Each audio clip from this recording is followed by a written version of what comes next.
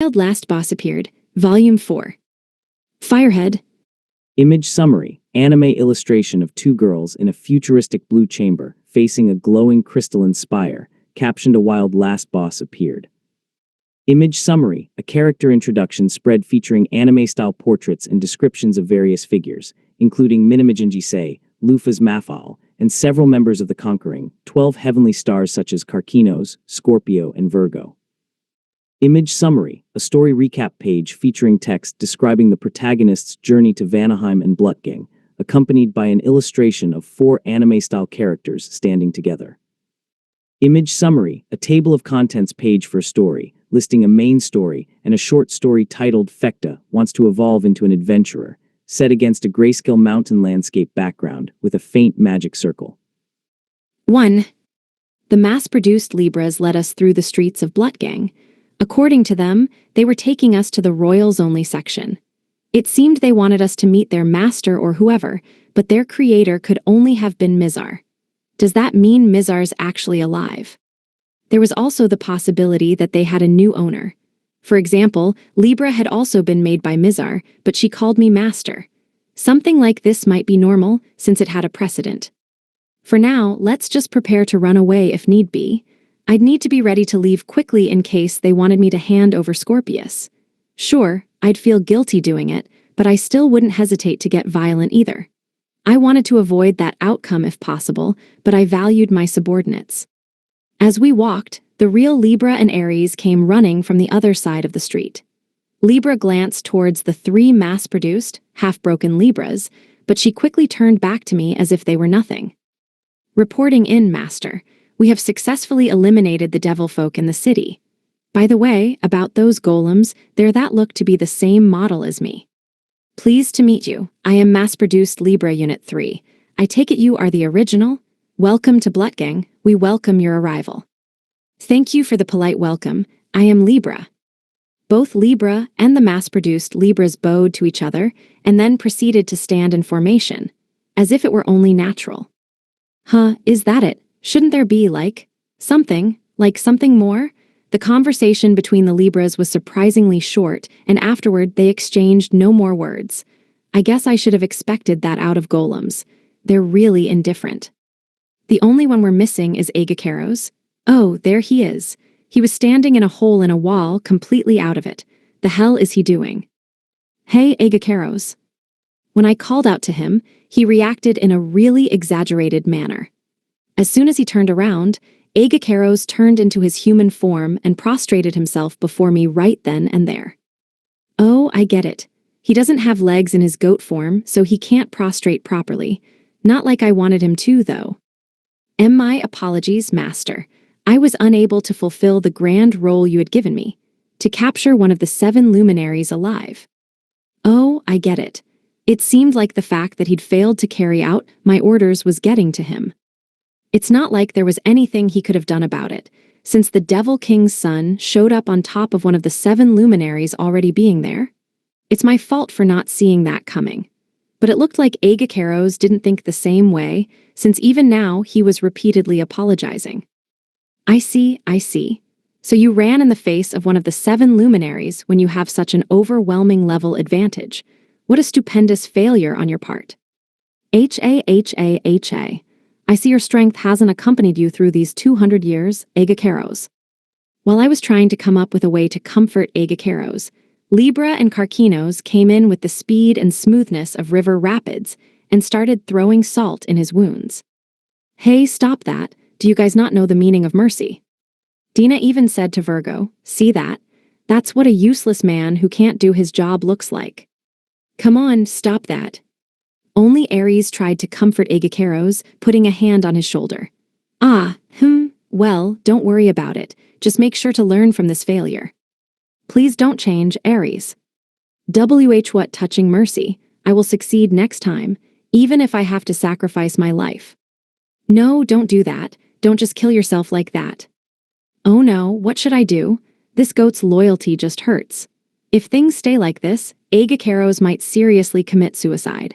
If I don't give him some easy job next to help him regain his confidence, this might turn out badly. Or maybe I should put together some sort of event to help him feel better. Maybe one where he can eat as much grass as he wants. At any rate, with Aegacaro's reappearance, we'd all managed to regroup. Scorpius, who was still unconscious, was being carried by Carcinos while we once again started following the mass-produced Libras. After we reached the 14th town by riding some sort of elevator-like thing, we were greeted by a giant door and several dwarves. They weren't armed, so it didn't seem as if they intended to fight. I should be ready just in case, though. Welcome to Blutgang. We've been waiting, Lady Lufa's Mafahel. I am Jenner. I have the honor of being in charge of Blutgang's military branch. We see, so you already know about us. Then we suppose there is no need for these bandages. Apparently, I'd long been found out. Well, I suppose I couldn't have been anyone else, given that I had the original Libra with me, had managed to punch Scorpius out, and then had recovered Scorpius instead of killing her. I handed my stealth bandages to Dina and took off my fake glasses. When I did, the dwarves all groaned. The impact of my undisguised appearance must have been too much for them. So, why were we called here? Was this an ambush to try and capture us? You jest. If we dared to antagonize you with Scorpius inside Blutgang, we'd all be dead. I'm quite desperate not to anger you right now, actually. Then that is fine. Apparently the dwarves were really nervous right now. It made sense, though, since I was basically a world-renowned villain. To them, it was as if they'd let a last boss who should have already been defeated into their country. Of course they'd be nervous. I'd started to forget, but in this world, I was the symbol of fear. There wouldn't be many people who would still interact with me normally after knowing that I was Lufa's. In that sense, these dwarves were really trying their best. Then please tell us what you want. You called us all the way here at great risk to yourselves. What is worth that? About that, you won't be meeting our current royalty. You will be heading further in, past the royal area. What do you mean? It would be faster for you to see for yourself. I will lead you from here. The dwarf, who'd named himself as Jenner, pulled on a lever beside him. When he did, the door opened, and the view of the royal area greeted us. The first thing I saw was a huge garden. In the distance, there was a pool and a court, which was probably used for some sort of sport. In the center of the area was a huge white building that looked like a high-class luxury hotel. There were also several gigantic dog monsters with lion-like manes that seemed to be fulfilling the role of guard dogs. There was something that looked like them on Earth, I think. They were Tibetan Mastiffs. The upsized, Tibetan Mastiff-like monsters looked really imposing, but given how this world had dinosaurs in it, they weren't that big a threat in comparison. In the grand scheme of things, they were actually quite cute for monsters. I bet they're fluffy and nice to pet. But they were all trembling with their tails between their legs. It was quite shocking. I like dogs a lot, though. I passed by the terrified doggies and continued even further in. Every once in a while, I sensed someone glancing at me. It seemed as if there were several people in the castle who were interested in me. I locked eyes with the dwarven children who were the culprits and waved, but a woman who seemed to be their mother hurriedly pulled them away. It's not like I'm gonna up and eat them just because we met gazes or something. I've never seen anyone so rude. I will go massacre. Stop that, you fool. I scolded Aegacaros and threw in a little poke on top. Whoops, there's an idiot who actually would do that. I bet at least half the reason I'm so feared is this guy's fault. I mean, look at how scared the dwarf showing the way is. He's even putting on a brave face as he looks at me, like he's prepared to sacrifice himself when the time comes. The hell am I supposed to do with that? Eventually, we were shown to the deepest part of the royal area. In other words, we reached a wall. There was nothing there. One of the dwarves laid their hand on the wall and muttered something. When they did so, the wall opened, revealing a room. The dwarf must have muttered some kind of secret password or something. The room was bare. Compared to the flamboyantly decorated areas before, it was like this room existed in a completely different space. The room was enclosed by bare stone walls and a bare stone ceiling. Something that looked like a crystal, which faintly glowed blue, stood in the center of the room and was the only thing within it. Is that a golem? Yes, this golem is the center of all of Blutgang and serves as its brain. It is also our great king, who entrusted all of his knowledge and memories here right before he died. What? That's ridiculous. Having heard Jenner's words, I couldn't help but stare at the crystal. Is he really here? Are you really there, Mizar? As if to answer my question, the crystal glowed stronger before emitting a voice that I didn't remember. But it still sounded very familiar. So you're here. It's been a while, Lufaz, my friend, as well as you, my greatest creation, my daughter. Mizar. Sir, Mizar. Apparently, it was the real Mizar. It was obvious from Libra's reaction, but I was convinced regardless. There's no doubt this is Mizar. I had no actual proof, but somehow I didn't need any. Something inside me was convinced. We see, so Blutgang was not just a protective charm you left to your people but you yourself. To think you became a golem. There's a limit to how much of a golem fanatic one can be. Kaheha, is that a compliment? Fool, we are exasperated. Seriously, who'd expect someone to become a golem? There was a fun character in an RPG I'd played once upon a time called Dungeonman, who loved dungeons so much he ended up becoming one. But I never expected to know someone that foolish. Aw, don't be like that. This was necessary. After all, I wasn't exactly myself back then. I paused. You mean 200 years ago?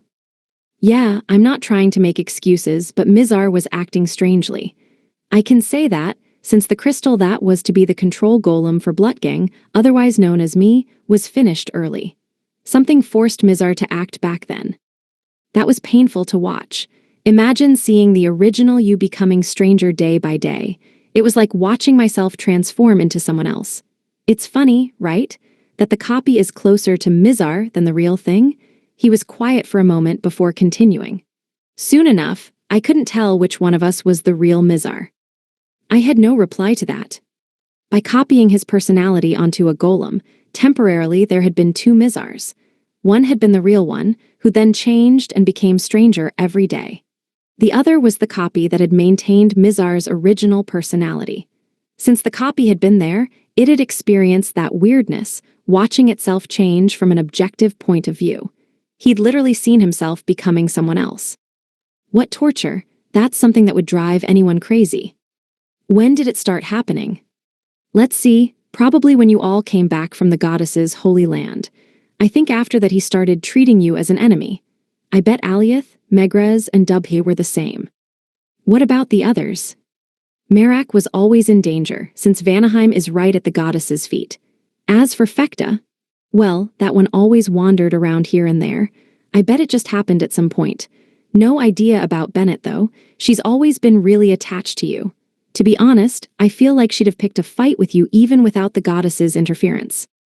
Bennett Nash, no matter where I go, whatever I hear about her is always the same. It's always that she's always been dangerous. Seriously, you vampire, just how bad do you have to be in order to be regarded like that by your friends? Anyway, I should put her aside for now. You know, I've always been a little afraid of you as an alchemist. I couldn't help but feel like you might take the title of Misgarz's best blacksmith out from under me, you know? But wanting to kill you because of that was just unnatural. That's why I transferred my consciousness early, while I was still myself, so that this version of me would still be me. At the end, I was completely gone.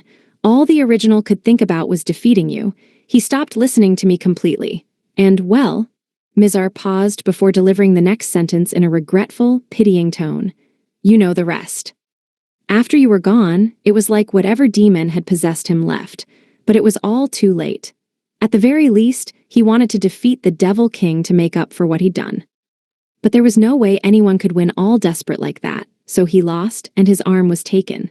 In the end, the original Mizar, he lost his friend, his arm, the peaceful world, everything. He regretted everything from the bottom of his heart, and even into his old age he'd weep and mope about. It was so hard to watch, Mizar said, his voice quiet and forlorn. I had no reply, I just didn't know what to say. 2. Oh, sorry, got all dark and depressing there. I didn't bring you here to say all that. The crystal shined faintly as it talked. On the outside, it may have looked like nothing but a diamond-like object, but strangely, I could see an unrefined dwarf with a smile on his face. Somehow, I knew that was exactly what Mizar would have been doing if he'd had a body right now. Just as an aside, the Mizar I remembered was also indistinguishable from other dwarves. Shave, Godamit. Your hair's the entire reason you all look the same. I wanted to tell you all the information I knew about the goddess. Still, it might not be anything new to you.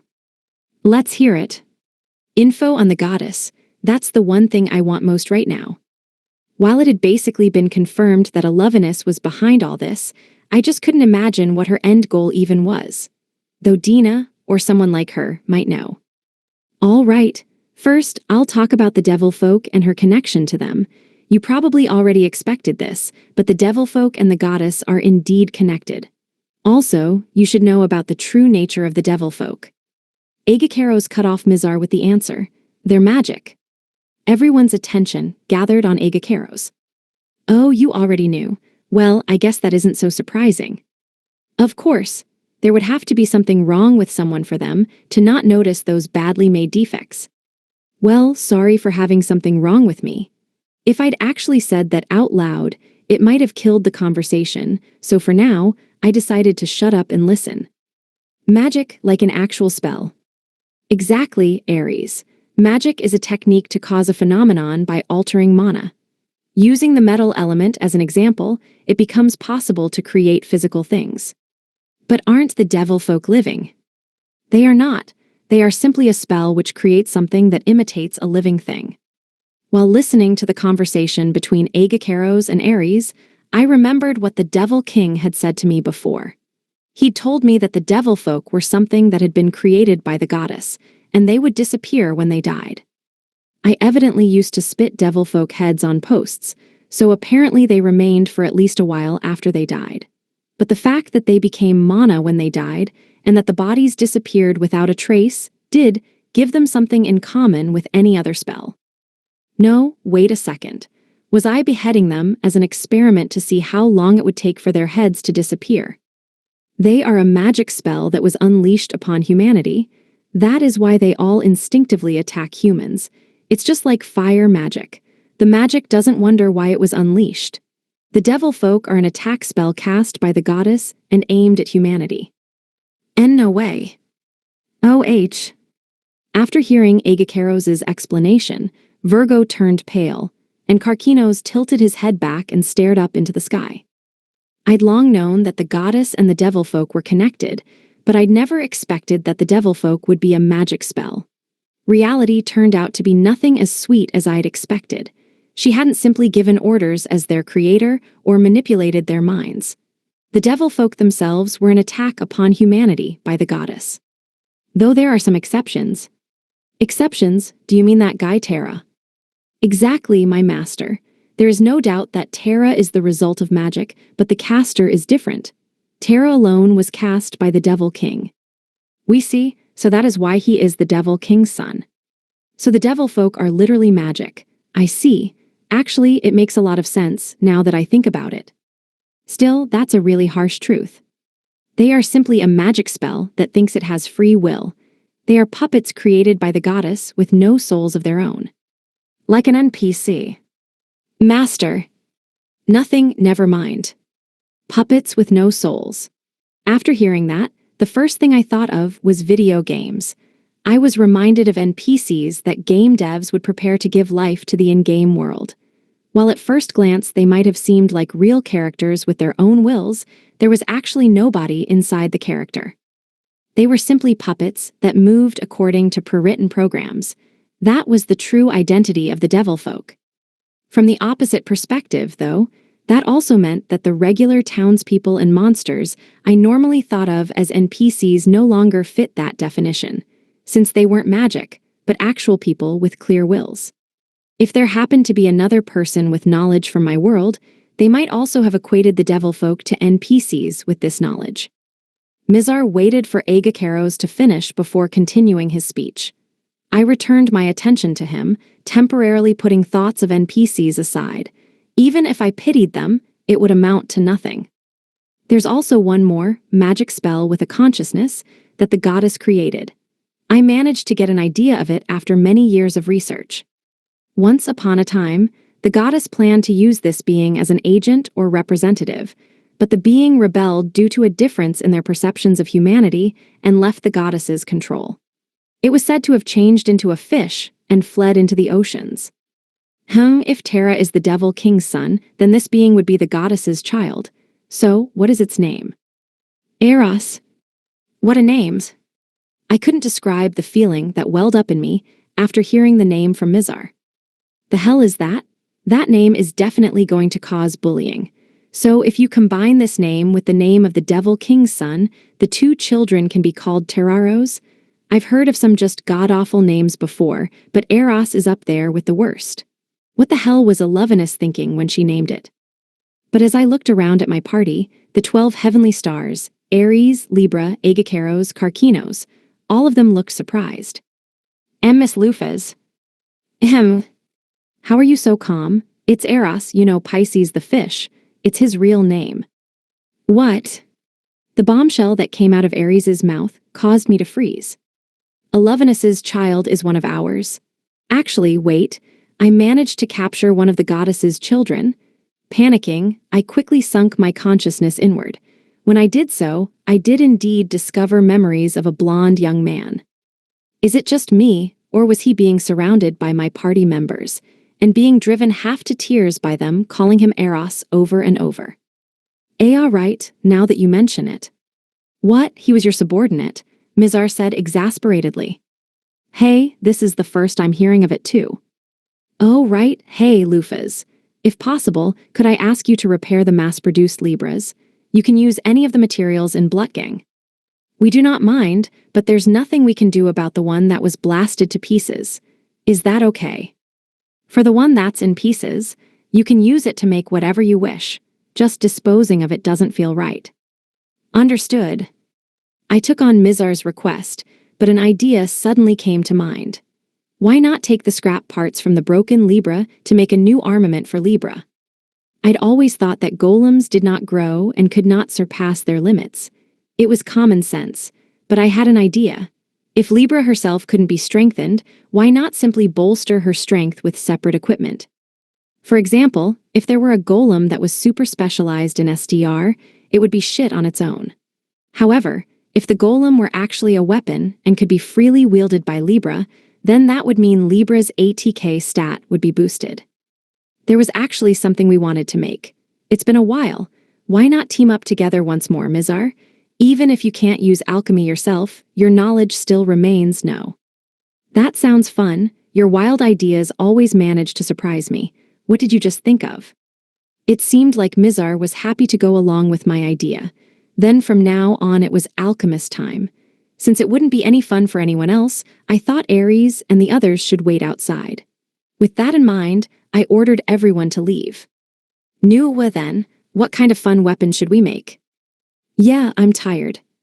I repaired all the broken golems, as well as the 3 mass-produced Libras that were still standing.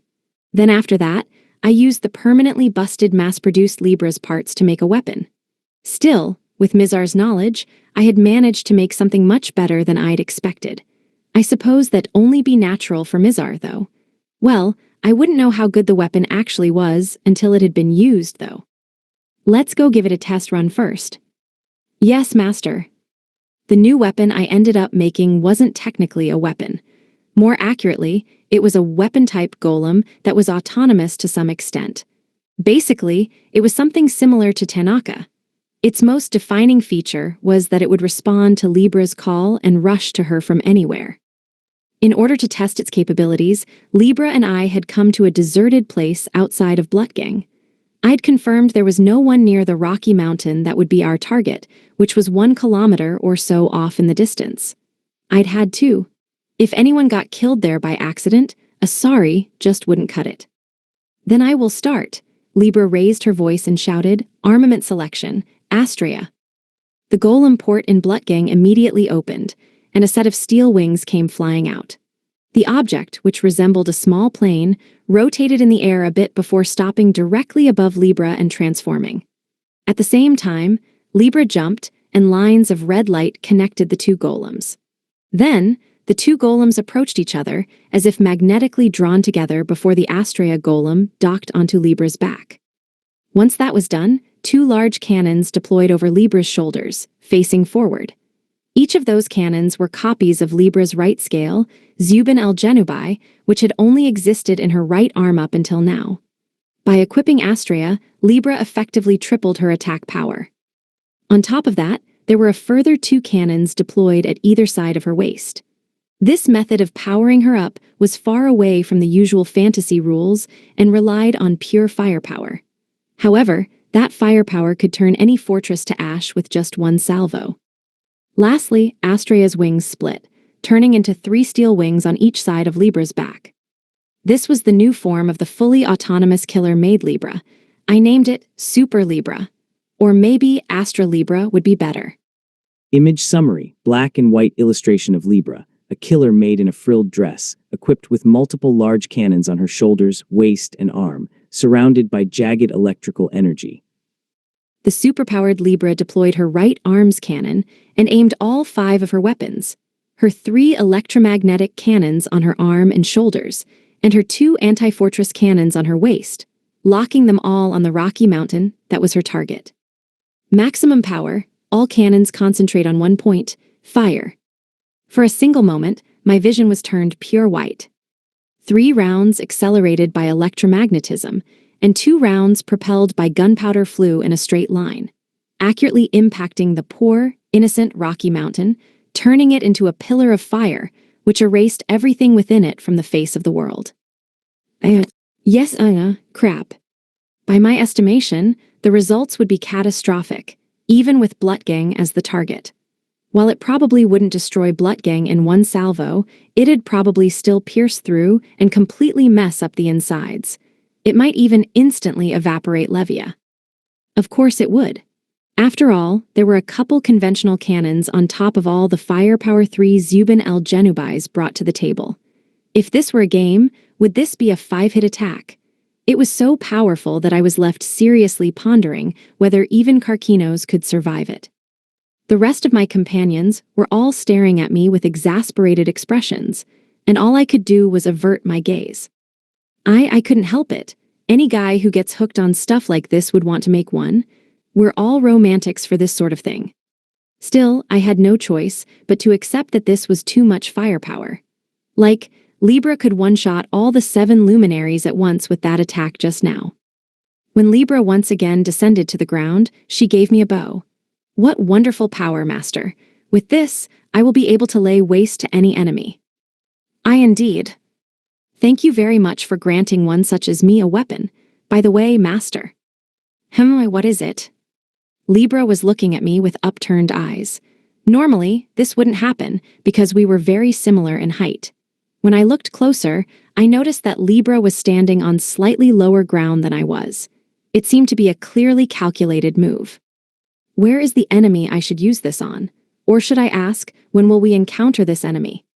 Faced with that question and Libra's undoubtedly excited tone, despite being outwardly expressionless, I instantly decided to seal Astrea away.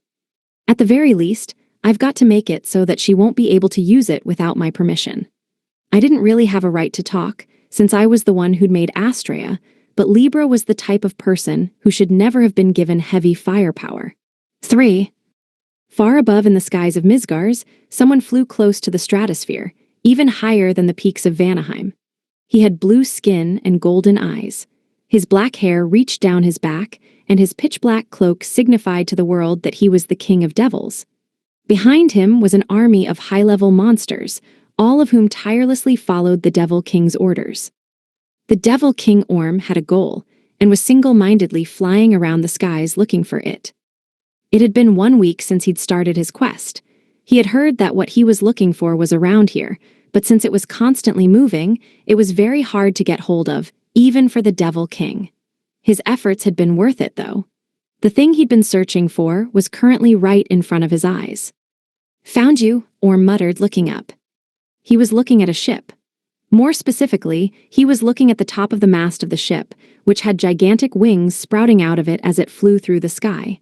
There, a single man stood. His bright, golden hair shone in the sunlight and was styled slightly spiked. His face managed to maintain manliness while still giving off a feeling of delicate sensitivity. His muscular body probably stood over 180 centimeters tall. Coupled with his beautiful features, he looked amazing just standing there. One of his eyes was hidden under an eye patch, and his outfit screamed, "I am a pirate." He wore a white coat, which was decorated with an emblem emblazoned with a black wing on the back. His name was Castor. He was also known as one of the conquering 12 heavenly stars, Gemini of the twins. "So you came. I learned that you were searching for us a couple days ago. What do you want, Devil King?" "Castor, I have no business with you. What I want is the treasure hidden within the ship." Castor didn't flinch or fall back even one step in the face of the Devil King, but Orm also never stopped smiling his fearless smile. The situation was reaching critical mass. Both sides maintained their composure, though, as if both sides knew they would win if it came down to a fight. Even so, neither let down their guard. "I see, so you're after the treasure. If that's the case, want me to give it to you?" No. Unfortunately, what I'm after isn't anything that I can exchange for money. I want the key that will allow me to reach the heavens." "Now that would be impossible. The only one who will be reaching the heavens is my one and only master, not you." "So you insist on staying under Alker, huh? You and your little sister. I suppose that's all you'll amount to." Orm laughed tauntingly, but Castor coolly refused to take the bait. They were first playing a game of verbal dodgeball. "True, I am Lufiz's subordinate. I won't deny that I am her loyal servant. I have no memory of ever having to answer to you, King of Devils." "Oh, are you implying that I come up short against the 12 heavenly stars? Now, that hurts my pride. I'm very sensitive, you know." "Well then, I apologize. Unfortunately, I'm rather honest and blunt. I'll only tell you the truth." Neither of their smiles held any enmity. In fact, their smiles were so clear they almost seemed refreshing. If one didn't pay attention to what they were saying, it might have seemed as if they were two good friends reminiscing or something. But the words they unleashed were like poison, and they both dodged the storm of barbed words in order to throw their own. "Oh my, would you like to test that?" "I don't recommend it. I don't like fighting battles where the conclusion is obvious." Orm narrowed his eyes tauntingly, and his surroundings started to waver as if they were just a mirage. At the same time, Castor picked up his weapon, an anchor. Anchors were normally used to stop boats, but this one was the size a human could hold, long enough to be akin to a spear. It might be more accurate to say it was a spear shaped like an anchor rather than being a real anchor. Even if its size was something a human could wield, its weight was an entirely different matter. The anchor was heavy enough that simply dropping it would crack the earth, but Castor lifted it easily as he jumped off of his beloved ship, the Argo. Castor stopped in midair, facing Orm. "But if you're going to come at me, then I'm not going to let that go unanswered. You're gonna have to be prepared to get burned if you want it." "So all I'll get is a burn? How kind." "It's still a burn if you're only ash." "One flash, too." Castor swung his anchor so fast that the sound of his swing had to catch up. Those attacks, which caused gale winds, were aimed straight at Orm. Orm blocked them with his bare arm before unleashing some compressed mana from his palm. Castor easily spun his anchor and deflected the compressed mana before throwing out another large swing. Wind. The swung anchor conjured a blade of wind. While this was the same kind of wood element attack Jupiter had used, its strength and scope were far removed from what that member of the 7 luminaries could achieve. It was a great invisible blade that could bisect a small island. If it hit, even Libra would be hurt. Even that Orm defended against with only a single hand. Orm then rushed Castor and threw out a kick, the aftershocks of which managed to leave a wound on Castor's cheek. "Heth, I already knew this, but you really are stronger." The skirmish only lasted a scant few seconds, but Castor had already gotten a pretty accurate sense of the difference in their power levels. As he'd expected, Orm was stronger. Castor wasn't sure he'd be able to win, even if he bent over backward for it. But he'd already expected this, and he'd planned for it. There was nothing for Castor to be worried about. Castor's true strength wasn't in one-on-one fights in the first place. As an individual, Castor lost out to the likes of Leon and Libra. Even so, he never doubted that he could bring to bear the greatest strength among all the conquering 12 heavenly stars. Fighting wasn't just all about the individual. The overall strength of the group, or army, was what truly counted. Castor raised his right hand into the sky. It served as a signal, and dozens of human forms gathered on the Argo's deck. Each one of them had the aura of a strong fighter, and they all waited with an imposing air for the command to sortie. Orm's composure disappeared, a grim expression on his face. "Argonautai, my comrades, show me your power, our great enemy is right here." Castor gave the order. Instantly, the heroes identified as the Argonautai jumped. They numbered in the triple digits, and every single one of them was over level 500. In fact, the strongest of them were level 1000, even surpassing Castor in level. They were all survivors of the Great War 200 years ago. Actually, they hadn't exactly survived. They had all undoubtedly died before. They were all ancient heroes who'd sided with Lufas during that battle. Even after having been defeated and losing their lives, they'd managed to be reborn thanks to a fairy, and were all still warriors who'd pledged loyalty to their black-winged lord. A small fraction of the dead didn't ascend to the afterlife, but instead remained in the world. They became ghosts, walking corpses, or some sort of other monster. But an even smaller fraction of them, the ones with the strongest souls, had managed to retain their reason and nobility to become heroic spirits. Castor's little sister, Pollux, the other half of Gemini as well as the fairy princess, had the ability to use mana to grant heroic spirits temporary bodies and essentially revive them. The skill, which essentially made her a personal army, was named Argonautai. While the skill was basically cheating, Pollux herself had no combat power and no leadership ability. That was why her older brother, Castor, was the one leading them. In other words, the skill was only successful when the two of them worked as one. That was the true power of the Argonautai skill. Pay close attention, Devil King. This is our power and our bond. This is the fairy princess's sword, the black-winged army led by me, Castor. In perfect timing with Castor's shout, the heroic spirits all attacked at once. Orm's magic bullet was completely defended against by a priest's shield. A swordmaster's blade cut into a monster that followed Orm. A grappler's fist blew another monster away. An alchemist transmuted blades through which it created a storm, and another alchemist transmuted a giant golem which crushed several monsters all at once. The power of those from 200 years ago was tremendous. Each and every one of them could have been substituted for an army of thousands. Each was basically an entire national army unto themselves. Since the skill was cancelled when not in combat, the Argonautai's monster tamers and alchemists couldn't use their skills to grow the army's strength. Even so, the Argonautai could be considered Misgarz's strongest army. Even the Devil King knew of its power. That was exactly why he'd taken his army of monsters with him. But their strength was just different. The monster army, which was certainly not weak, was getting steadily and one-sidedly destroyed. You are certainly strong, Devil King. As an individual, you probably rival my lord, your monsters as well. They're not weak, but that's all. As lone units, the monster army wasn't inferior, but the fight was still one-sided. The monsters were indeed grouped together, but they were no army. No matter how far you tried to stretch the definition, they were simply a herd. The monsters had no teamwork, and with 100 monsters there would be 100 individual fights. But the heroic spirits were different. Even with 100 of them, they fought as one.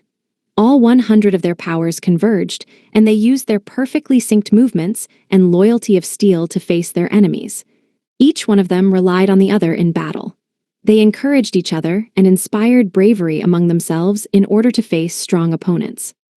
With the Argonautai, 1 + 1 was not 2, it was 10 or even 100. That was why they were an army. They were the definition of united. You and your horde that knows nothing but straightforward clashes have no chance against us, who have united under Lufa's Mafahal's banner. As a leader, you are far outmatched by our lord.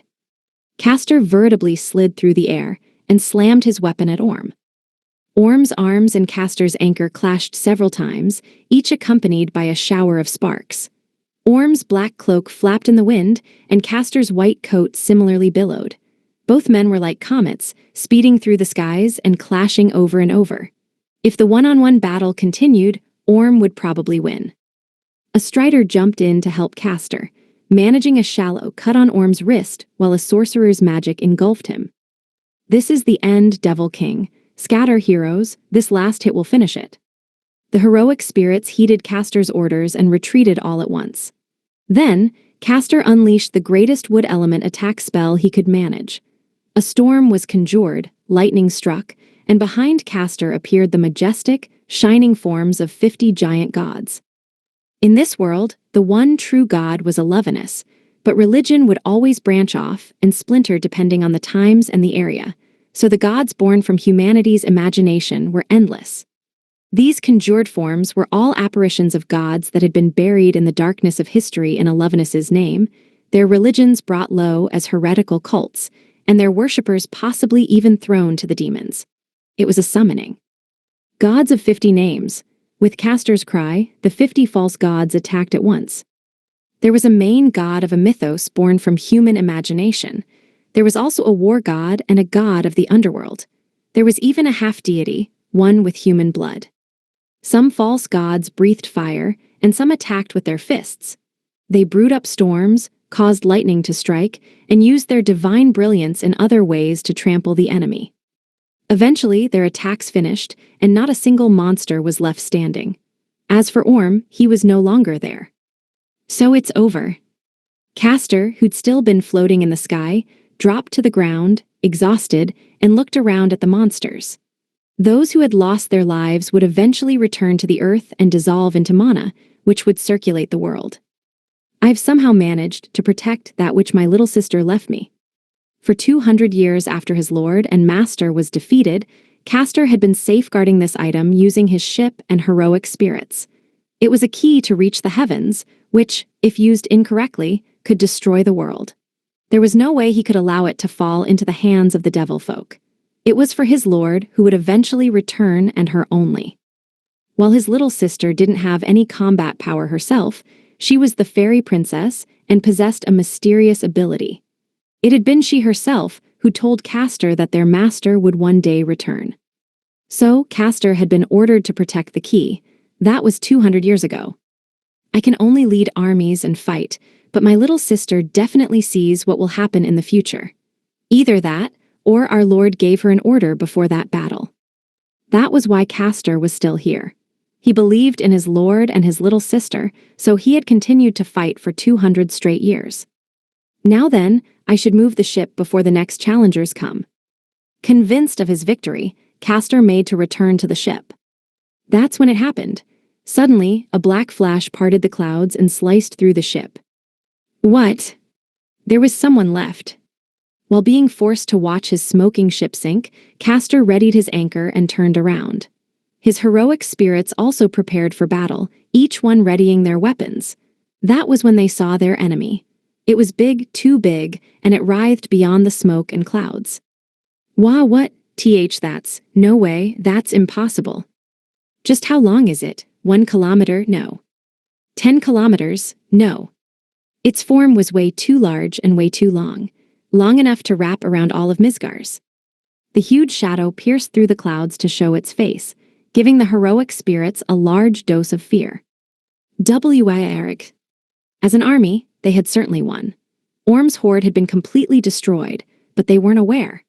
They didn't know that some truly unfair and unimaginable beings existed in this world, or that devastatingly powerful individuals who could overwhelm entire armies existed. But they realized that fact today, just as they realized the real reason why the 7 heroes had been defeated 200 years ago. 4. We left Blutgang under the dwarves' watch the day after I'd made the very foolish mistake of powering Libra up when she had needed nothing of the sort. Or rather, they sent us off. To be honest, I wanted to relax in Blutgang a little longer, but Scorpius was with us. I couldn't very well have a country accommodate their aggressor for so long, so we had to leave quickly. The fact that they'd even let us stay for a full day was a huge favor. Normally, I'd expect to be rejected immediately. As for Scorpius herself, she'd been almost surgically attached to my arm ever since she'd woken up. I can feel you pressing your chest into my arm, but you realize that won't work, right? We're the same gender, though I'm a guy on the inside. Well, personally, I was fine with this as long as Scorpius was happy, since she'd been left alone so long that she'd gone berserk. This didn't seem to fly with the other 12 heavenly stars outside of Virgo, and the stares I could sense behind me were a little painful. Ares seemed unhappy, and Aegakeros was glaring so many daggers I could swear he was trying to curse someone to death. Libra had a gun in her hands the entire time, too, while Karkinos lamented loudly. M.E. was only recently reunited with her Tuo. Our group was getting more and more chaotic, but Tanaka still drove along like normal today. Our next goal was to find Eros or Pisces. We'd heard about him from Mizar. However, there was one problem. Neither Mizar nor we knew where Pisces was, not even Dina.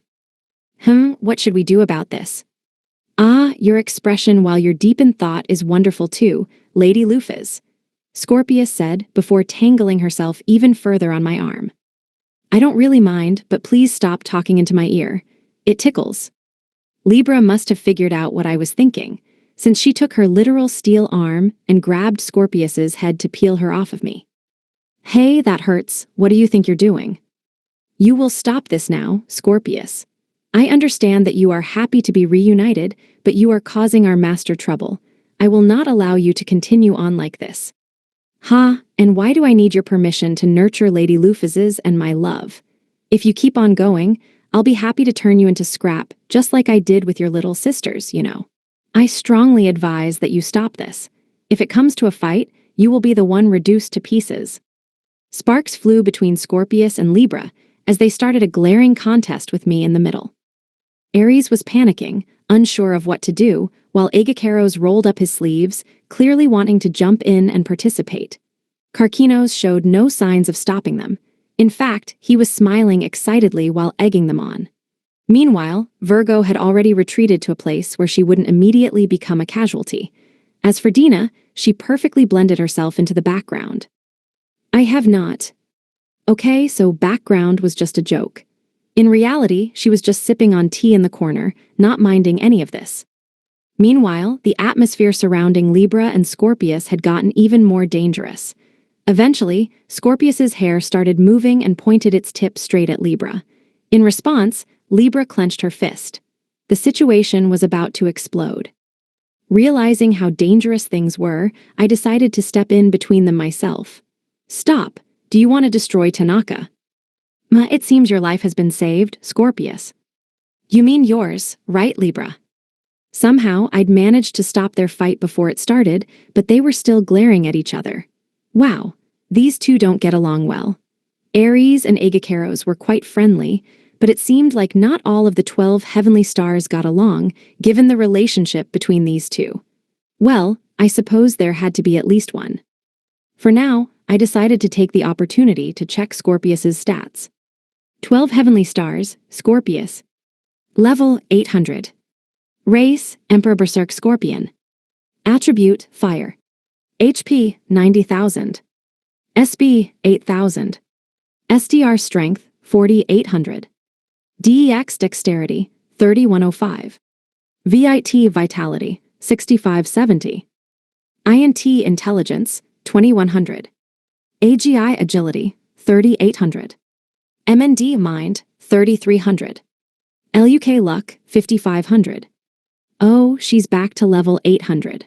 So, did she go back because the goddess's influence is gone, or is it because her hatred disappeared after reuniting with me? It's gotta be one of those. At any rate, Scorpius's HP had gone down because she'd lost some of her levels, and she'd become unable to withstand Brachium anymore. Yeah, Libra was right. If they fought, Libra'd win.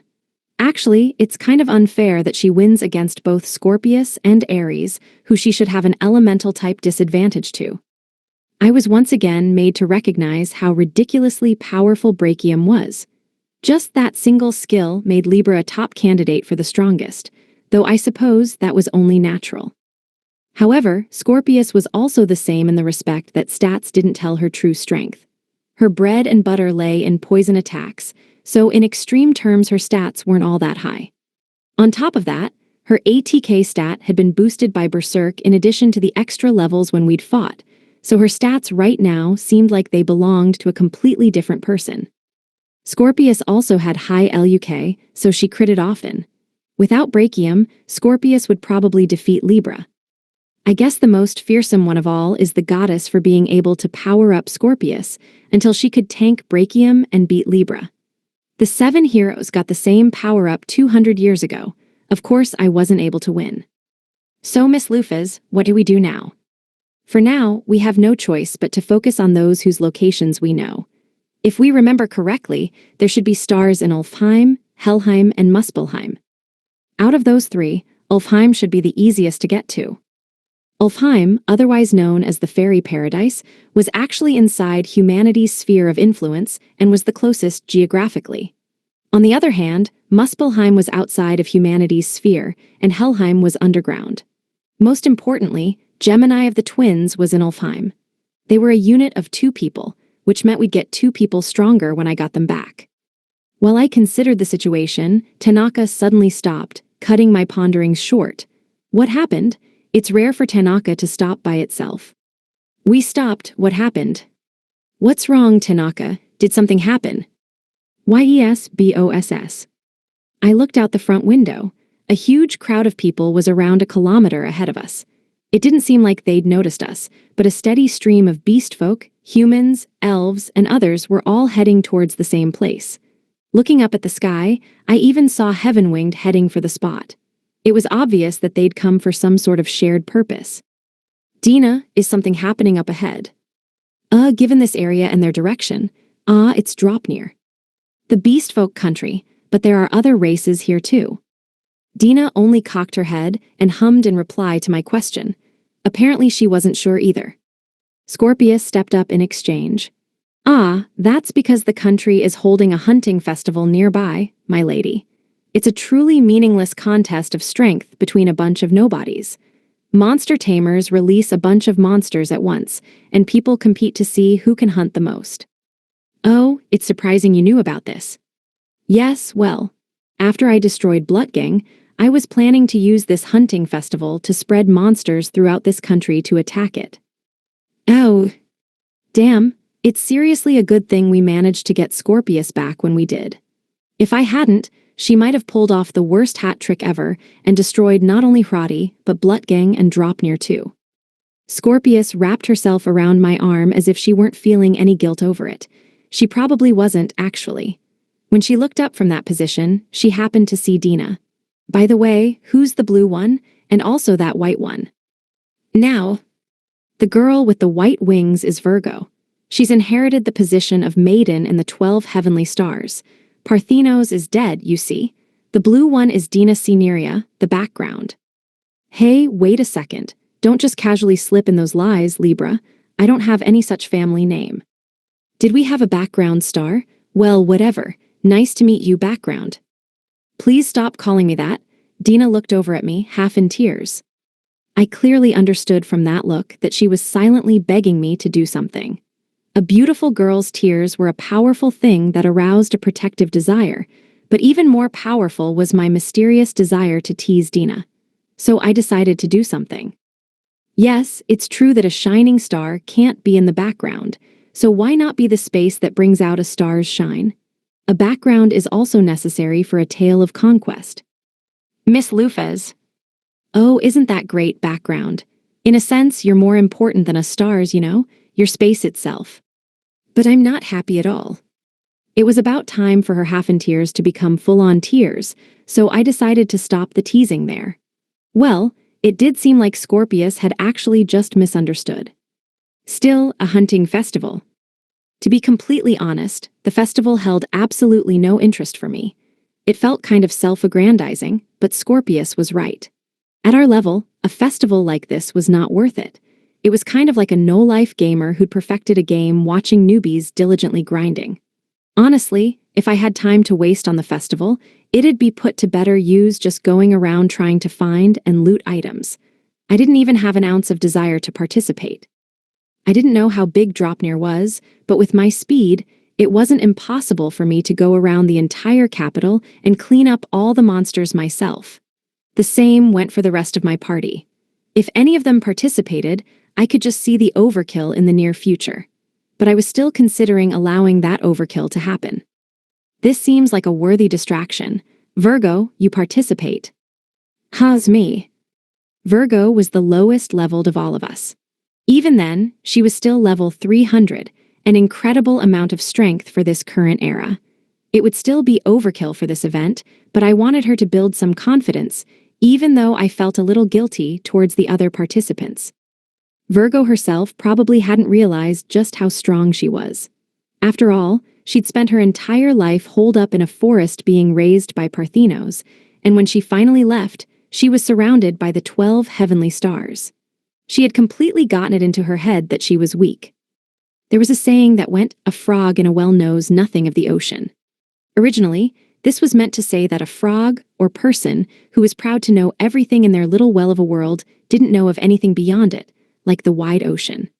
Nothing in that saying specified how big the well was, though. That frog could very well have been a monster over a meter in size. However, the frog in the well still didn't have any means to realize just how big and how strong it was. This applied to Virgo perfectly. I needed to get weak frogs from outside the well lined up in front of her to show her just how strong she was. I didn't want her to get full of herself. But at the very least, I wanted her to start having enough self-confidence to match her strength. In my mind, that was one of the duties given to me when Parthenos entrusted me with her child. "You wish to win the hunting festival, Lady Lufas, then leave it to me. I'll soak all the monsters and the other participants in poison. If you allow me the honor, I can make all the beast folk and the entire capital sink into the depths of fear and despair. My brachium will cover the entire capital. I can use my mesarthim constantly and what? Then I'll slam a morning Venus into the capital. No, it's only ME who doesn't have a large-scale attack. I can't win. All of you are barred from entering. Why the hell are you guys trying to one-up each other in violence? You know that the capital isn't a monster, right? And that if you bring down the capital, we can't win. Well, anyway, these fools don't need to enter. You'll be more than enough to win without them. But I don't have any large-scale attacks like they do. And that's why they don't need to participate. A hunting festival doesn't call for that sort of thing in the first place." Thanks to the idiot's weird contest, Virgo was barreling headlong into a misunderstanding, so I made sure to correct it. A hunting festival was a race to see who could hunt the most monsters the quickest. It wasn't a place to indiscriminately fire large-scale attack skills, though I was guilty of doing just that in the game when friendly fire was off. I pat Virgo's head. How about it? I'd like her to use this opportunity to gain some confidence. That was the truth. It was too sad that she severely underestimated herself and blinded herself to all her talent and ability because she was surrounded by such monsters. Okay then, I'd like to try. Good, take it easy. Don't feel too pressured to win.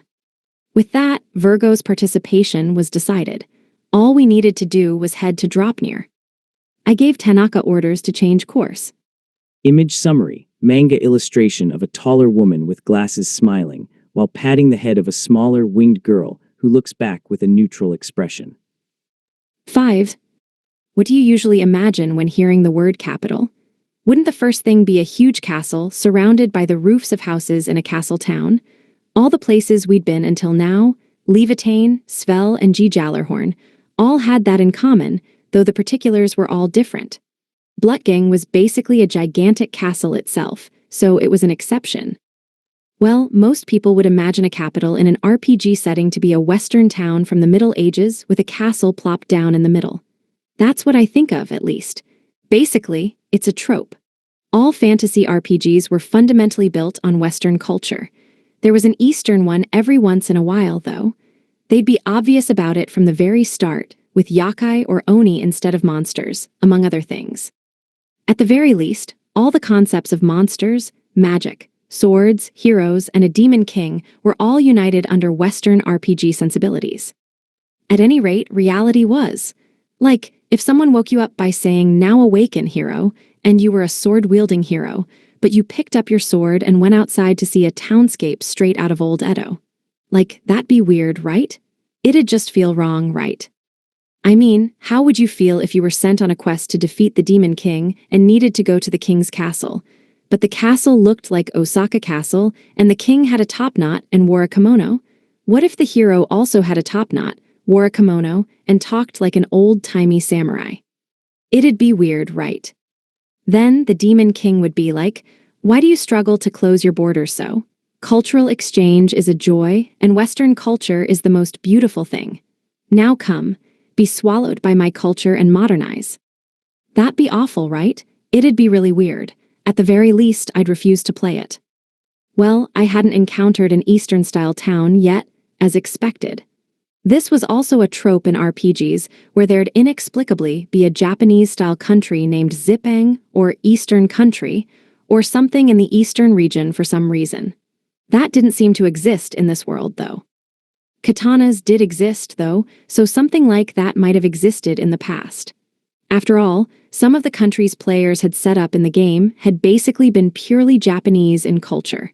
Well, they all disappeared when I'd conquered them, though. Whoops, got off track. The point I was trying to make was that when tasked with imagining a capital, people automatically think of a Western town. But right now, the town I saw was as far from Western as you could get. Wait, is this actually the capital? Is this even a city in the first place? Right now, the place we were standing could be summed up as grasslands. While the grass may have been trampled flat, it was still straight up just grasslands. There weren't even any clear roads built, so it was easier for people to pass through. Tent-like buildings were set up here and there. What are those called? Those things that Mongols and other nomads used? A yurt. Not real sure about that. There was a forest nearby, and it seemed as if there were more beast folk living in there too. Just what are capitals? Capitals are wherever the king is. Well, it seems like Dropnir has an emperor, though not a king. So instead of a kingdom's capital, this'd be an empire's capital. Oh, emperor, how confident.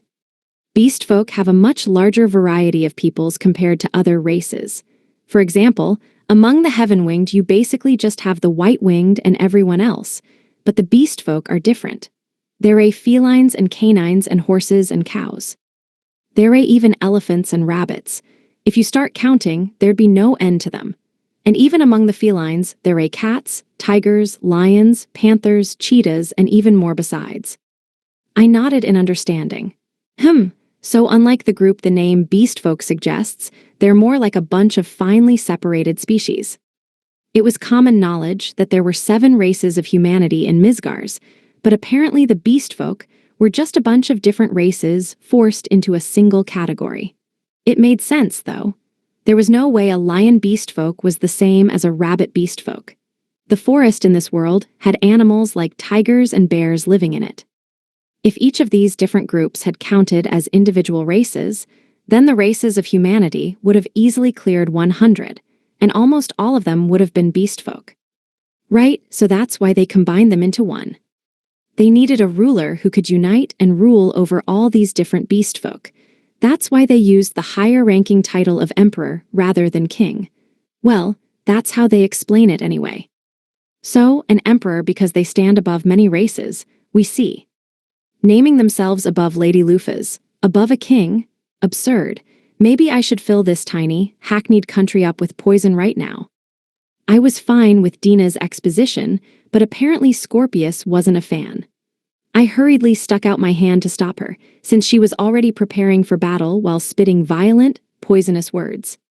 Stop that, Scorpius. It's true that we are no ruler at the moment. It does not matter who names themselves what. Ah, yes, Lady Lufas, you're so tolerant and forgiving.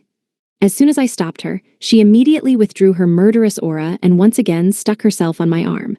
With my specs, I didn't really feel anything, but if I were normal, I was sure my arm would have been torn off long ago. I was scared to tell her to get off already, since I wasn't sure what she'd do if I said that. Maybe I was a tad too hasty in recruiting her. But Scorpius has a point. Miss Lufas is more fitting of being called an EMPEROR, which stands above a KING, since she once managed to unite the world. What do you think, Miss Lufas? After we reunite all the 12 heavenly stars, we can conquer the world once again, so you can name yourself EMPEROR. That's a good idea for a crab. Then when that happens, why don't we rename ourselves? We can go from the conquering 12 heavenly stars to the imperial 12 heavenly stars. Oh, that sounds cool. Behind me, a crab, a goat, and a sheep were getting excited over plans about me while ignoring my opinion. How many times have I said that I don't care about world conquest anymore? Why do I have to retread the same path?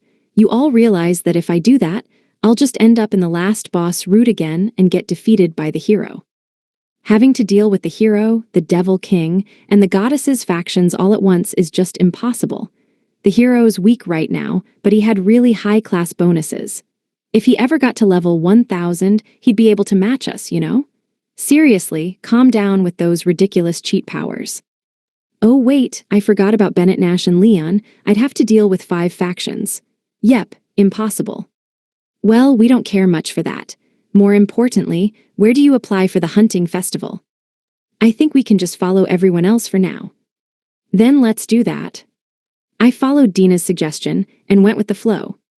This was just a small detail, but right now, I was using the full suspicious person disguise, the cloak completely covering me. It was just in case, since there were elves and heaven-winged around at this festival too. There was no guarantee that no one here would remember my face. Luckily, I didn't stand out too much thanks to the fact that there were so many travelers and adventurers streaming in from everywhere. Some of the adventurers around me had such eccentric appearances that even I wanted to question their choices out loud. Thanks to that, I was in the more sensible camp for once.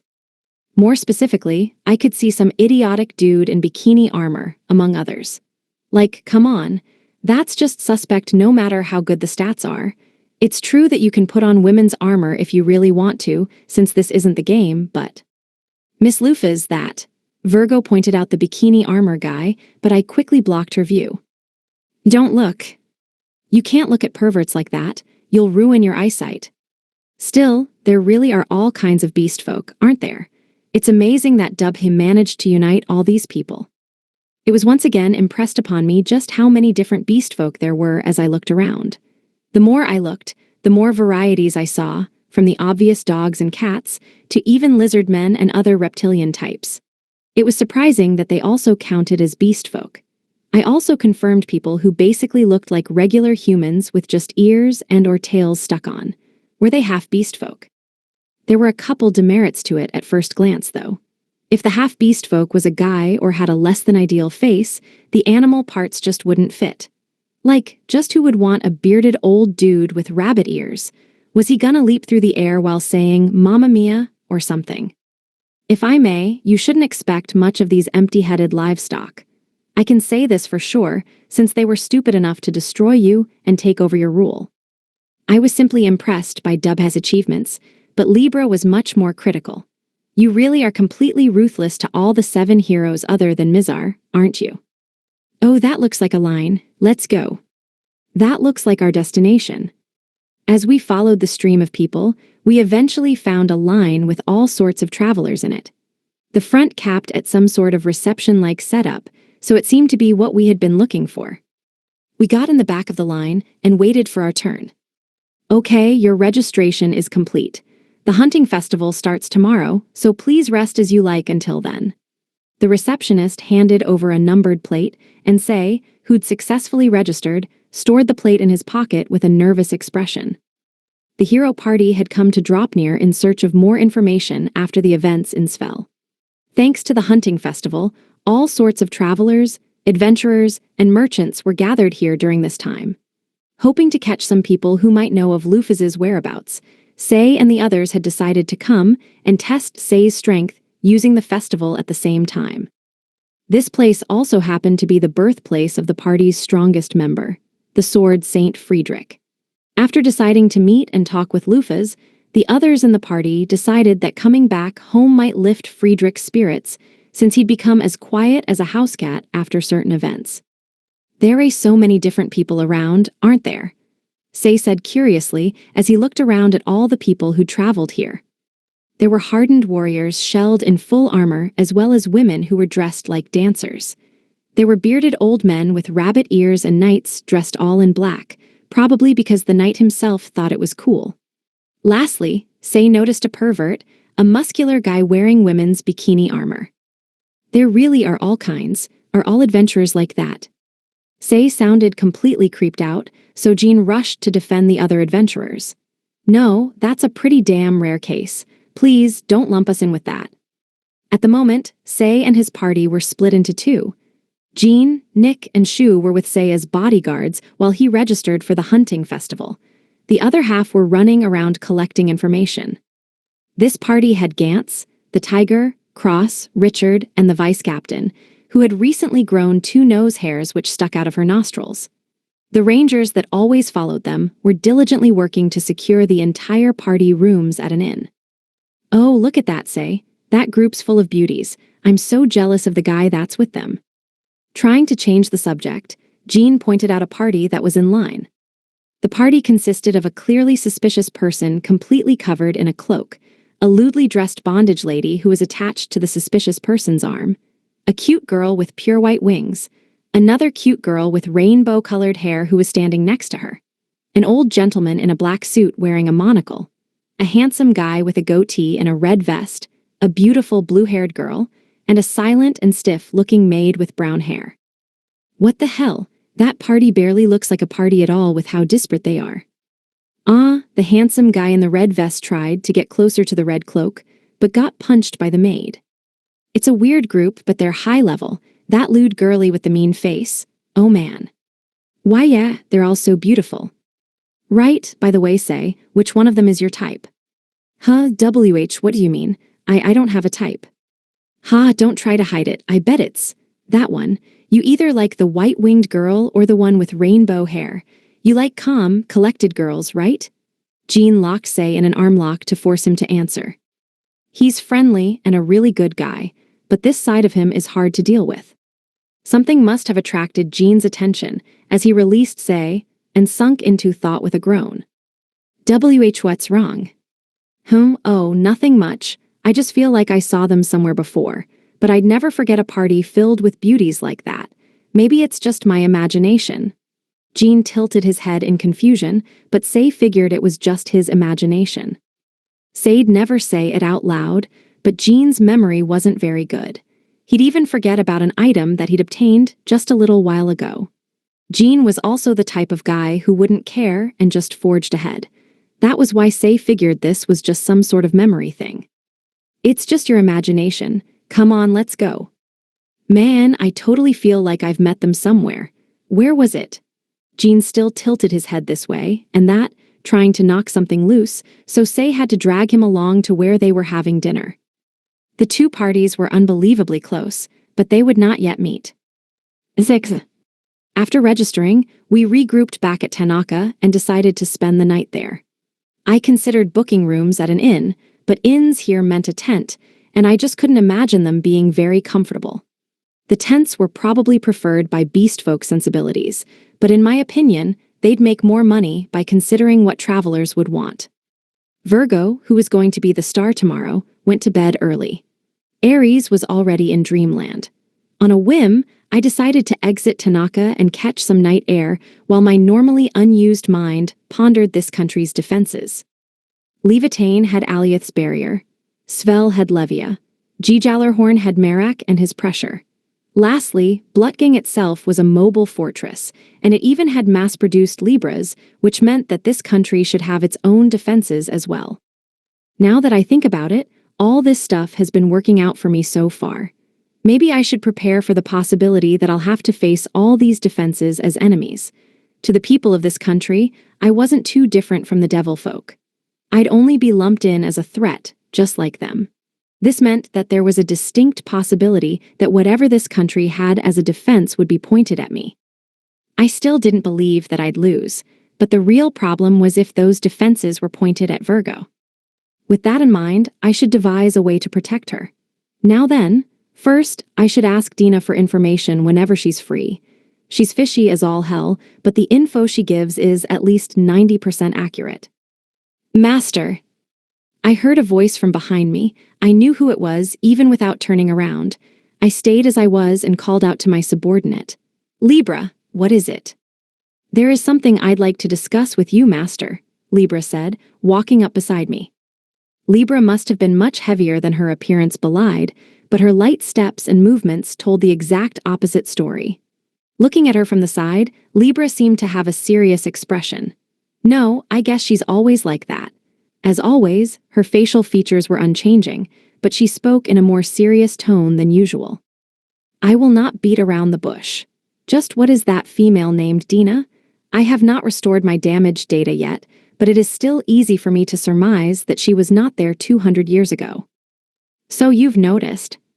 Yes, I have also noticed that you have long realized this, Master, and are hiding it from us.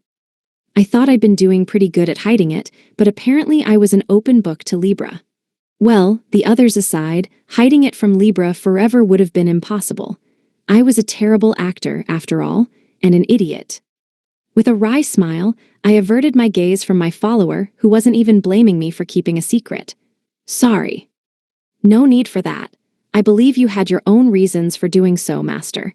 But if I am to give you advice, I need to know your reasoning. I glanced at Libra and sunk into thought. Libra was probably the one I could trust the most right now, since she was immune to Dina's mental manipulation.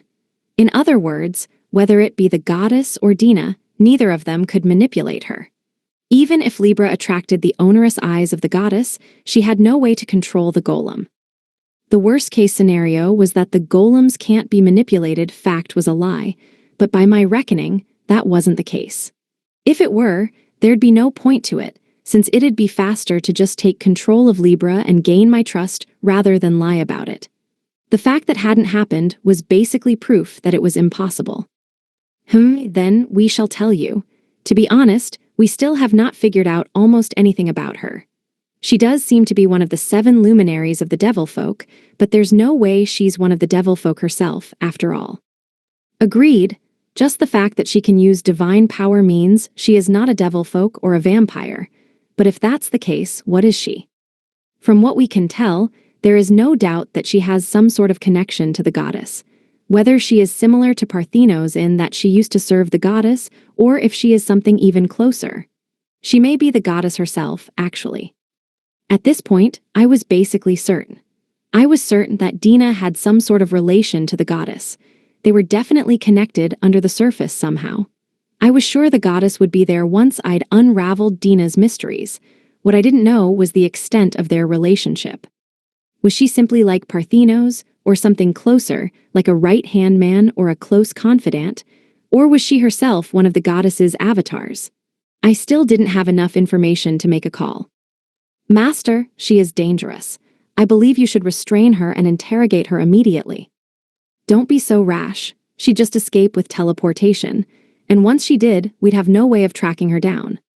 So you plan to let her do as she pleases? Maybe, we might be the ones being allowed to do things. Either way, she is our only clue towards the goddess at the moment. It would be rash to let her escape. It might have seemed as if I were in the palm of her hand, but there was one thing Dina didn't know, and that was how much I'd awakened. That was something that would only ever be known to me myself. Once, she'd even asked me if I was really a player. Now that I thought about it, she'd probably been trying to gauge how far I'd returned. It was embarrassing to admit, but the original me never even thought to doubt Dina. Just the fact that I was thinking about this and pondering things at all meant that I was no longer just me. On the other hand, that also meant the other side wouldn't be able to tell just how much they were being suspected as long as I kept up my foolish facade. That was why I'd allowed this situation to go on. It was better that I acted the part of a thoughtless optimist. Also, several unnatural points start to stand out if we assume that she's a complete enemy. Unnatural points. Yeah, it's true that Dina led us around and moved as she pleased. There's no doubt in that, but at present, none of those things have been bad for us.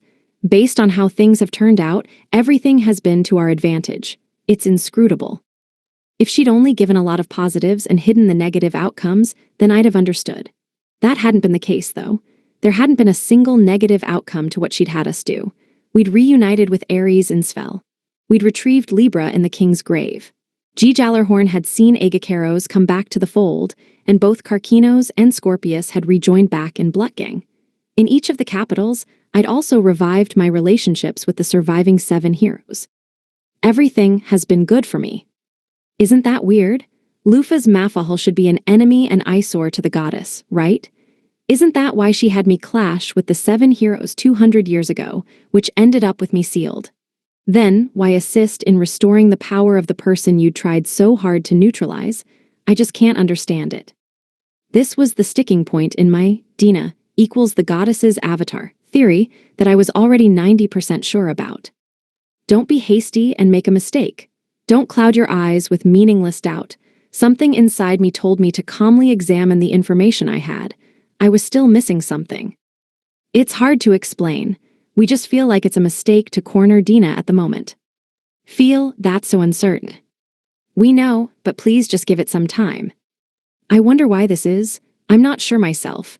Yet, I can't help but think that it's not yet time to confront Dina. I'd already gathered pretty much all the parts, and the puzzle had taken shape. Even without the last bits, I was already at the stage where I could see the final state of the puzzle. But there was the possibility that the last pieces I was missing had some hidden image that would change everything. If I had to make an analogy, that would be it. Libra was silent for a moment. Understood. If that is what you wish, Master, then I will follow it. Sorry about this, Libra. It is fine. I am your tool. My only purpose is to support the path you choose to take with all my ability. Even if you make a mistake, my role is to blast it away. How reliable. I truly am blessed with reliable subordinates. They're so reliable that they'll just decimate everything in my path, though. At any rate, it's gotten kind of cold. I guess I should go to sleep already. It was the day of the hunting festival. A flare, which was probably some sort of magic or something, bloomed in the sky like a firework. Multitudes of different races were all sitting in spectator seats, waiting for the event to begin. There was no way even the spectator seats would be tense. Instead, it was more like an event space for a movie screening, with many chairs lined up together. In front of all the seats was a ridiculously large, screen-like setup, which everyone was watching.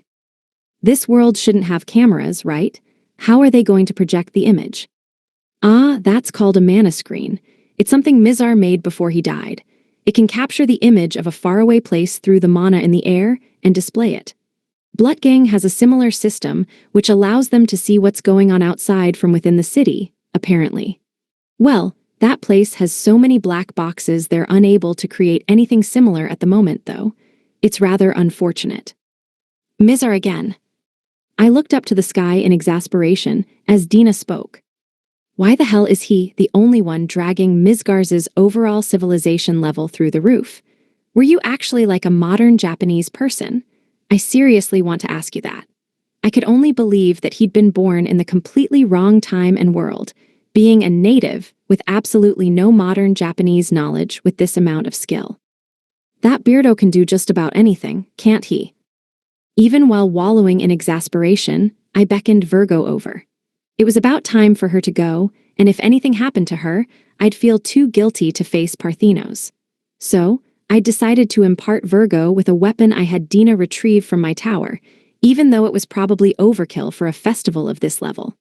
It was just a hand-me-down from when I was in mid-game, but it should still be plenty useful. What is this, Miss Lufez? Something we used a long time ago. Its name is La Pucelle, and it can gather surrounding mana and expel it as divinely attributed magic.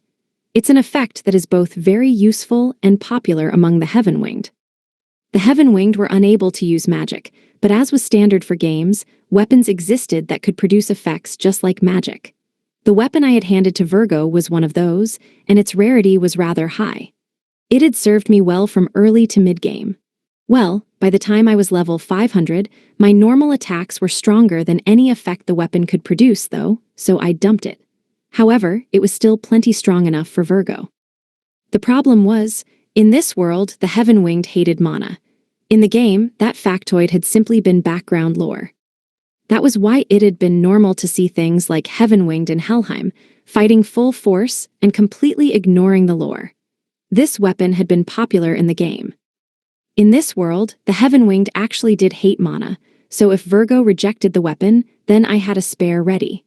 In that case, I'd give her my favorite spear from back when I was around level 500, even if it was even more overkill than the sword. It seemed as if my fears were groundless, as Virgo looked at me with a smile like a blooming flower. Thank you very much, Miss Lufez. I'll make sure to win. Great, looks like I hit the jackpot. Behind me, Scorpius was emitting literal flames of jealousy, burning the grass around her, but I had no intention of giving her anything of mine. If I did, there'd be a real possibility of it being used for something weird. Wait, Scorpius, stop actually emitting flames. You're causing trouble for everyone around us. Virgo, a sword is not enough firepower. Here, take my anti-golem cannon. Stop that, Libra. I wasn't sure if Libra was trying to compete with me, or if she really did feel that Virgo didn't have enough firepower, but she tried to hand Virgo something that looked like a rocket launcher. I smacked Libra in the head to stop her. Come on, that thing's more than just overkill. You'll destroy the entire venue. Wait, actually, where did you even pull that thing out from? Be careful, Virgo. If you feel like you're in danger, call me right away. I'll come flying with Mesarthim. I can sink all the participants into the depths of fear and make them powerless. Just say the word. Oh my, then why not skip the middleman and poison them? Then you'll be able to win even easier, no? Then M.E. will. Ares and the others all offered up incredibly violent support. Only Karkinos had nothing. After thinking about it for some time, he eventually clutched at his head. You're slow, so you won't make it even if you run full speed, Karkinos. You cannot even make long-ranged attacks, nor do you have any support magic. To be honest, you're an incompetent who can only defend and counter. Yeah, do you have any role you can fulfill other than being a shield? Ares, Agacaros, Scorpius, and Dina all unreservedly took huge stabs into Karkinos' heart and self-esteem. Hey, stop that. That might be true, but he's the best shield in the entire 12 heavenly stars, you know. But he really can't do anything other than that, can he? 7. There were only a few minutes left until the start of the hunting festival. Virgo clutched her sword, a nervous expression on her face as she waited along with the other participants for the event to start. All the people around her looked fierce and frightening, so she stuck out like a sore thumb. For example, there was a large, heavily muscled man equipped with a giant war axe, as well as a weirdo in all black who tried to put on airs by scoffing at others. There was also a brawler who had to be over 2 meters tall, and an incredibly obese guy only wearing a loincloth. One person looked like a knight in full armor and seemed strong at a glance. Now, it's finally almost time to start Dropnir's hunting festival. Let's go over the rules once again. They're simple. We'll release monsters here, and all you'll have to do is hunt, and hunt some more. That's it. Each monster is worth points according to its strength, and the brave warrior with the most points at the end of the 1-hour time limit wins. I'm sorry for the late introduction. I am your MC, Chiron. Is he using some sort of magic or divine arts to enhance his voice? The voice of the unknown person who'd introduced themselves as the MC could be heard throughout the area. Virgo faced the MC area and saw a slender man who looked like the very picture of a traveler. There was a tiger beast folk next to him who looked really strong. For this event, our country's pride and the continent's strongest, the sword Saint Friedrich, has come all the way here to be our commentator. Please, a word. Roar. Misgar's comment is okay here, you know. The tiger's rather unique joke had everyone busting a gut.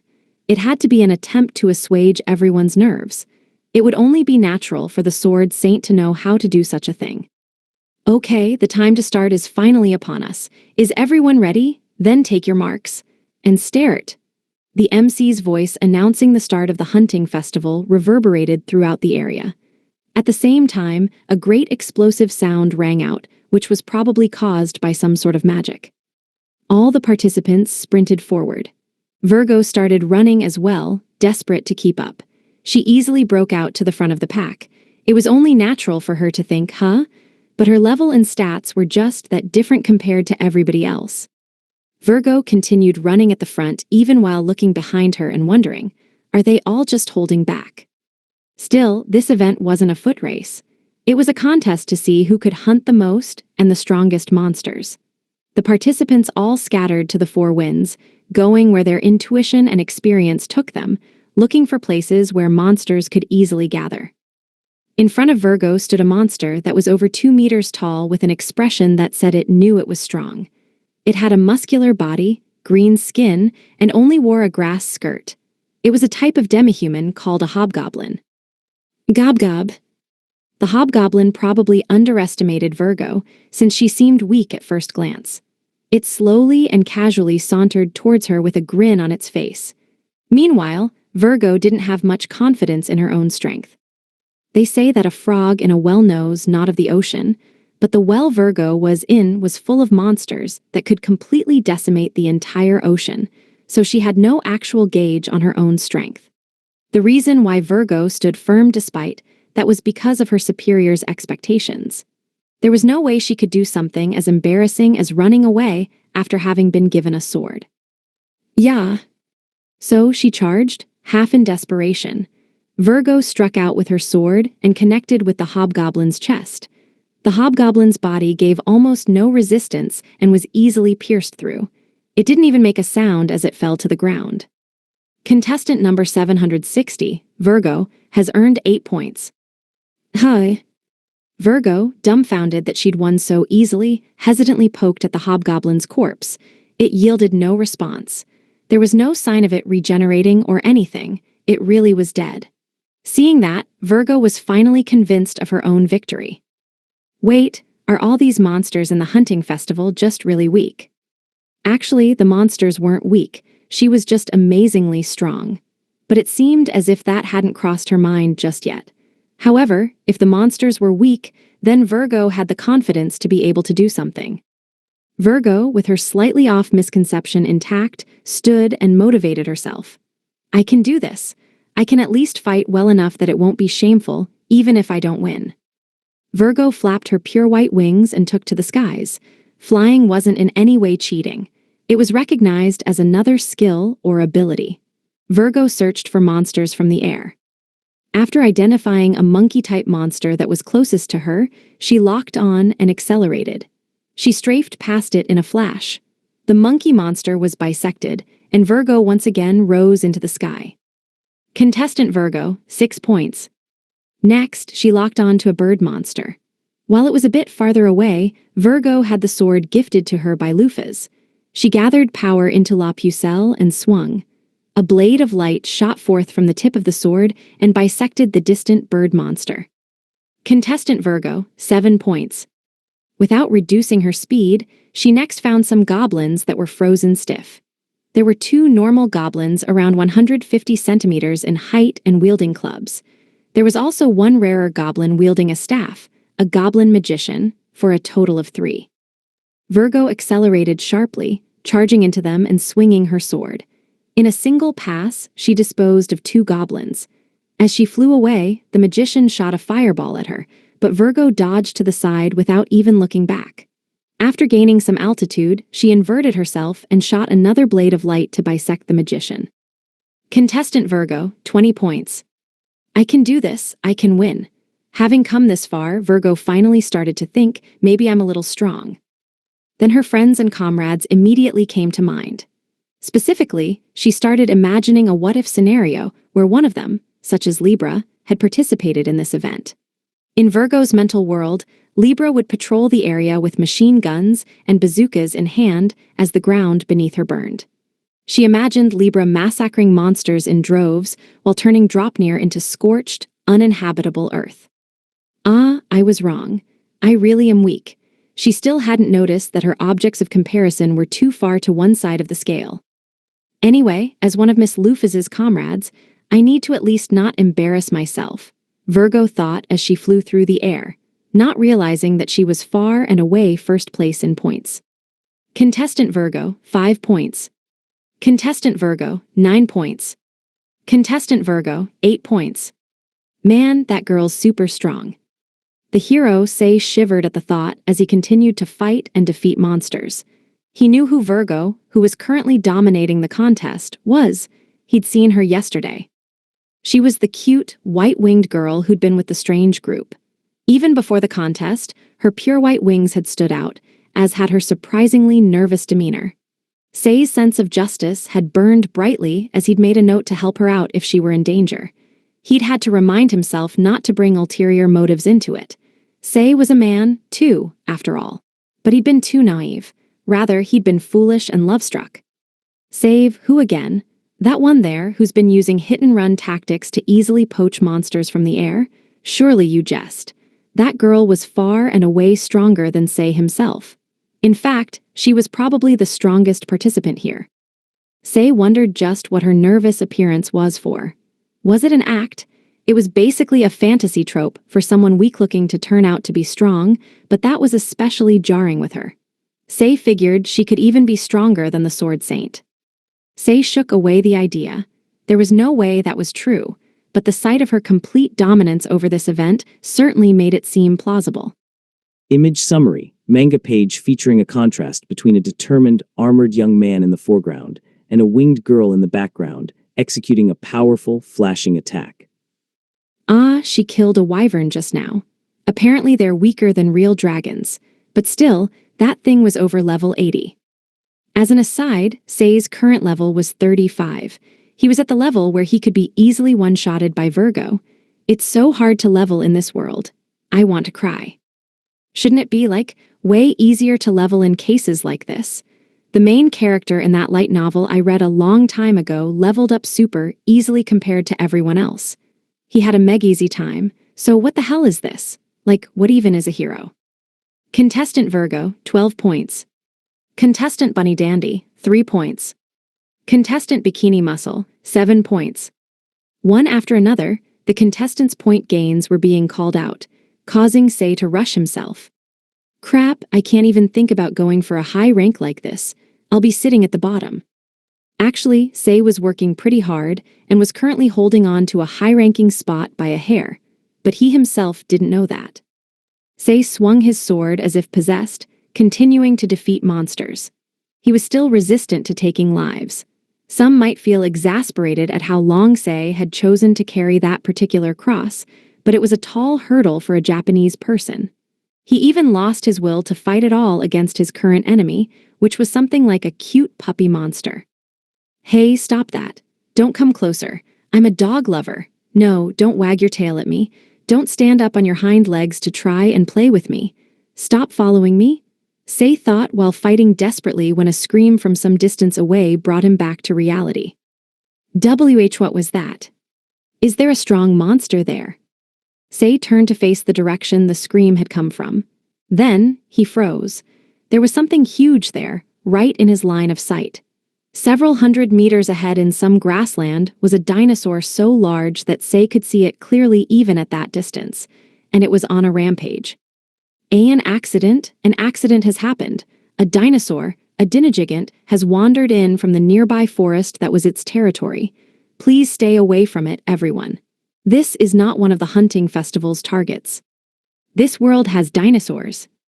Sei's face paled as he watched the rampaging dinosaur off in the distance. While he wasn't sure whether it was categorized as an animal or a monster, he did understand that the danger it represented was incomparable to the hunting festival's monsters. After all, that thing was eating the monsters. Everything around it was fleeing. Even the wyvern had lost all will to fight. The scene of the dinosaur chasing them down was exactly that of a predator, something that reigned at the top of the food chain. The biggest problem was that it considered humans food as well. No adventurers or travelers had become its victims yet, but it was only a matter of time. If someone didn't stop it, it was basically guaranteed that human lives would be lost. And unfortunately, there was a female adventurer who was probably a participant currently on the ground in front of the dinosaur, shivering like a leaf. It's obvious she's in danger. If I don't do something, she'll get eaten. Damn it, Sei spat before running towards the dinosaur. For some reason, the dog followed after him. That dinosaur'll take a couple seconds at most to finish that monster it's eating. So in that time I'll need to get there, grab that girl adventurer, and drag her away. As if I'd fight that thing. I know how weak I am. Sei knew full well that the best he could do was make sure no one died until some warriors or something were dispatched to kill it. As long as he bought enough time, Friedrich or Gantz should arrive. Sei was confident they'd be able to turn things around. Hey, we need to run. Get up. Sei reached the woman and grabbed her hand, trying to pull her up. She didn't move other than to shake her head from side to side. I can't. My legs, they've given out. Ag. Sei immediately decided to carry the woman, but it was no good. She was too heavy. Rather, it wasn't the woman herself, but what she was wearing. Her sword was heavy too. There was no way Sei could pick all that up. Hey, drop your sword and armor. I can't carry you like this. B, but this was expensive. I haven't even paid off the loans I took out to buy it. Is this the time for that? Each second was precious. Say knew they needed to run away before the Dinajigant finished eating the monster it was working on, but it was already too late. The dinosaur swallowed the last of it and looked their way. Say knew it was too late to run now, so he readied his sword and tried to intimidate the dinosaur. The fact that he refused to abandon the woman and run even now showed his mettle as a man. Although, it seemed like the woman herself wasn't so noble, as she immediately tried to crawl away, leaving Say behind. Giga! The dinosaur howled and charged. It was fast and heavy. Even though each step shakes the earth like this, what the hell is with that speed? Say prepared himself, gripping his sword tightly as he tried to calmly observe how the dinosaur moved in order to avoid death. I need to watch out for its mouth. I need to dodge its bite at all costs. If I manage to wound its legs, I think I can run away somehow. In a flash, a white form came in between them. It swept an arc with the sword it wielded, and the resultant wind blew the dinosaur away. Its white wings seemed as if they were dancing as Say bore witness to a white angel's descent. Later, he'd realized that it hadn't been an angel at all but a heaven-winged. At the time, however, the girl was undoubtedly an angel in Say's eyes. 8. In this world, all corporeal beings outside of humanity could usually be split into animals and monsters. Beings that had not been influenced by mana and retained their original form were animals. Monsters were those that had been influenced by mana and mutated. Generally, monsters were always stronger than animals. The difference between a house cat and a tiger was a good example. Tigers were always stronger, but when a cat was mutated by mana, it might become strong enough to beat a tiger. Mana mutation affected all aspects of a living thing, making it stronger than anything natural could achieve. But there was one thing that could easily topple that power balance in Midgars, and that was dinosaurs. They were an ancient threat that had been around since before humanity. Even without being affected by mana, they were fear-inducing hunters that deemed everything in their sight as food, as if to say that the strong were powerful precisely because of their strength. Humans were food, monsters were food, its own kind was food. Even devilfolk were food. Dinosaurs were a naturally strong predator that deemed anything and everything as something to be eaten. That was just how they were. That was why they were feared and hated throughout Midgars, even more so than monsters. 200 years ago, Lufa's Mafahal had lessened their numbers. Though there were fewer today, dinosaurs still existed, spreading fear throughout the land. And there were some especially feared carnivorous dinosaurs among them.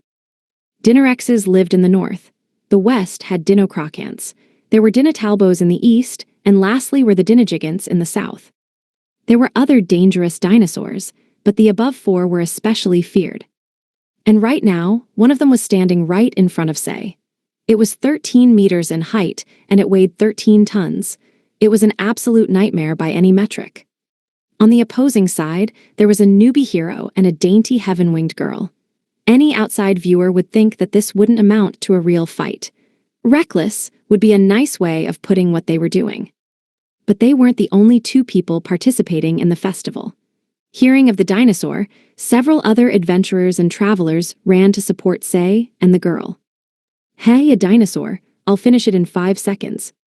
A cool-looking swordsman in all black stepped forward and drew his weapon. Even his sword was dyed an ugly pitch black. With the air of the mighty, he elegantly approached the Dinajigant, his mantle billowing in the breeze. Is this like that one trope? The one where a strong character coolly shows up out of nowhere and defeats the enemy. Say held that hope in his heart as he watched the dude in all black. Fall to my secret technique. Secret art, flowing blade of dark shadow. All Black Guy declared his skill in a low, cool-sounding voice as he slashed at the Dinajigant. And it was deflected by the dinosaur's tail as it swept forward and blew him away with an oof. All that had happened in a mere 5 seconds. What good are you if you only last 5 seconds? Seems like it's not just all talk. Next, an absolutely ripped, bearded man with bunny ears came forward while cracking his knuckles. He didn't falter, even with the Dinajigant's size, after seeing the instant defeat that had just happened. He was like a veteran fighter with absolute confidence in his own strength. When he reached the Dinajigant's feet, he grabbed a gigantic leg with both hands. The Dinajigant didn't move, not even an inch. Wait, did he just try to throw it? Like, no, that's impossible, dude. Look at the size of it. While Sei was busy with his exasperation, the Dinajigant kicked the man away. After rolling on the ground a ways, he stopped, and his eyes rolled into the back of his head. He was unconscious. You small fry, let me show you how to fight. Lastly, an older, ripped, macho-looking dude in bikini armor walked up. He ran to the Dinajigant's feet and grabbed its thick leg again. Come on, you already know that's impossible. What the hell have you been watching up until now? I'm begging you here. Think of the size difference. The useless man with no ability to learn was kicked away by the Dinajigant as well, joining the bunny-eared man in a friendly bout of unconsciousness. What the hell did you guys even come here to do? In the end, the only result of their demonstration of the dinosaur's strength was Sei's exasperation, but he pulled it together and held his sword up. Virgo also fixed her grip on her sword and faced the Dinajigant with a nervous expression. The dog monster tried to pad out front, but Sei hurriedly grabbed it and dragged it backward before readying himself again. What was surprising was the Dinajigant. Sei had thought that it would attack immediately, but for some reason it was standing still and staring at Sei. No, at Virgo. It could have been that the Dinajigant was sensitive to strength because it was a wild animal. It had probably noticed how strong Virgo was, even though her appearance was deceiving, and decided that it shouldn't recklessly attack. But as a dinosaur, it was never very patient in the first place. Jijijihh, Jaya. The Dinajigant's roar shook the air as it turned on the spot to strike with its tail. It was aiming for Virgo. But she'd already closed the gap all at once and got right next to its feet while dodging its tail. Then, her sword flashed. Virgo had cut into one leg before rising into the air once again, escaping the dinosaur's grasp. The Dinajigant collapsed on its wounded leg, though it was still attached. It quickly got back up, angrily staring up at Virgo, who was still in the sky. Wow! Virgo's speed had Sei awestruck, his mouth hanging open. To him, she was gorgeous, as well as sharp and fast. It was obvious at a glance how different she was from the all-black swordsman from earlier. Virgo's build was, in fact, a backline specialist, so everything she was doing now was her brute-forcing things, using the difference in their stats. However, Sei simply lacked the levels to be able to notice that. While Sei was busy being too low-leveled to not be awestruck, Virgo and the Dinajigant's battle continued. Virgo managed to deal several cuts to the Dinajigant with her hit-and-run strategy. If possible, Sei wanted to help, not to mention that he felt it shameful as a man to simply stand by and watch. He also knew that if he acted clumsily, he might end up being a hindrance instead, so he quickly gave up on participating in the battle. Instead, he took a handkerchief out of his pocket and spread some random sand and gravel on it before closing it into a package. As soon as Virgo pulled away from the Dinajigant, Sei hurled the tiny package as hard as he could at the Dinajigant's eye. Gah! It's a blinder, how do you like it? Man, I'm barely a hero at this point, aren't I? Even while thinking things like that, Sei was also convincing himself that this was the best he could contribute at the moment. Even though his stats were comparatively low, Sei had still gained way more strength than he'd started out with now that he was over level 30, and he had more than enough to be able to fling a handkerchief filled with sand at a Dinajigant's face. While the Dinajigant staggered, Virgo launched a blade of light at it and dealt a deep slash to its torso. When she did, the Dinajigant got even angrier and tunnel-visioned on her even further. Apparently it didn't even register Sei as a threat, completely ignoring him. I'm so pathetic. Seriously, it makes me wonder what the hell a hero is even supposed to be. But this is good luck for me, you reptilian bastard. I'm weak, I know that. But that doesn't mean I can't do anything. Sei activated a hero skill he'd only learned recently, Light Sword. It was a fairly shabby skill that only doubled the strength of the next attack, but paired with the sword that had been found in the grave of the Black-Winged King, it became a strong technique. For the timing, now.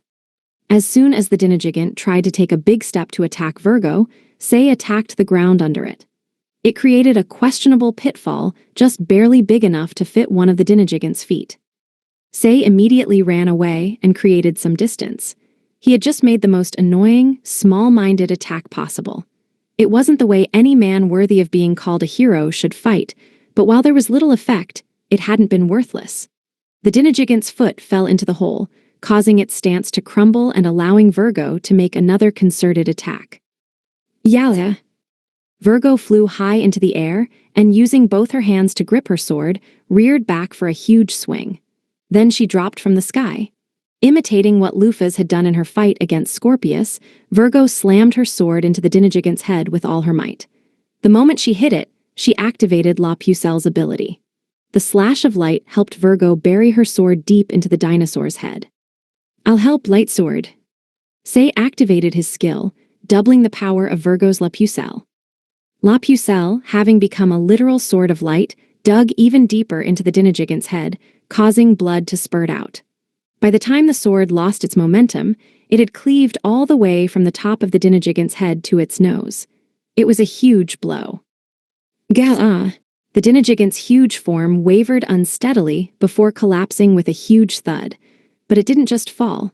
No matter how long they waited, it showed no signs of moving, not even a twitch. The dog monster even walked right up to it and took a piss on the body. Seeing that, it finally sunk in for Say that the dinosaur had been defeated. He clenched his fist. "I don't think I won that. That would be way too presumptuous.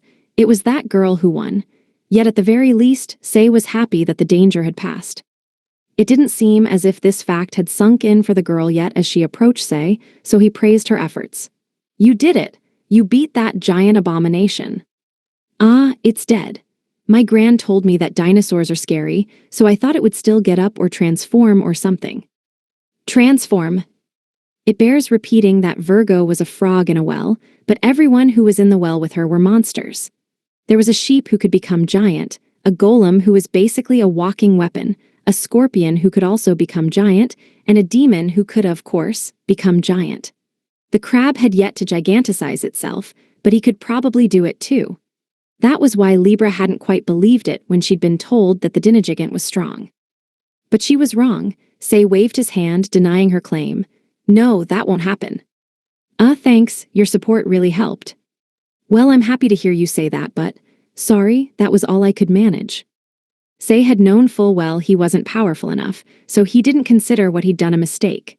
Even so, he thought it was pathetic.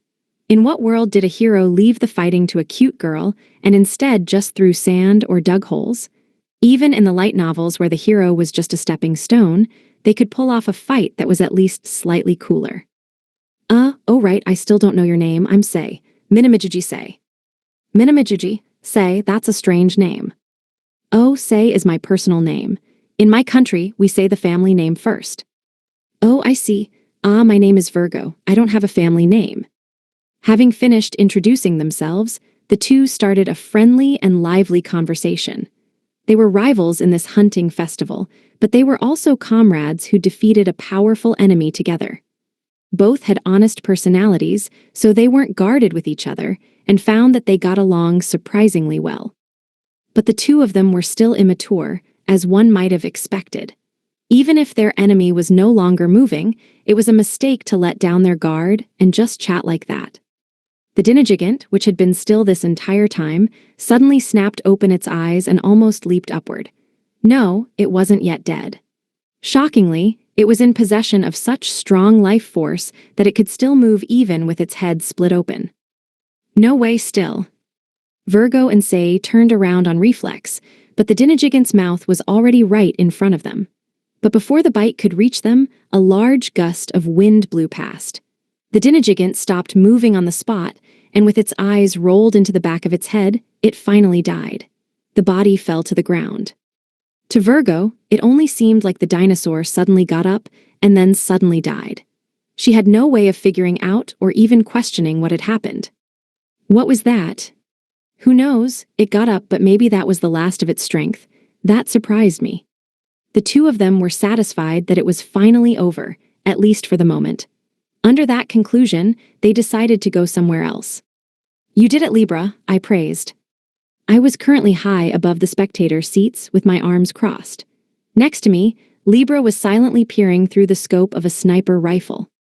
The first thing I'd done after having gotten wind that a dinosaur had appeared was to grab Libra and order her to snipe it. I knew that Virgo wouldn't lose against a dinosaur or anything of that level, but she still lacked experience in battle. I'd wanted to be sure. So just in case she didn't manage to kill it, I'd been in the air on standby to help follow through, as always.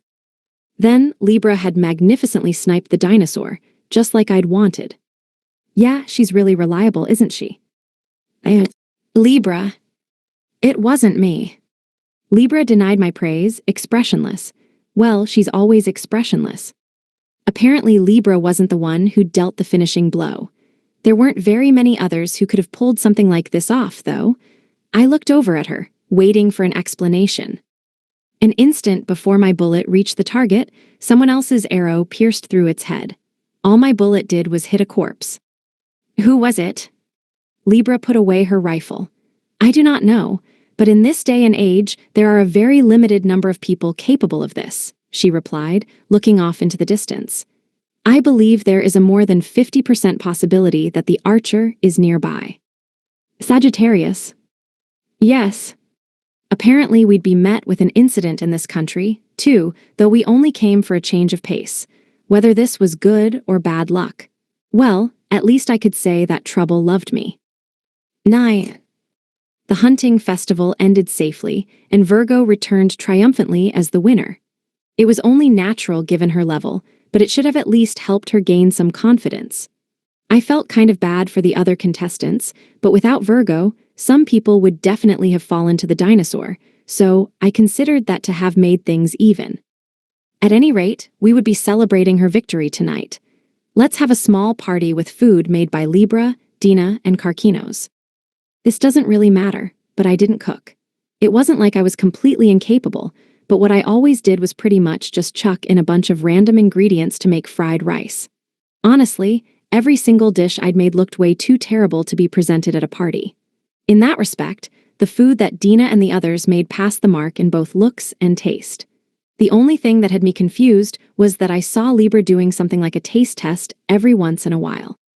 Can golems even taste? I cannot taste, per se, but my tongue has sensors in it. By touching the food to my mouth, I can analyze the composition of the food and its nutrients. Based off of this, as well as past data, I am able to select the flavors that would most please you, Master. Just what the hell are golems even?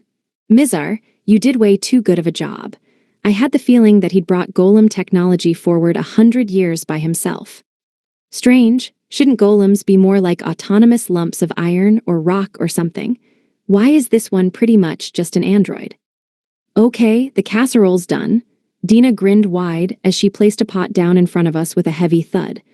The fact that she served it to us still in the pot was kind of exciting.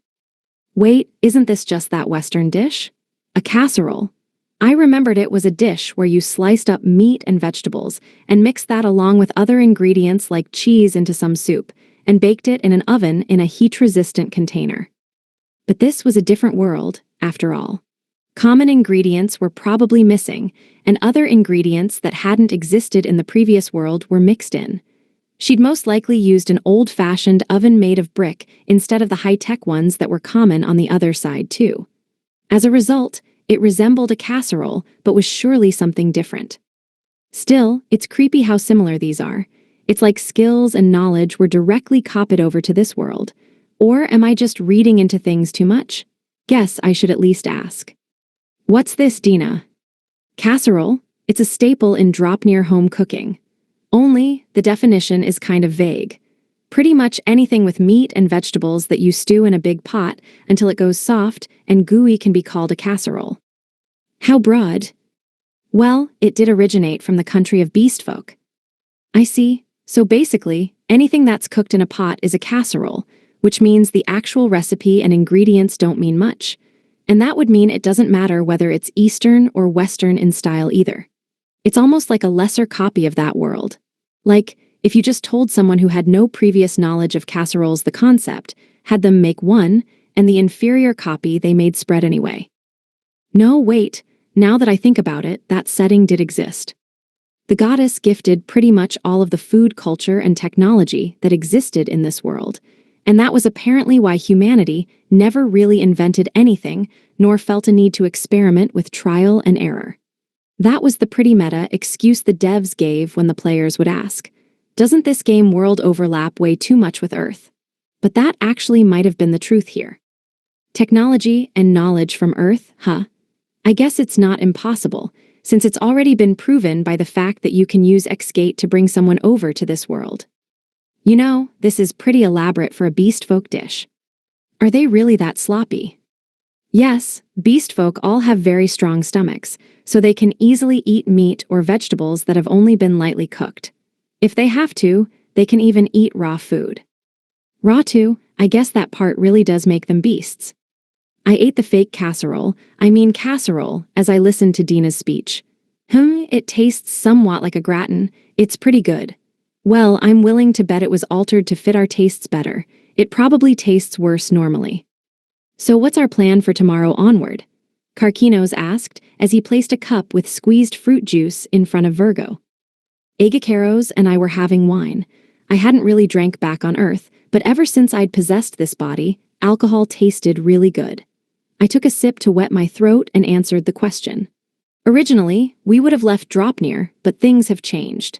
Now that it has been revealed that the Archer could be nearby, we will be staying behind to conduct a search. YES, so we will be going on a SEARCH tomorrow, right? HMPH. How could that fool dare cause Miss Lufas so much trouble? He should be showing his loyalty by rushing to her side. It seemed like Karkinos didn't care much about the Archer, but Agacaros was unhappy, chugging his alcohol while muttering complaints about what loyalty is. Is he drunk? He's still on his first glass. For the moment, the plan is to split up into pairs tomorrow. As for the pairs, they will be Dina and us, Libra and Karkinos, Aries and Virgo, and lastly Agacaros and Scorpius. No. After hearing the pairs I'd suggested, Scorpius, who had never left my side, made a face like the world was ending. Then she glared at Dina, enraged, audibly grinding her teeth. On the other hand, Dina's face paled, and she broke into a cold sweat. You Miss Lufas, please change the pairings. I don't want to be assassinated by Scorpius. Okay then. Dina will be with Agacaros and we will pair with Scorpius. What should I do? Scorpius's affection is super heavy and troublesome. Ignoring Scorpius, who was once again happily nuzzling my arm, I decided to end the meeting for today. All that was left was to take baths and sleep. This was just a small detail, but every time this happened, Scorpius would offer to wash my back, and I would refuse. I had the feeling that letting her in would result in something unfortunate happening. After all, she'd been caught by Libra sneaking into the changing room while I was in the bath before. She always tried to come in after me, so I had Libra change the bathwater and clean the bath just in case. Whenever I happened to wake up at night, I could see Scorpius strung up on the ceiling thanks to Libra, who'd caught her trying to do something. At this point, Libra was so reliable I didn't know what I'd do without her. If only she weren't so broken in other respects. I looked over at Libra. That was when she seemed to have noticed something as she turned to face the door. Master, there is someone outside Tanaka. Judging from their body temperature and breathing, they are nervous but do not harbor any hostility. Should I finish them off? Libra asked as she readied her machine gun. Seriously, why does she always just default to deleting people like that? She'd literally just said that she hadn't sensed any hostility, so just how did that translate to finishing the person off? No, don't. First, let us hear what they have to say. It was common sense to talk first if the other party wasn't hostile. I hid my wings within my cloak and had Dina go to greet them. In these cases, Dina was more appropriate for a first impression rather than someone suspicious like me.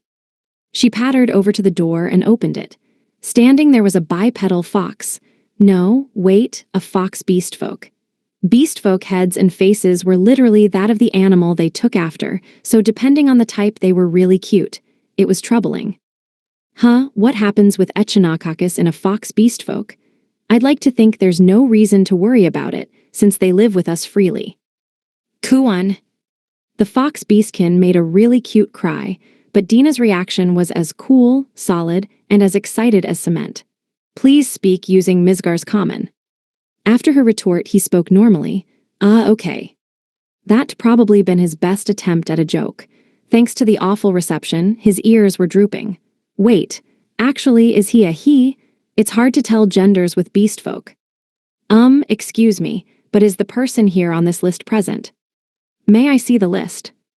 Yes, here. Dina took the list and returned to us, leaving the fox at the door. Probably because an RV was so rare, the fox was restlessly looking this way and that around the inside. I took the list from Dina and started scanning the names. Among those listed were unknown names like Bikini Muscle, Shadow, Bunny Dandy, and Say, but I did see Virgo at the top of the list. Are these the names of the top rankers in the hunting festival? This is. I'm not really sure on the details, but right now, we're under orders from the Emperor to reach out to all the top rankers. If it doesn't trouble you too much, please come to the Southern Warriors Yurt tomorrow at 10 in the morning. And the reason for this gathering? Ma apologies, I'm at the bottom of the ladder so they don't tell me much, but they aren't forcing you to do anything, it's just if you're okay with it, so please. Apparently this fox was just an errand boy. He couldn't answer pretty much any of my questions, and the fact that Libra had stayed silent meant that he wasn't lying either. If we feel like it. He said that they were under the Emperor's orders, which meant that the Emperor was the one calling this meeting. No matter how much countries differed, ignoring such a summons would make things very hard for an adventurer or a traveler.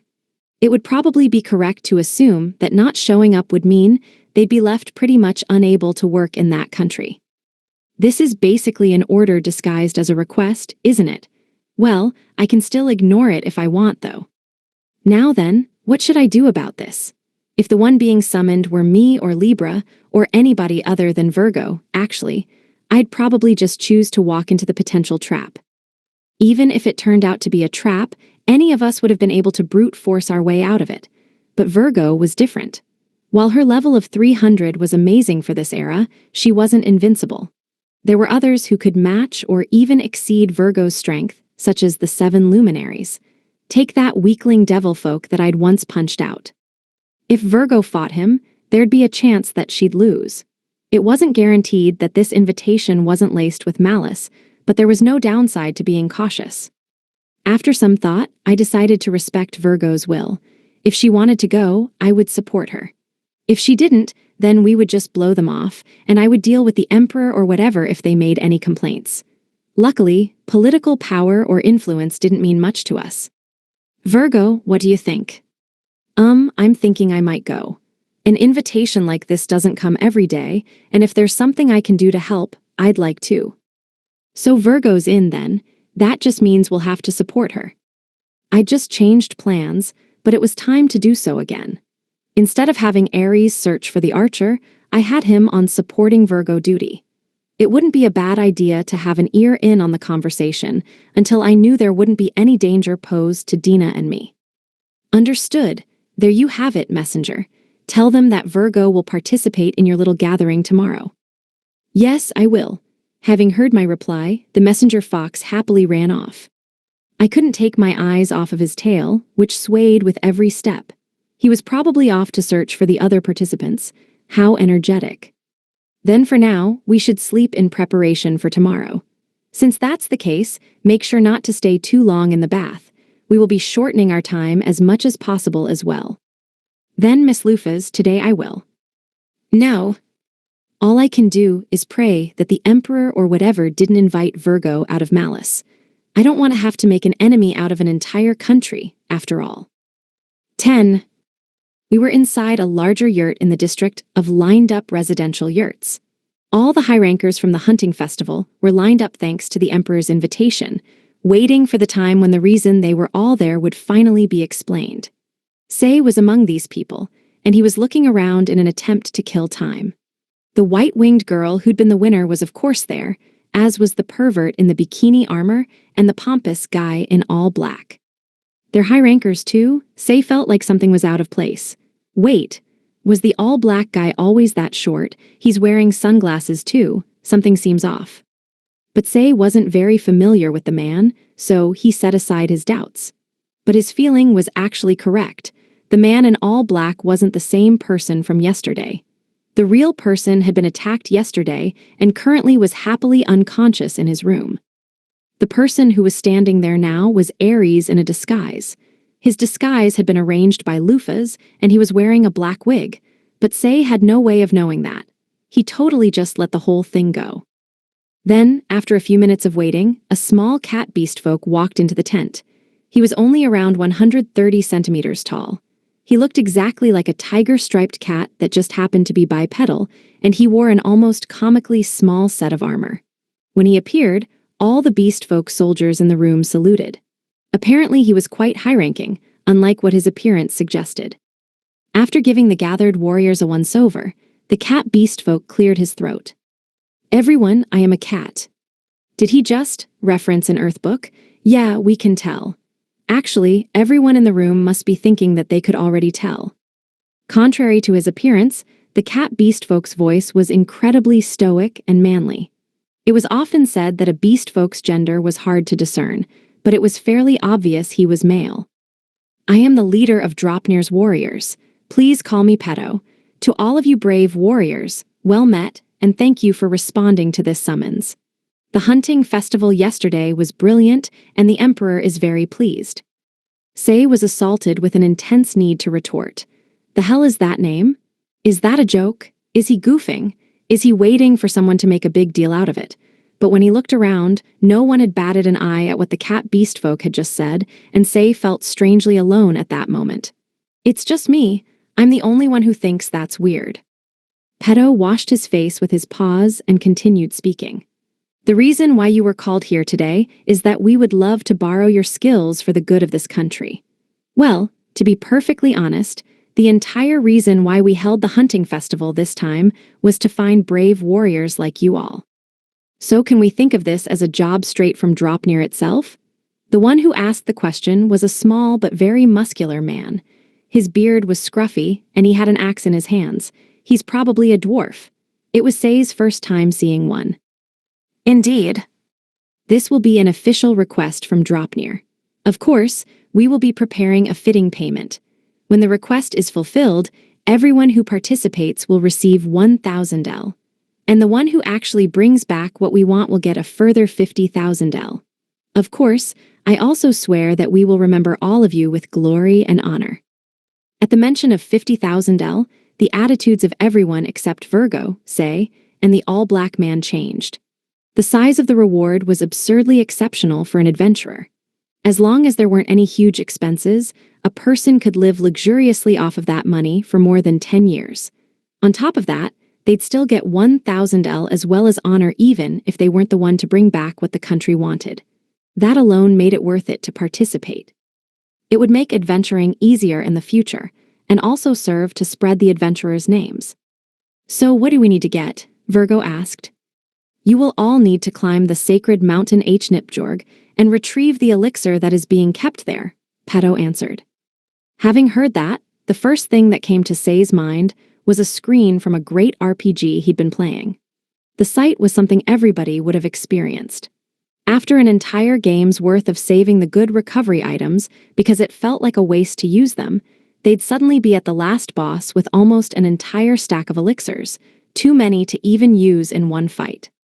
To Say, elixirs were like a permanent fixture in one's inventory. Not having one would be a source of unease, but even if he had one, he wouldn't use it. That was what elixirs meant to him, but apparently it was something that would fetch an absurdly high price in this world. The crowd started to chatter before a voice rang out in disbelief. "Elixir? Ha, don't joke with me. Those are legendary wonder potions that were all destroyed 200 years ago by the Devil King." "Exactly, but it still exists. Our great founder, the Beast King Dubhe, hid one in Hnipjorg." Hearing that, Ares thought back to when they were going up the king's grave.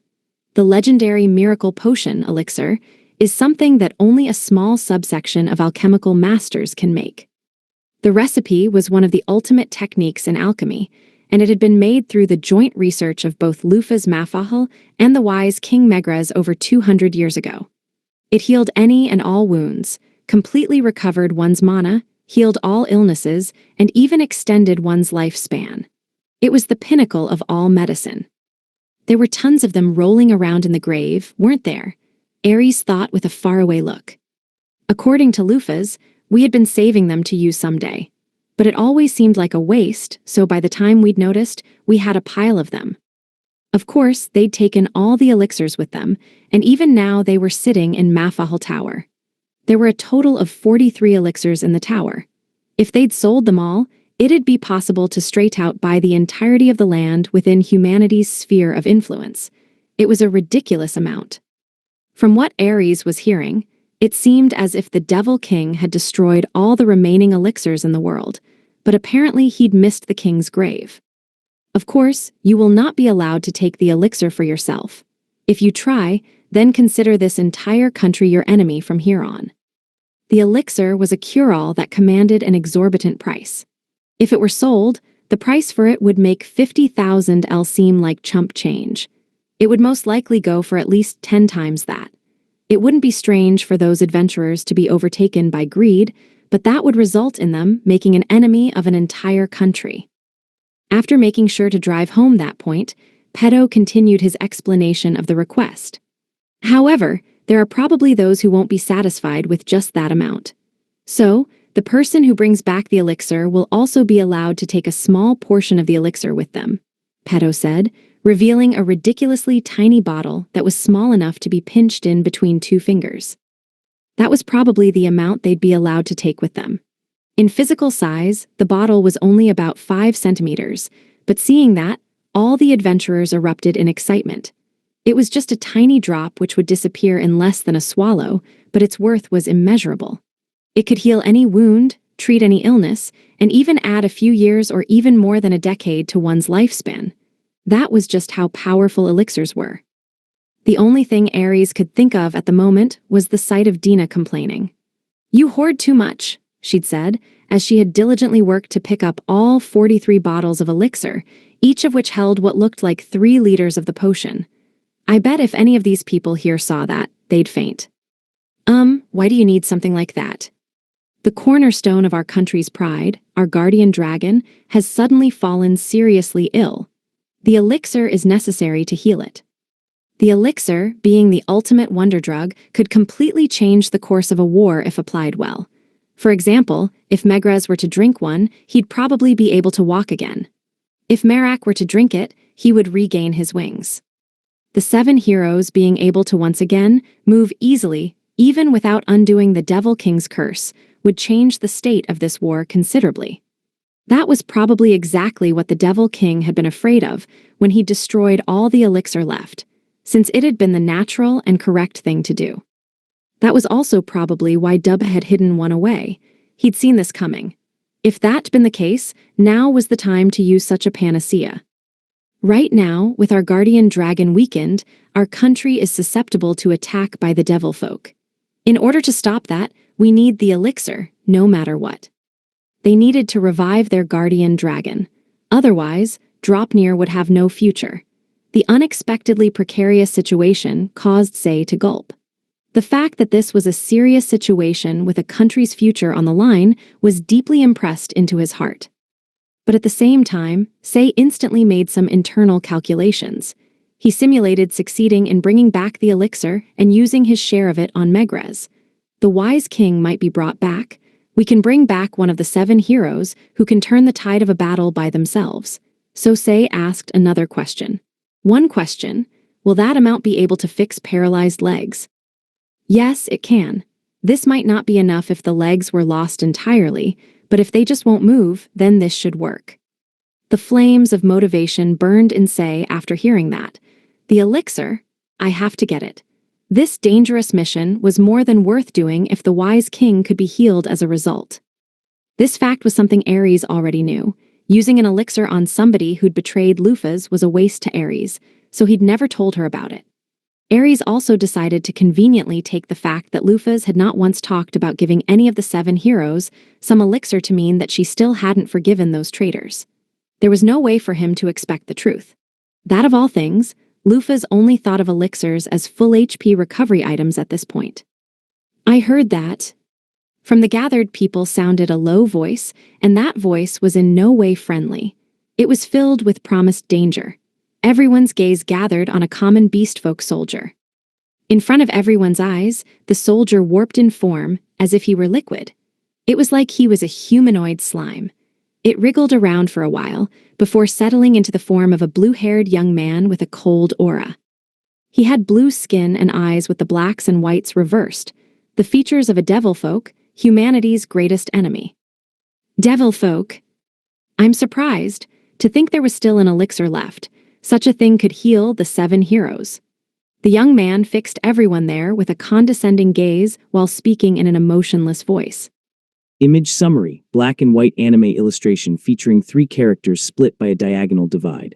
On the left, a young girl with light hair and a dress. On the right, a stern-faced man in dark, ornate clothing. In the foreground, a small, armored cat-like creature with a fierce expression. Pedo reacted quickly, drawing his sword and slashing at the devilfolk at a speed that Sei could just barely catch with his eyes. The sword bit deeply into the devilfolk's form, but there wasn't a drop of blood. In fact, there was barely any response at all to the sword going into him. The part of the devilfolk where the sword slashed through simply wriggled for a while as water. It won't work. The devilfolk's arm bent like a whip as it assaulted the shocked Pedo. The single strike caused his armor to shatter, and Pedo fell, unmoving. Pedo was in a position to lead other soldiers, so he should have had the strength to match. But he was still like this after one hit. So strong, Sei thought, convinced as cold sweat started to bead on his skin. Is he dead, or is he simply unconscious? At any rate, that is what happens when you challenge someone without understanding the difference in our strength. Use this experience to become a little wiser. You bastard! The devilfolk's mocking words caused the other beastfolk soldiers to erupt in rage and stab at him with their lances all at once. But of course, it didn't work. The spears went straight through the devilfolk like they were stabbing at water, and the young man's expression didn't change a bit. Such useless actions. The devilfolk man moved his fingers quickly, drawing a pentagram in the air. It was a circle needed as a vessel to activate magic. Wood sat at the vertex, and from there in clockwise order were fire, earth, metal, and water.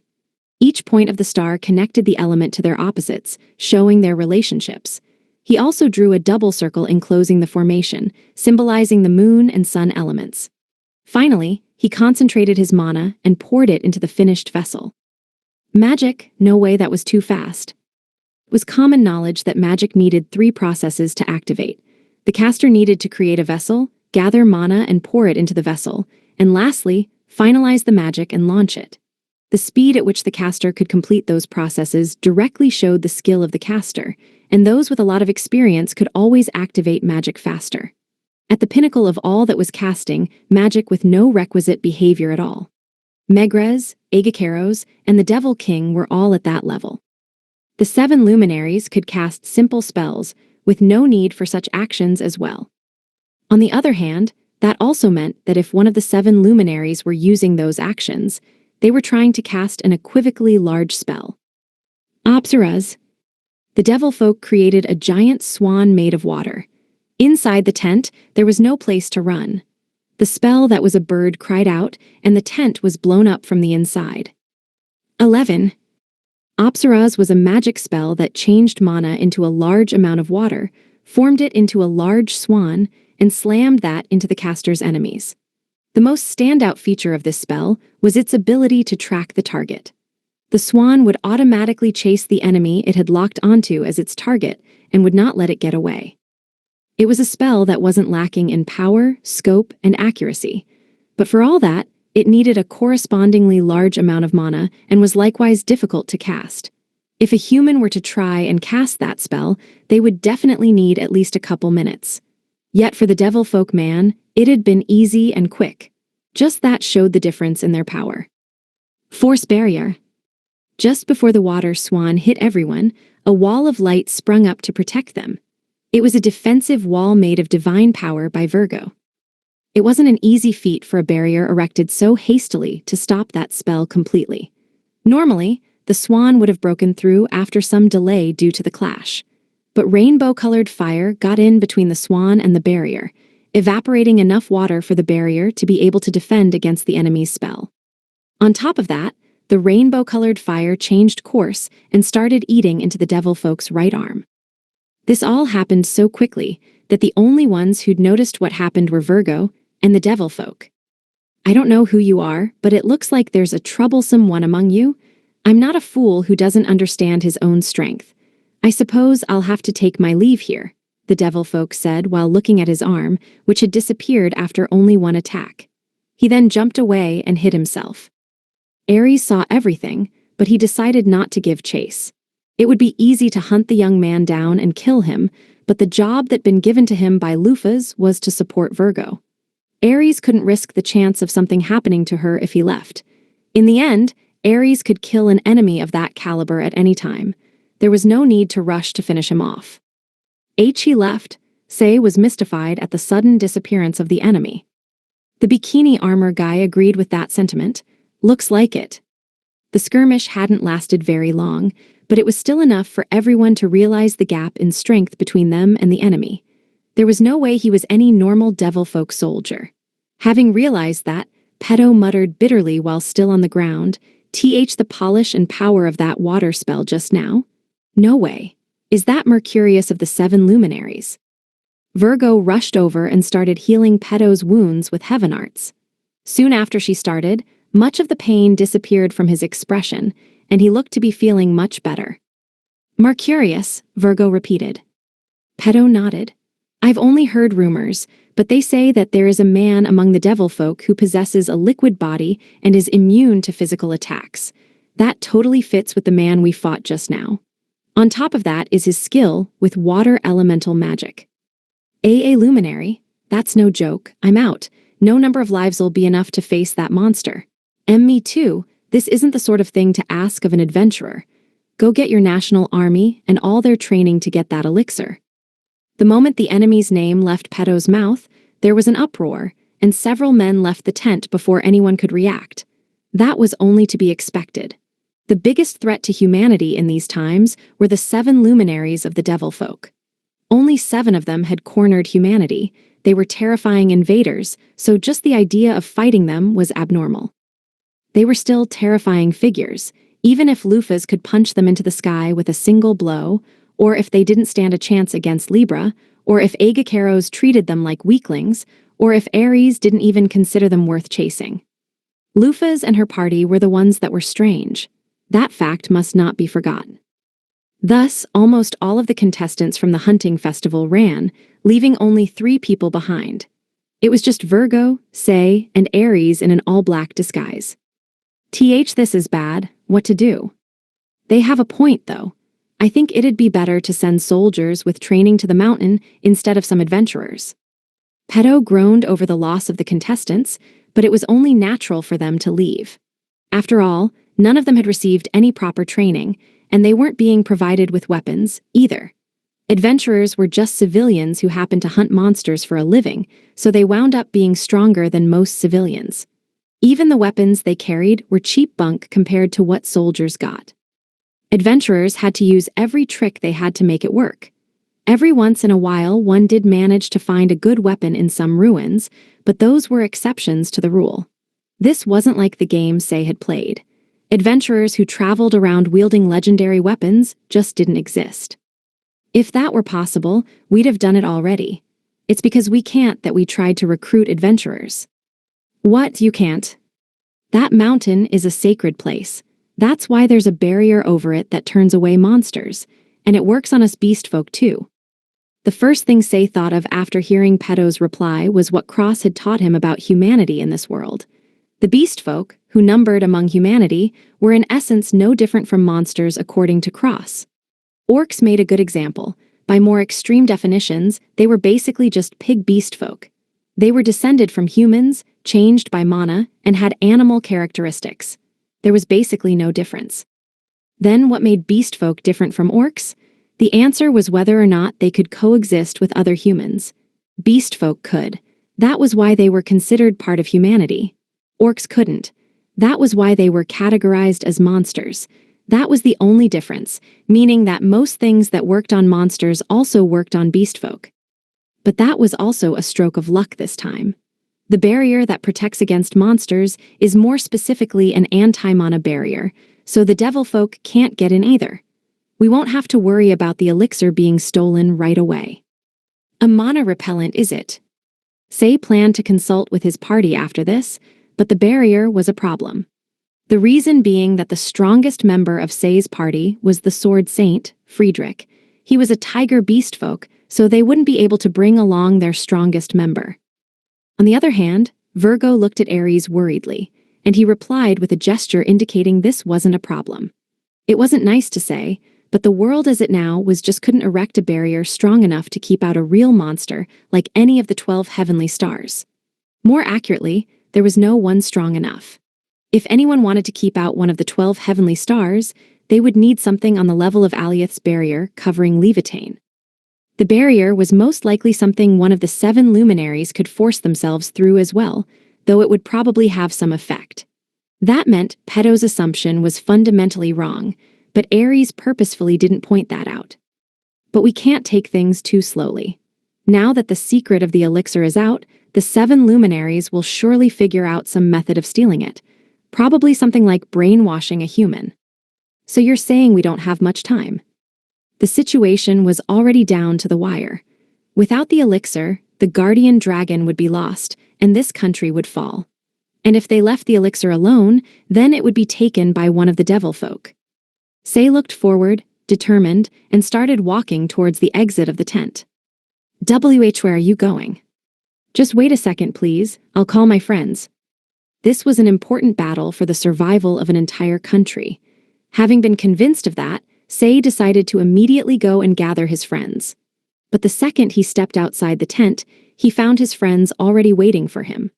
Beside them, the ranger squad that had been working in the shadows for them gave him a thumbs up, letting him know that they'd probably gone and called his friends for him. Looks like it's our time to shine, Sei. Jean grinned and stepped inside the tent. After him, Gantz, Nick, Shu, Richard, the female knight Gorilla, and the tiger all gathered as the hero's party. Looking at them all together, Sei was once again reminded of how disparate they were. Why you all art? I'm Gantz, a mercenary. I'm in the hero's party right now, though.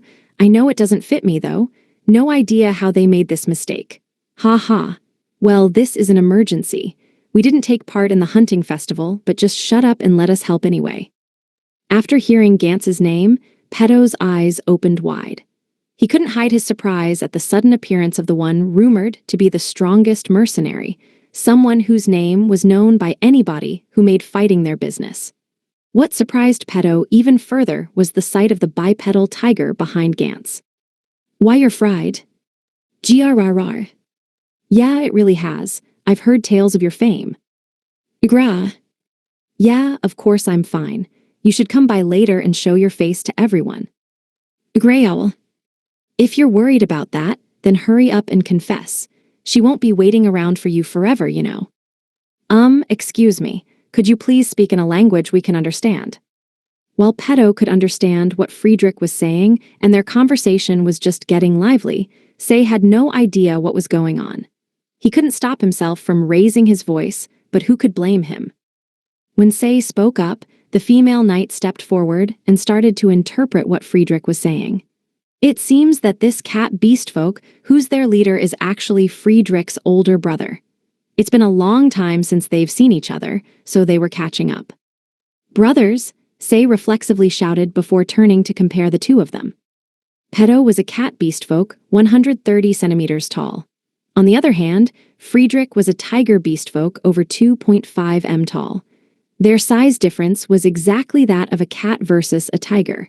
It was a little unbelievable that the two of them had the same mother. They probably noticed what Sei's stare implied. Peto touched his paw pads to his face, embarrassed.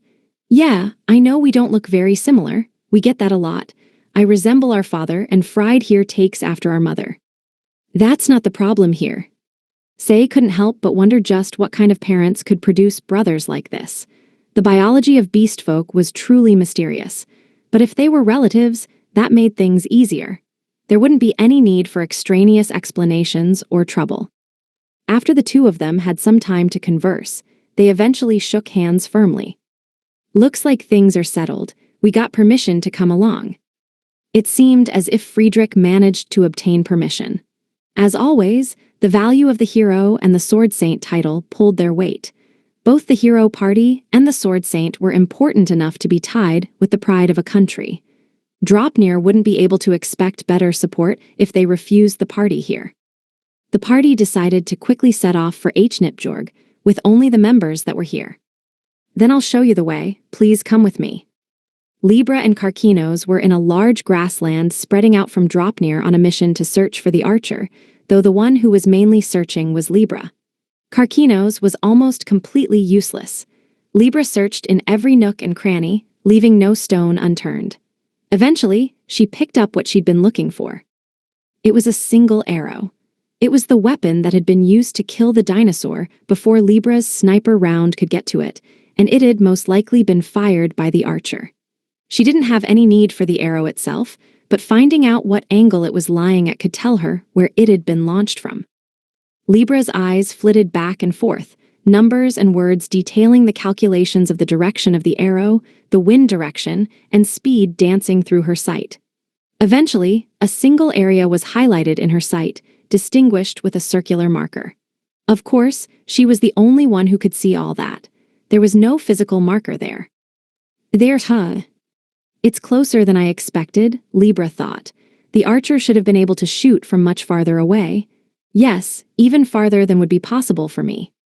The site the evidence suggested was closer, much closer. It was basically only a stone's throw away from the audience seating for the hunting festival. Then I'll just have to look there next. The archer must have taken steps to erase any traces he would have left behind, but he shouldn't have been able to get rid of all of them. For example, a small shade of a footprint left in the dirt, or some trampled grass. Or maybe even a stray hair. As long as something like that existed, Libra would be able to string each clue together. We're going to the next site, Karkinos. Yes. Libra headed for the next search area while dragging along the completely useless Karkinos. All that she needed to do was follow the trail of clues one after the other until she reached the archer. It was extremely difficult to be able to get away from Libra once she was on your trail. That applied even to a fellow member of the 12 heavenly stars. 12. There were small clues leading to the archer here and there.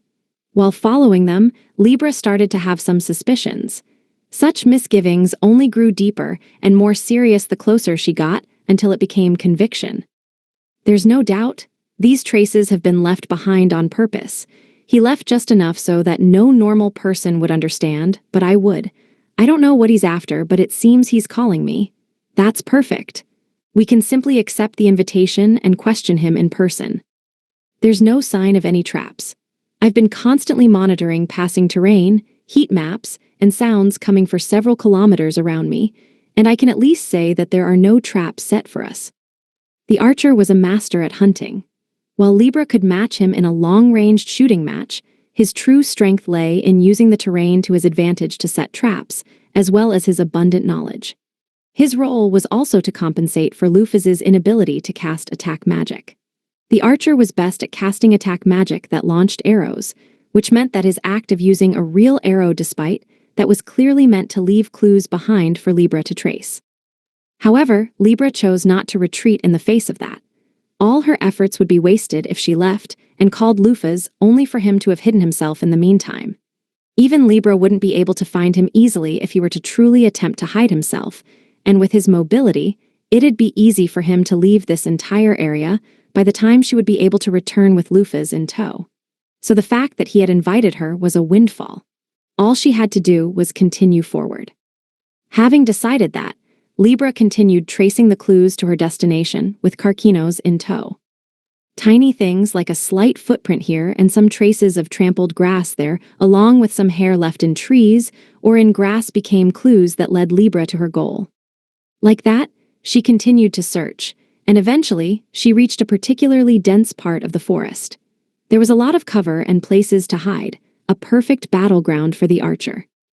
You're here, Libra. Sagittarius. Libra turned towards the voice and saw a single man. She remembered him as the slender man who'd been commentating the hunting festival, Chiron. But that form was only something constructed with an illusion. Libra instantly saw through that and used his real name. In response, the archer, Sagittarius, laughed, satisfied, and waved his hand. When he did, the figure of the slender man disappeared and was replaced with a burly centaur. His lower half was that of a horse, and his upper half was that of a muscular, burly man. This was Sagittarius's true form. He wore his black hair in a crew cut. Sharp eyes were hidden behind thick eyebrows and a pair of sunglasses. He had the presence of a seasoned hunter. His mouth was surrounded by stubble and occupied by a cigar. Based on his looks, he'd be in his late 40s in human years. He wore a robe that one would pull over their head, which was something that had been made and given to him by Lufas. Its effect was nothing big. It didn't give much defense either, and it granted no ability to spurn attacks from any elements or status conditions. It was simply able to change its color to blend into the surroundings. While it was exceedingly good for stealth, it was pretty much meaningless in front of Libra, who could use breathing or temperature to determine her target's location. This is rare. You usually don't show yourself in front of other people like this. Sagittarius remained silent. Ideally, you kill your target before they realize you're an enemy. I believe those were your words. This is seriously unlike you. You usually don't even show yourself to your friends and almost exclusively kill your targets at long range. This is suspicious. Even though Sagittarius was a long-range fighter just like Libra, they were still different. Libra was a pursuit and extermination type. She tenaciously chased her enemies to the ends of the earth and used high firepower to completely destroy them. She was a murder machine. In other words, she was very proactive and aggressively chased and pushed her enemies even though she was a long-ranged fighter. Her long-range attacks weren't to zone out the enemy and keep her distance while fighting. She used them to shoot her enemies in the back as they ran. They were there to take away their means of escape. But Sagittarius was the complete opposite. His race, the centaurs, used their mobility to constantly keep their enemies at a distance and liked to attack from dead angles. They were complete sniper types. Libra started with a warning to have her enemies recognize her so she could suppress them with fear. But Sagittarius would never do that. He would bury them in one hit while they were unguarded and unaware. In other words, he was an assassin. Libra was different from him. She was a pro at combat. However, Sagittarius was a pro at killing. Whenever he would show himself to people, he would always be disguised. He always hid his true form. That was why Libra was suspicious. Feeling safe because he was a comrade? No. If that were actually the case, he would have shown himself to Lufas at the beginning. The fact that he hadn't done that and instead showed himself to Libra first meant this wasn't a friendly gesture. Right now, I don't have the right to face Miss Lufas. That's why I called you. You realize I will take that to mean that you are doing something unbeneficial to her. I don't mind, but first I'd like you to hear me out. Sparks flew between Libra and Sagittarius as they stared at each other. As for Karkinos, he was being completely excluded from this exchange. The threatening atmosphere of the conversation left no room for him to assert himself, so he was lifelessly sitting up against a nearby tree, hugging his knees to his chest. As always, he was a completely useless man outside of his role of a shield. Right now, I'm working with Leon. That traitor, tell me why. Before asking anything further, Libra readied her machine gun. It was a clear statement saying that depending on his answer, she'd shoot. But Sagittarius wasn't shaken by that. His stone-facedness was just as strong as Libra's. There's almost no difference between beast folk and monsters. Even so, us centaurs are treated as monsters. Do you know why? Because you aren't bipedal. The definition of humanity in this era is based off of the form of a standard human. One is considered humanity as long as their form doesn't greatly deviate from that, even with wings or other things, and they can coexist with other humans. To be more precise, humans were created after the image of the goddess, so by deviating largely from that form, they are no longer strictly human. And centaurs do not fit within that framework. This is also the reason why mermaids and other similar species are considered monsters. Exactly, but we centaurs don't kidnap women like orcs do, and neither do we aggressively attack people. We simply live quietly. Centaurs can, in fact, coexist with people, but we are still viewed as enemies. just because we are classified as monsters. For monsters, centaurs were indeed peaceful and discreet. Judging from their calm and gentle demeanors, it could be said that they were actually more cultured and intelligent than some beast folk currently recognized as part of humanity. In fact, elves praised them as sages of the forest and treated them with respect. They were intelligent, quiet, and kind. There were some exceptions, like Sagittarius, but most centaurs fundamentally prized peace. They basically posed no threat. But outside of elves, the rest of humanity viewed them as enemies. Depending on the situation, they'd even attack unprovoked. And only because in this era, they were taught that centaurs were monsters. I want to change this world. I have a reason to now. And that's why you're siding with Leon. Exactly. If he conquers the world, then he'll give monsters rights. When that happens, we centaurs will gain much better treatment. You've changed, Sagittarius. You used to not mind things like that. I remember that it just didn't fit with your personality. Of course I've changed. It's been 200 years. I can't just stay as I was back then. I have something I want to protect now. Leon was the only nonconformist among the 12 heavenly stars who served under Lufas. He had ambition and desired to rule the world instead of the Devil King or Lufas. It was true that if he were to rule the world, monsters would gain rights. But all that awaited people under that rule were days governed by survival of the fittest, with no room for intelligence or culture. It would be a return to the mindless world of beasts and dinosaurs before humanity came to be. And that was a far cry from the world that Lufas envisioned. Leon is not fit to be king. At best, he could be employed as the chief of a horde. You should know that, shouldn't you? I do know. I plan to compensate for the intelligence he lacks by staying by his side. No, you don't. That man won't heed any advice you give him.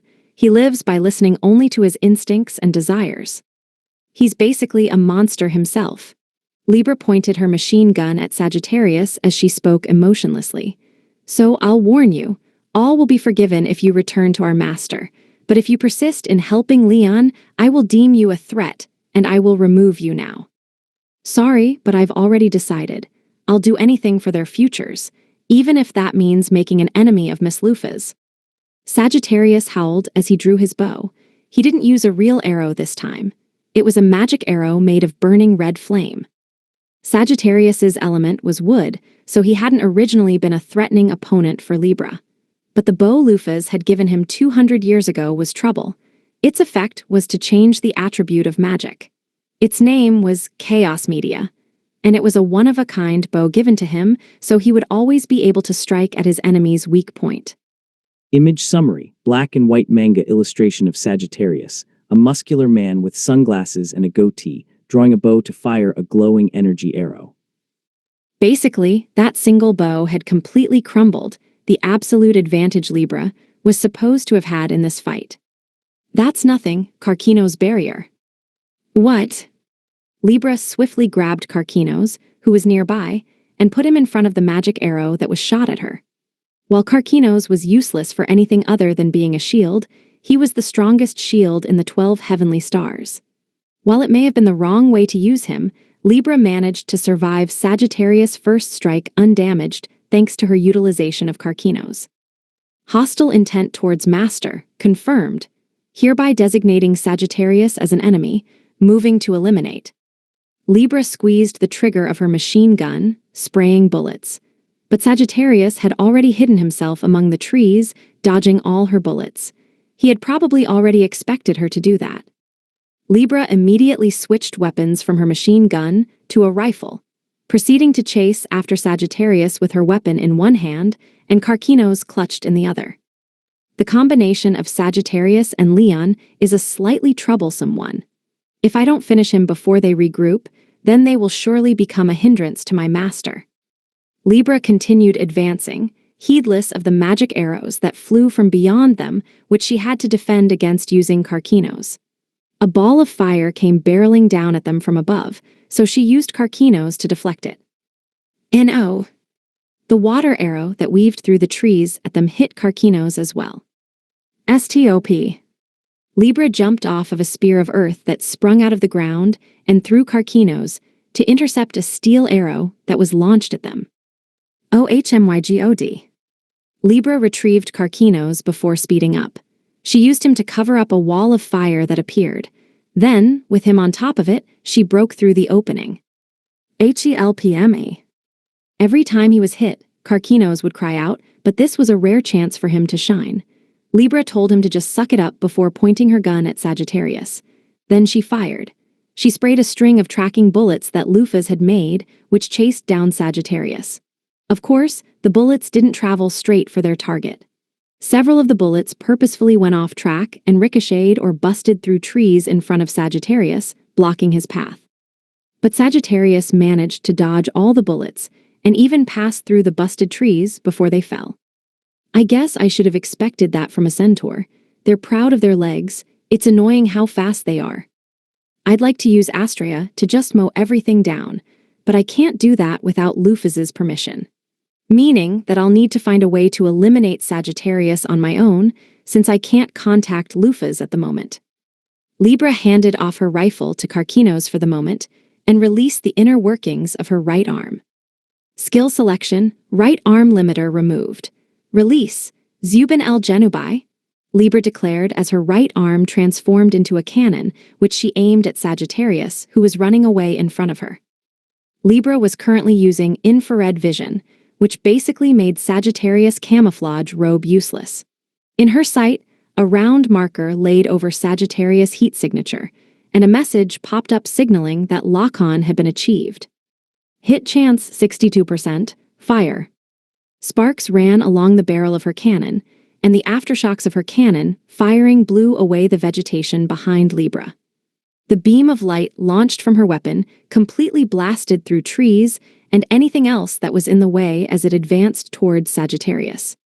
But Sagittarius suddenly dodged to the side, avoiding a direct hit. However, that single attack completely cleared the way towards Sagittarius. Libra used her verniers and quickly accelerated, becoming like a bullet herself as she drew near Sagittarius. Then, using her metal head, she headbutted Sagittarius in the face. 13. Sagittarius ran through the forest, wiping the blood from the nosebleed he'd gained because of Libra's headbutt before looking off to the side. Libra was there, flying parallel to him, a few trees in between them. Her right arm was back to normal, and her mechanical eyes were fixated on Sagittarius. Both of them were moving at a speed unreachable by any normal human or even monster, and they were weaving through the trees all the while. No, if one looked closer, they could see that Libra occasionally grazed the trees, but she didn't pay it any mind. Target locked, fire. Libra shouldered her rifle and aimed. The tracking bullets spat out by the rifle avoided the obstacles in the way of their target, rushing Sagittarius while taking trajectories normally unthinkable for a bullet. But Sagittarius unleashed violent winds around him, changing the trajectory of the bullets and firing a magic arrow of his own as a counterattack. But no arrow fired directly at Libra would work on her. Once again, she used Carquinos as a shield and shot lasers from her eyes. Sagittarius dodged them, but immediately afterward, Libra's palm opened up, revealing another barrel. It turned out to be a flamethrower. You plan to burn down the forest. Sagittarius quickly changed his magic to the water attribute, launching it as an arrow to put out the fire. But that left an opening for Libra to launch her arm as a fist rocket towards Sagittarius. This was more commonly referred to as a rocket punch.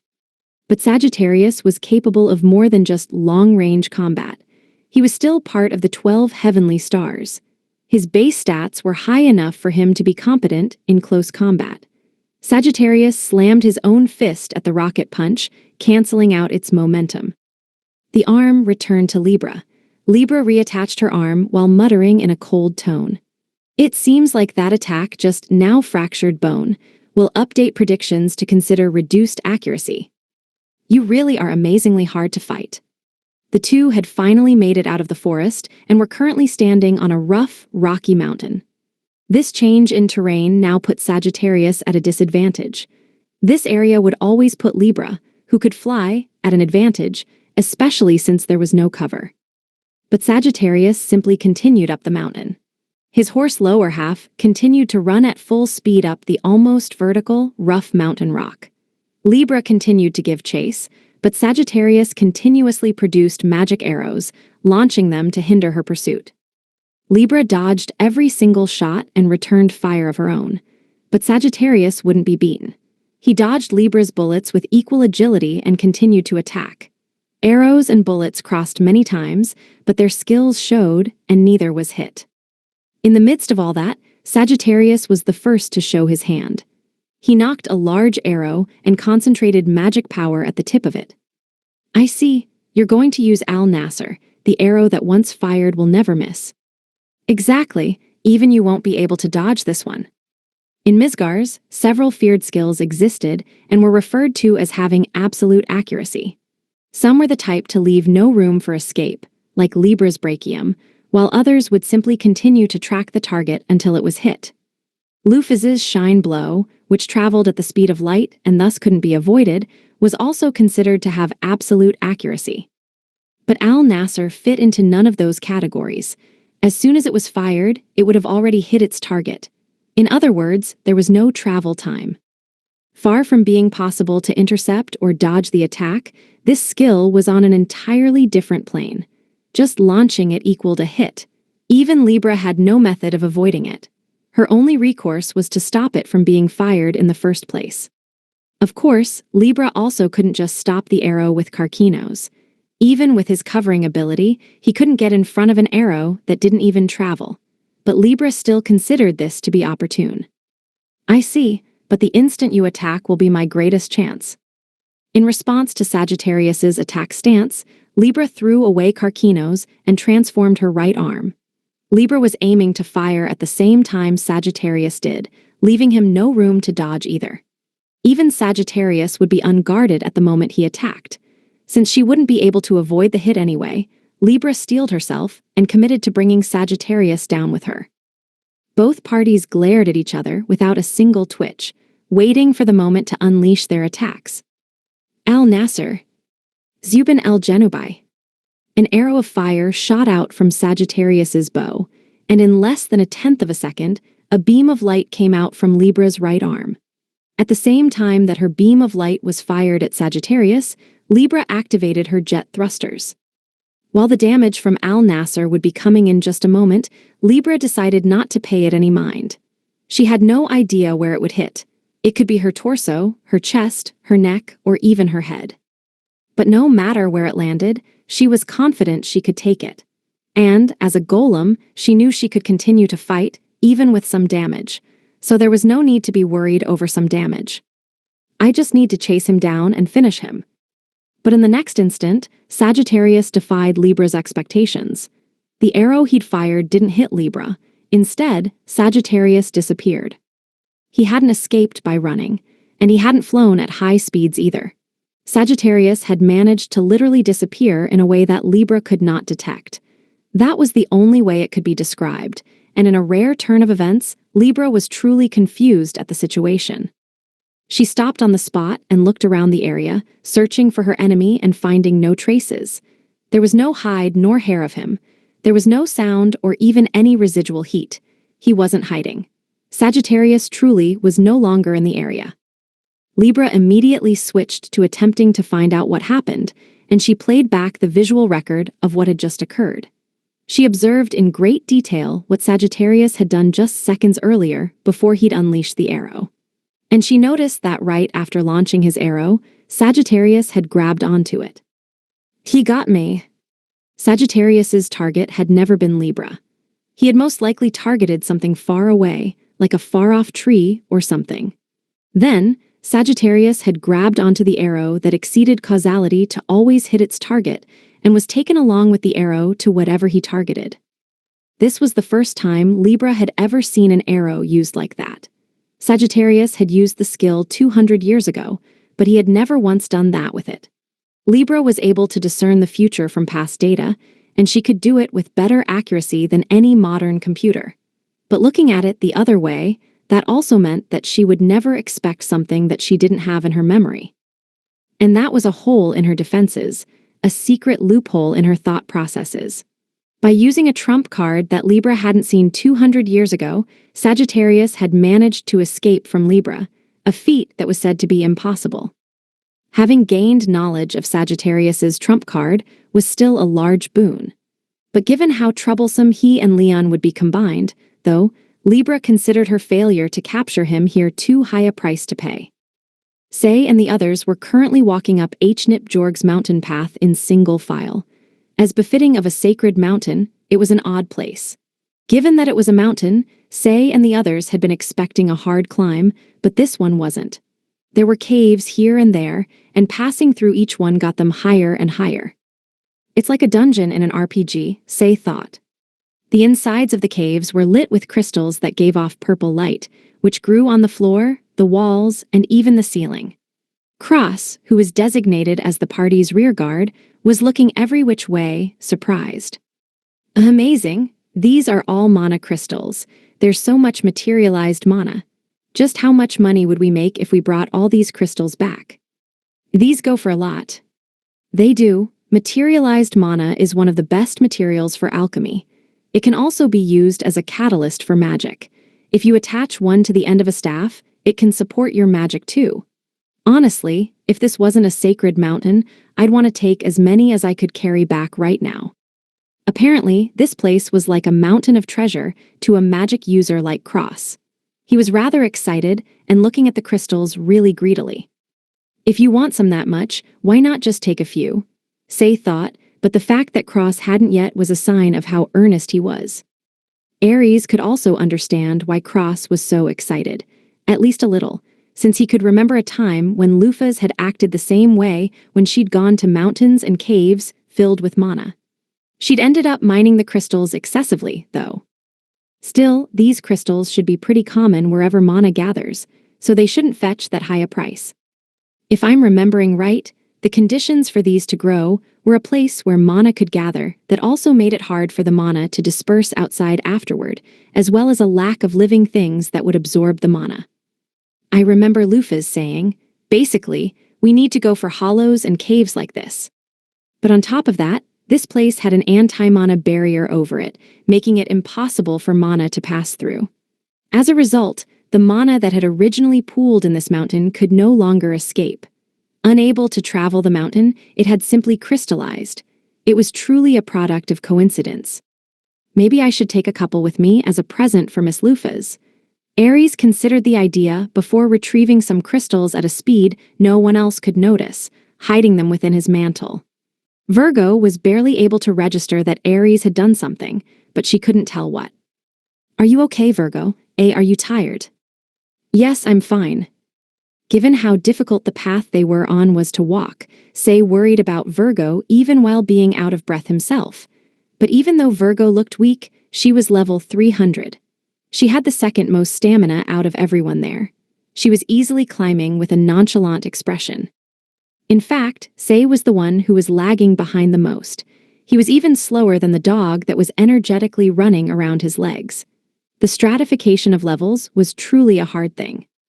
By the way, I thought, no, I've been thinking, is that gorilla beast folk over there all right?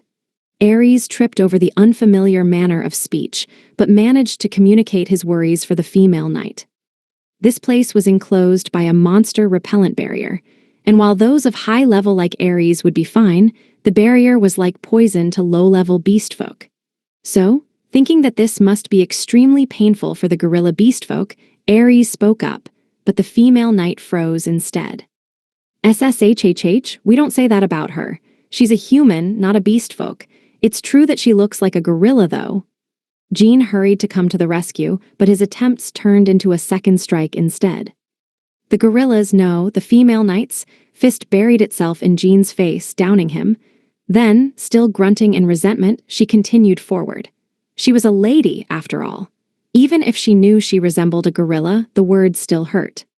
By the way, that devil folk person, Mercurius of the Seven Luminaries, do you think he'll attack us? Nick, who was an adventurer and part of Say's party, muttered while still wary of his surroundings. Yeah, he'll definitely come for us. He won't be able to just let the elixir go, answered Gantz. Even if he managed to get in, they should be able to at least fight at an advantage, since this place was enclosed in a barrier. But not having Friedrich with them was still worrying. The problem was where and when he would strike. Peto had predicted that he'd brainwash a human to do his bidding, but none of them had seen anyone like that so far. Instead, they heard noises of something like flowing water. Does anyone else hear that? Even though everyone was on guard, Virgo was the first to notice. At first, she thought she was just hearing things, but quickly changed that opinion. She wasn't just hearing things. There actually was flowing water, and the sound was getting louder. Say and the others should have heard it by now.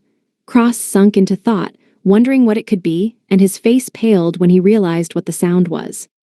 "See crap, everyone gather around me." "Hi." "There's no time to explain, hurry." Galvanized by Cross's shout, Say and the others gathered, still wondering what was going on.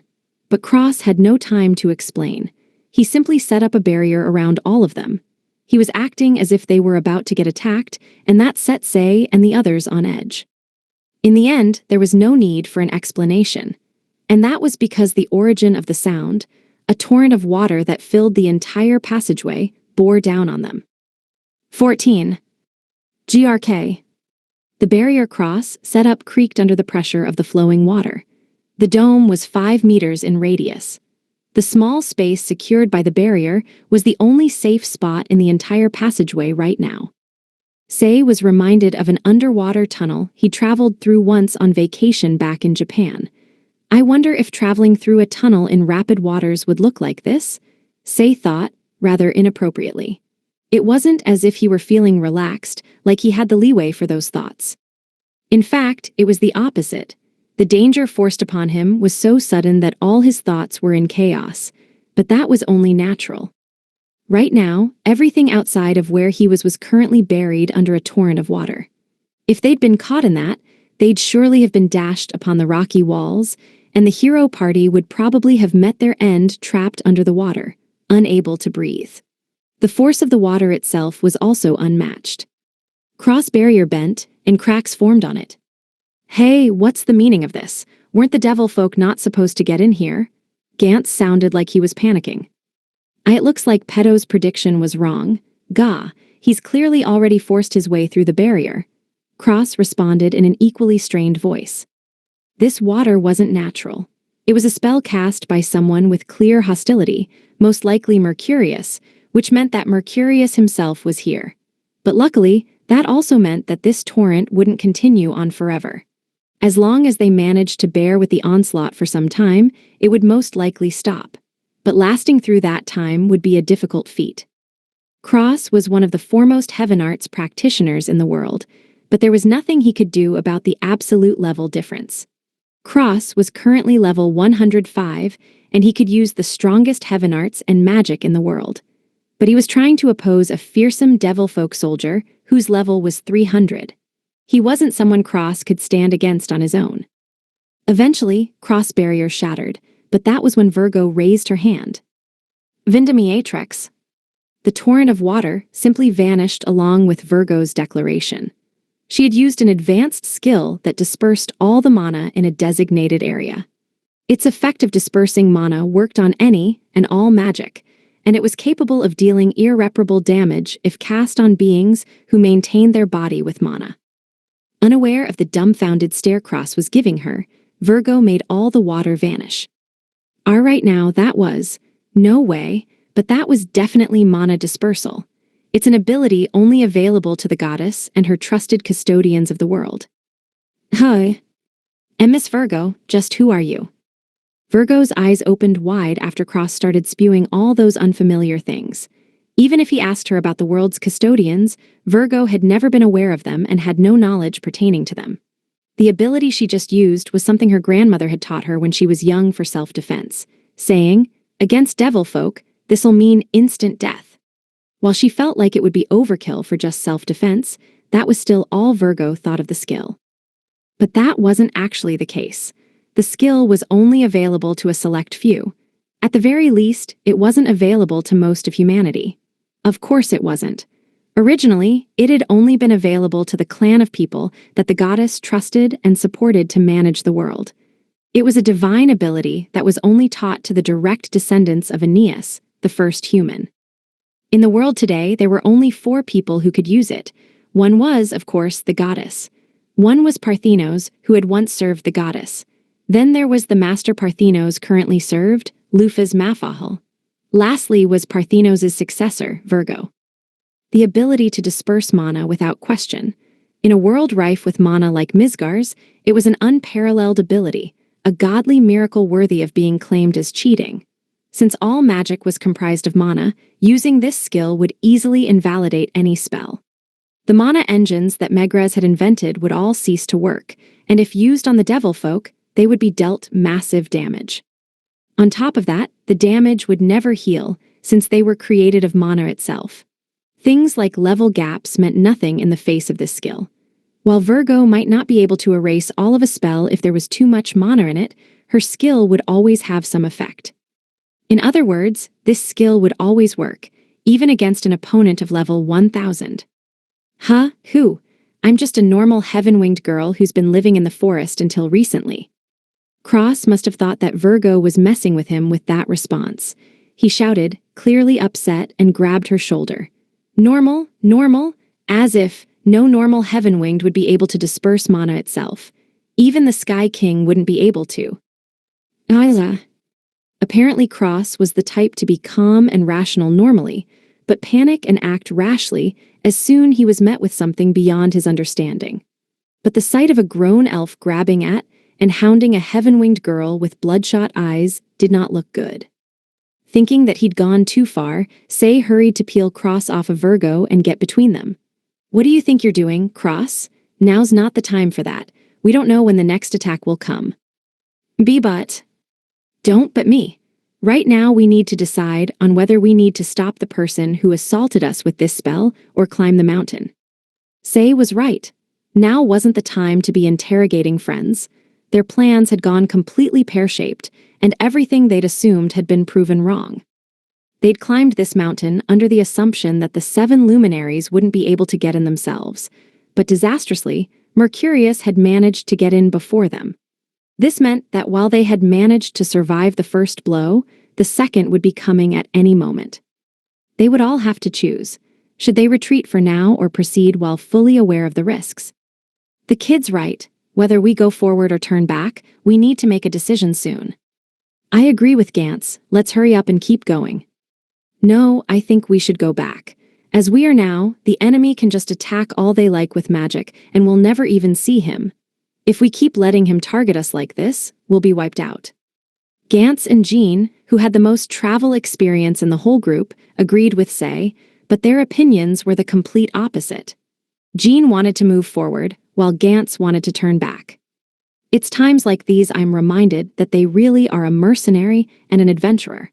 They're used to rough situations like this. I think Gantz has the right idea here. We should retreat. I'd rather push forward. I mean, if we retreat, we'll lose the elixir. Nick and Shu, who were both adventurers and both not very memorable, split their opinions too. Going forward was dangerous, but retreating meant giving up on the elixir. If they gave up on the elixir, the country would fall without the dragon, even if they themselves managed to survive. Even so, forcing their way forward was too dangerous. And that was how the opinions of the group were split, prolonging the conversation. I don't really care either way. Ares voiced his non-committal opinion, and he actually was fine with either outcome. To him, the 7 luminaries were an easy opponent, so moving forward was no problem. But the guardian dragon's health was also something Ares just didn't care about. Even if they let the elixir slip through their hands and the country was destroyed, all that would mean to Ares was that one of the awful countries that had betrayed Lufas would be gone. In fact, he'd be happy about that. I think it'd be okay with moving forward. I recommend retreating. Oh, looks like we're split again. I'm not smart, so we'll obey everyone's decision. Virgo and the female knight's opinions differed once again, still leaving everyone evenly split. Richard showed no willingness to decide for himself, and Cross was completely useless in this scenario, which meant that the last person to vote would naturally be making the decision for the whole group. Everyone's gazes focused on the hero. Say broke into a cold sweat from the pressure and responsibility of everyone's looks, but he still managed to speak clearly. Let's keep going. I think the reason he's hiding and launching attacks from a distance like this is because he thinks of us as a threat and just wants us to leave. He forced himself through this anti-mana barrier, so it should have had some effect on him at least. Fighting here is probably bad for him. It was probably thanks to this mountain that Cross was able to defend against so much of his earlier attack. I'm sure if we were outside, he would have been able to bust through Cross barrier much quicker. Why, you have a point. That definitely makes sense. So I think we should keep going. Right now, he's the one backed into a corner. Several people breathed a sigh of relief and admiration after seeing Sei make such an unexpectedly calm judgment of the situation. While he was still weak, Sei's ability to process and understand the situation was pretty good. Even Ares' impression of Sei improved a little as he was reminded of Lufa's back when she had been an adventurer. You've all got your healing items ready, right? Let's go. Wait, Lufa's, there's a trap. Don't worry about it, I've already set it off. Oh well. Ignoring Megrez and the others' warnings, she'd already brute forced her way through all the traps by setting them off. Having decided that damage could just be healed, Lufa's muscle-brained it and just kept moving forward, no matter if she was pierced by arrows, squished by the walls, hit by a falling wash basin, or burned by flamethrowers. She kept her ranger skill on just in case, so she would avoid the traps that actually posed a threat to her life. Outside of that, she just kept jumping straight into the other ones, saying, incredibly, that it was faster to activate the traps and heal afterward than to disarm them. This is just too much. Well, I'm not that smart, so I might be wrong. Oh, don't worry about it. You did good. I'm the one who's wrong. It's true that getting scared and turning tail in front of the enemy would probably be exactly what they want. Hey guys, sorry, but I'm changing my vote. I think we should keep going. Gantz revised his opinion, convinced by Sei's reasoning. With this, there were now 5 people for proceeding versus 2 for going back. Nick and the female knight gave up and shrugged their shoulders. It seemed as if they'd made their peace with charging headfirst into danger. Speed was now of the essence. The group needed to advance as fast as possible and crash in on the devil folk ahead. The more spells he fired, the more exhausted he would be in battle. The key would be how many spells Mercurius would be able to get in before the battle properly started. Okay, let's go. Cross, hurry up and get yourself together. Gantz gripped Cross's head and started running ahead. The rest of the group followed behind him, and they started climbing up the mountain's caves. This sacred mountain was curious, in that it was mostly hollow inside. The empty spaces formed a spiral incline leading upward, where the elixir was being kept at the top. In accordance with that structure, there was no place you could reach the elixir from the outside, so the entire mountain was like a natural fortress. The enemy has to be at the top. There could be no doubt, given the direction of the water torrent. The natural conclusion was that Mercurius wanted them to leave. After all, because of the mountain's layout, it would be impossible for him to leave unnoticed as long as Sei and his group were still around. In other words, he wouldn't be able to sneak out with the elixir. Sei was correct in his reasoning. This sacred mountain with its sealed mana was basically a dead end. Mercurius had jumped into a trap of his own will, lured by the elixir. He knew this. Right now, he's the one in trouble. The second wave is coming. A second torrent of water rushed its way towards Gantz and the rest of the group behind him. Like I thought, he's up ahead. Ahead of them, Mercurius was already in check with the elixir. Mercurius's mistake was his ignorance of Virgo. She once again raised her hand in front of her. Vindimiatrix. The devil folk's water spell was unilaterally erased. Magic was a skill that gathered mana and converted it into physical phenomena, and because of that, Virgo's skill was all-powerful against it. The skill was the natural enemy of all magic users. Just having one person capable of using it on the enemy's side would render any magic user worthless.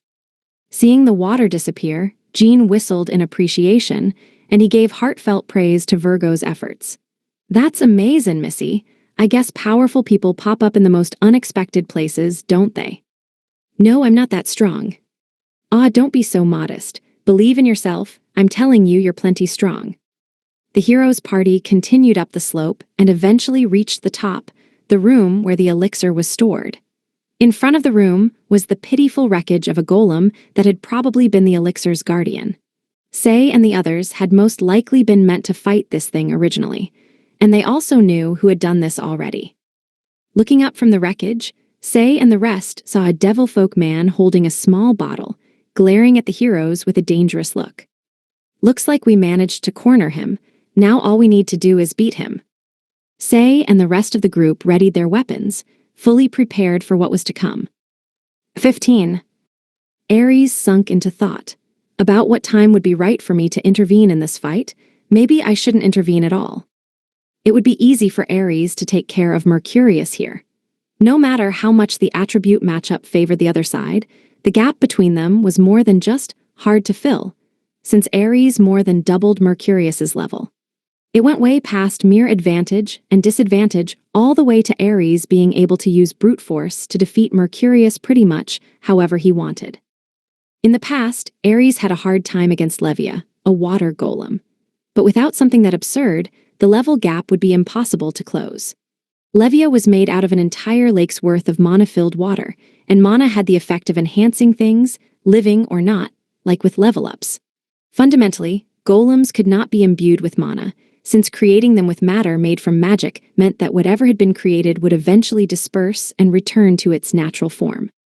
But Megrez had used mana in its pure form before it was used in magic, and embedded a large amount of it into water, thereby getting around that flaw and creating a contradictory golem with vast amounts of mana.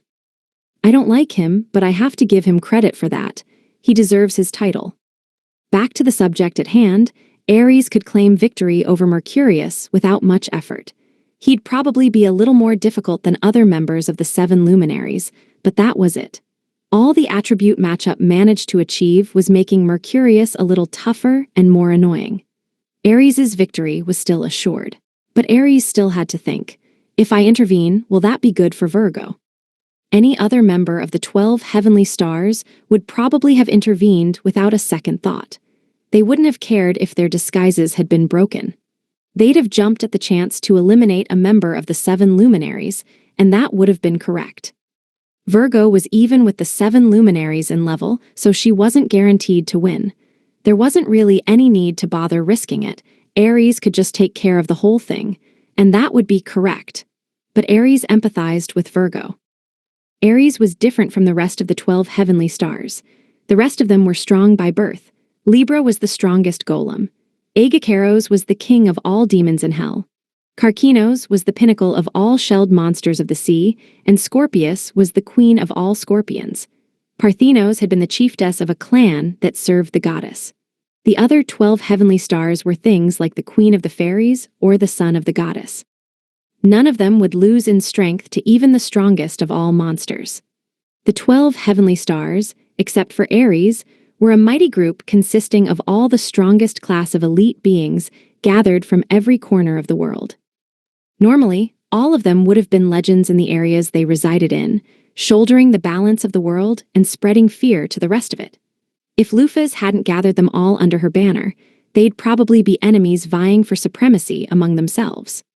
The conquering 12 heavenly stars was a group consisting of only the elite, the strongest of all those superior specimens gathered from every area of the world. But Ares was different. He just happened to be lucky. He was part of the group because he'd been the first one to be captured and because Lufas had come to like him. Otherwise, he was just a weak monster. Normally, he'd never have been able to rub shoulders with the others in a million years. In fact, he was so weak that he wouldn't have even been able to do so with normal class monsters. That was just the kind of species Ares was. So Ares understood how Virgo felt. He understood the feelings of the weak. Right now, Virgo was just like Ares had been a long time ago. She was surrounded by strong people and unable to gain confidence. She was being endlessly assaulted by feelings of inferiority. She was no longer able to understand her own worth, ruled by doubts like, what am I doing here? Am I really needed? And shouldn't I open up my position for someone better? Ares wasn't sure if she was as lost as he had been once upon a time, but she should still be having the same thoughts. So Ares decided not to act. After all, it would be extremely frustrating for her if he did. Imagine if the second something seemed even a little dangerous, another member of the 12 heavenly stars interrupted, even though she could have won that fight. Not to mention that she'd been told more than once that she was weak. She'd definitely think, why am I this weak? Aries was convinced that she'd feel frustrated, miserable, and pathetic. She might even lose sleep over it. Aries knew the feeling. You weakling, don't you dare put something like yourself on the same level as me. Aries had never forgotten what the Lion King had said as he'd ridiculed him. He could still hear it ringing in his ears. The other members of the 12 heavenly stars would never understand this feeling, since they were all strong without exception. So Aries suppressed his desire to just jump in and punch the living daylights out of the member of the 7 luminaries in front of him. Not yet, I can't act yet. Jumping in now would be like saying to Virgo that she couldn't win and should just give up. Nothing'll change like this, and she'll never gain any confidence. So not yet, I have to watch over her. What are you? How's me? Who else? Mercurius fixed Virgo with a clearly hostile stare as he questioned her. Being exposed to that hostility, Virgo was bewildered. Even if you ask me, what? I have no idea what you mean. In Virgo's mind, she was only part of the 12 heavenly stars because she'd inherited the position from her grandma. She herself didn't have the requisite power, but it seemed like the man from the 7 luminaries was really wary of her for some reason. Mercurius swiftly drew up a magic circle and announced to Virgo in a low voice, "No, it doesn't matter who or what you are. I can't allow anyone who can use that skill to live. I will eliminate you here with all my might." Along with that declaration, a bullet of compressed water shot out from Mercurius's palm. Image summary: black and white anime illustration of a hostile man in a dark, ornate uniform shouting, while firing high-speed streaks of compressed water from his palm. Yes, it was just water, but the compressed water was shot out at high speeds. It was turned into a deadly weapon that could crush rock. As soon as the attack had been made, everyone scattered, and the water bullet impacted fruitlessly on the rock wall behind them, easily destroying it. If it had hit a person, they would probably have sustained major injuries. Ew.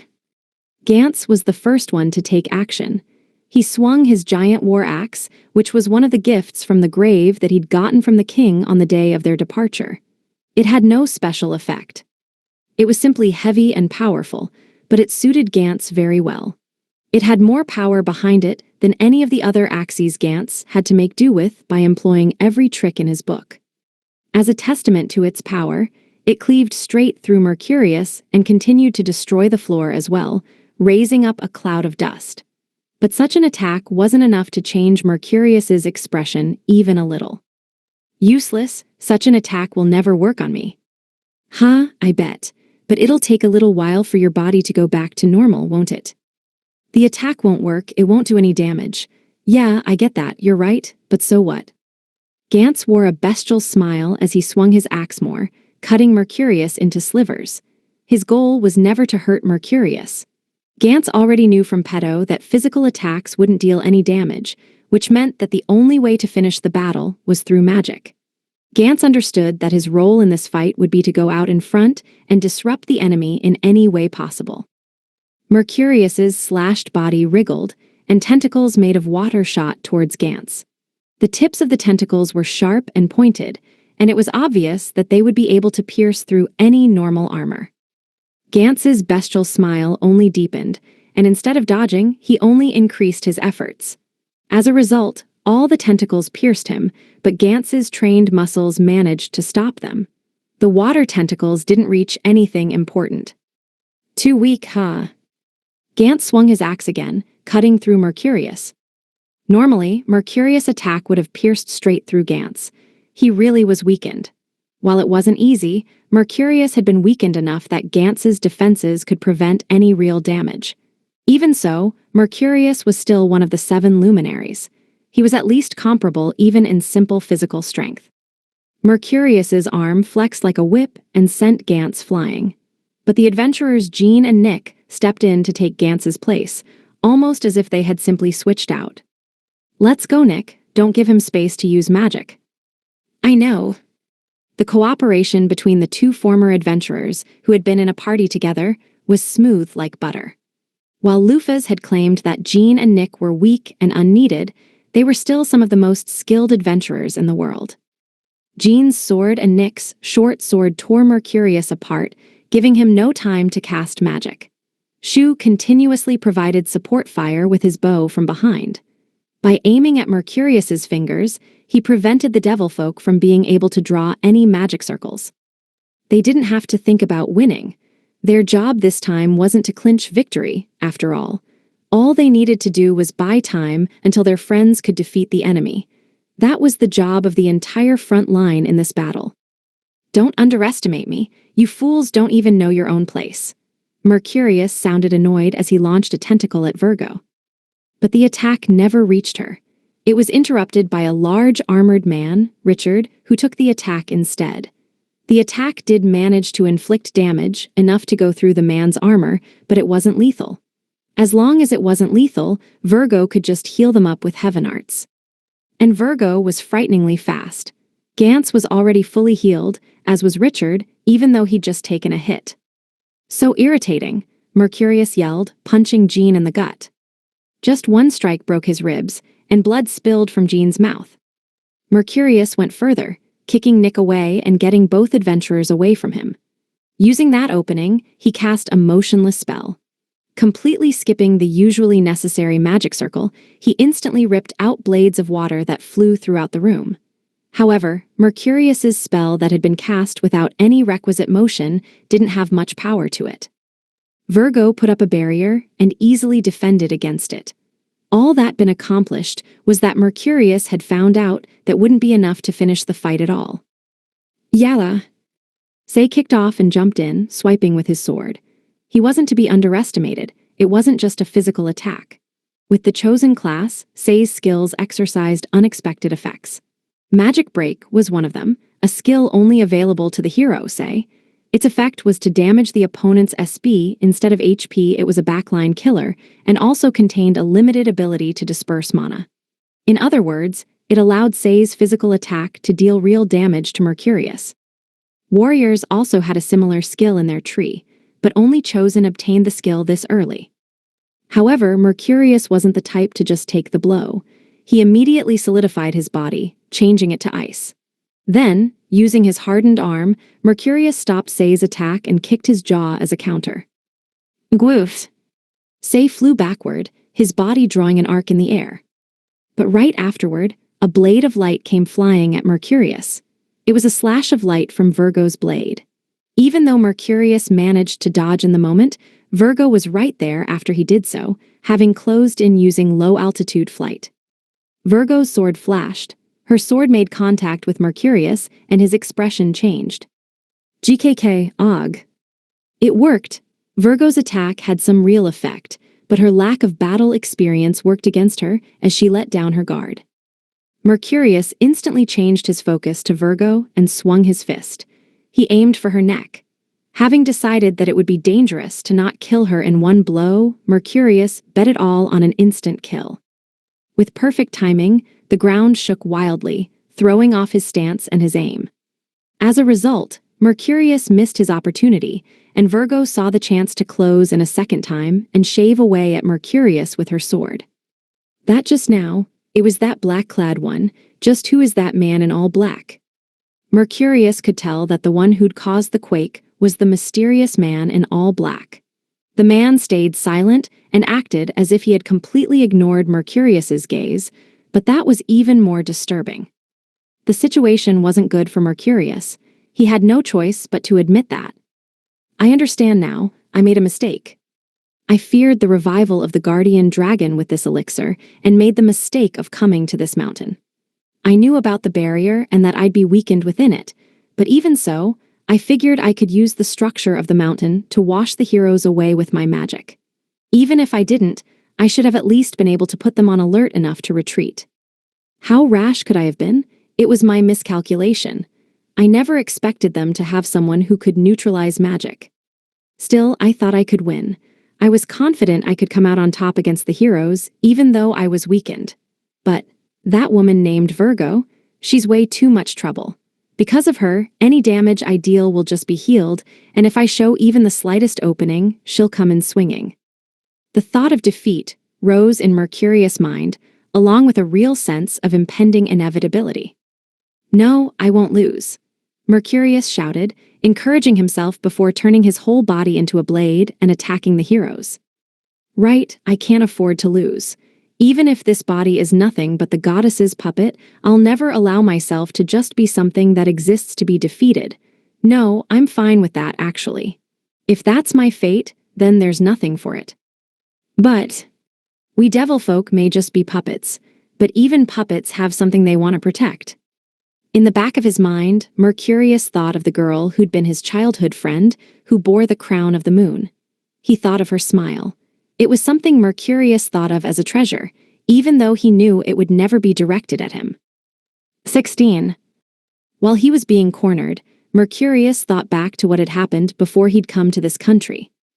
The devil folk were being made to dance. Mercurius had always thought that. He knew that they were a people of mana who would just spawn from somewhere and oppose humanity for no real reason. Mercurius also knew that if they ever stopped antagonizing humanity, they would turn into mana and die. It was as if they were a magic spell that could not fulfill its purpose. I know I'm a puppet. I'm nothing more than a puppet given the role of attacking humans from birth. Even if I have a sense of self, I'm still just a human-shaped tool with no free will. But why, for what purpose? Just who is making poor puppets like us? While walking through the dim castle, Mercurius pondered his own race and dared. Even if I won, what would happen then? If we disappear, if we don't antagonize humans, then destroying humanity would be putting the cart before the horse. All that'll happen is that we'll self-destruct. Is the Creator telling us to hurry up and disappear once our roles are over? How insane. Mercurius. Oh, it's you, Luna. A girl with honey-colored hair stopped Mercurius. She was wearing light armor over purple innerwear that emphasized ease of movement. It was clear she was trying to cross-dress, but it wasn't working. The only ones who would be fooled by her dress would be idiots like Mars. She had her breasts bound in a wrap, but Mercurius knew she was pretty well stacked. As she came running over, Mercurius turned to look at her with a puzzled expression. Luna, what's going on with your skin and eyes? Hi. The racial characteristics of devil folk were blue or green skin and eyes with the whites and blacks reversed. Luna was no exception. She should have had those characteristics. But right now, Luna was standing in front of Mercurius with white skin and human-like eyes. Mercurius had only asked that question out of idle curiosity, but Luna clearly started to panic before answering as if she were clearly trying to come up with an excuse. This is infiltration. Yes, an infiltration mission. I won't be able to enter a human town if I don't look like a human, right? There shouldn't be any point in staying in such a disguise here, though. By being like this all the time, I can get used to it so I don't mess up in the field. That's a lie. Mercurius internally criticized her rash excuse. When infiltrating a human town, devil folk had to disguise themselves. Mercurius understood that. Jupiter did it too. In fact, Mars was basically the only idiot who would be caught dead anywhere near a human town without a disguise. That was no reason to be in human disguise all the time, though, especially because they'd be liable to be mistaken for a human and be attacked by other devil folk. Well, there was basically no one rude enough to attack a girl from the 7 luminaries, and even if there were, Mercurius would kill them himself. By Mercurius' reckoning, Luna was doing this for another reason. It was probably because she was so conscious of Terra, who didn't look like a normal devil folk person. In an attempt to get even a little closer to him, she'd changed her appearance to match. Mercurius forced down the jealousy that welled up inside him, before similarly forcing his usually still facial muscles to stretch into a smile. It looks good on you. I don't really like humans, but that skin color doesn't look bad when it's you. Oh really, I'm happy. By the way, what did you need? You didn't just come to show me how you looked, right? Mercurius asked, even while internally thinking, it would be nice if you did, though. His question prompted the girl to go, like she'd just remembered something before moving on to explain the reason why she'd called out to Mercurius. That's right. Certera's called for a gathering of the 7 luminaries. Saturnus is already heading to the meeting room. Certera understood. I will be there immediately. Good, I'll be waiting for you there. Mercurius breathed out a small sigh as he watched Luna run off ahead. What a mess, I kind of don't like this. Her eyes don't look at me at all. She's always thinking of someone else. Should I call him a love rival? No, this is a little different. I never had a chance, so he wouldn't really be a rival. Well, I know I just got what was coming to me, though. I'm blunt and generally not good with words. I'm gloomy, too, and I never really say what's on my mind. There's no way I'd ever be able to get my affection across to the person I like. If I could be as obvious as Luna is, she'd probably notice, but that'd be impossible for me. I always reflexively play it cool and hide what I'm feeling. Just go explode. Sir Terra, that is. Mercurius muttered in a whisper before heading to the meeting room. When he opened the door, the first thing he laid eyes on was the seven-sided table symbolizing the elements. The moon and earth seats were already occupied. Fire, wood, sun, and metal were all empty, but that couldn't be helped. Mars and Jupiter were dead, while Venus had turned traitor. The man who held the sun's seat, Sol, the one who should have been leading them, was suspected of having been brainwashed by Venus and was excluded from the meeting. Mercurius took his place at the water seat before looking towards their leader, Terra, who wasn't sitting in any of the places. It's really empty, isn't it? The woman in the earth seat, Saturnus of Earth, said with her chin resting in her hands. The seven luminaries weren't a friendly bunch at all. They were more like a disorderly group of people who would strike at any opening given. But having 4 out of the 7 members missing like this would give anyone pause. Maybe if we cooperated instead of just glaring at each other from across this table, this could have been prevented. No, probably not. Thinking back, Mercurius remembered that a certain bomb, Venus, had been right there, making sure everyone had been glaring at each other. You're all here?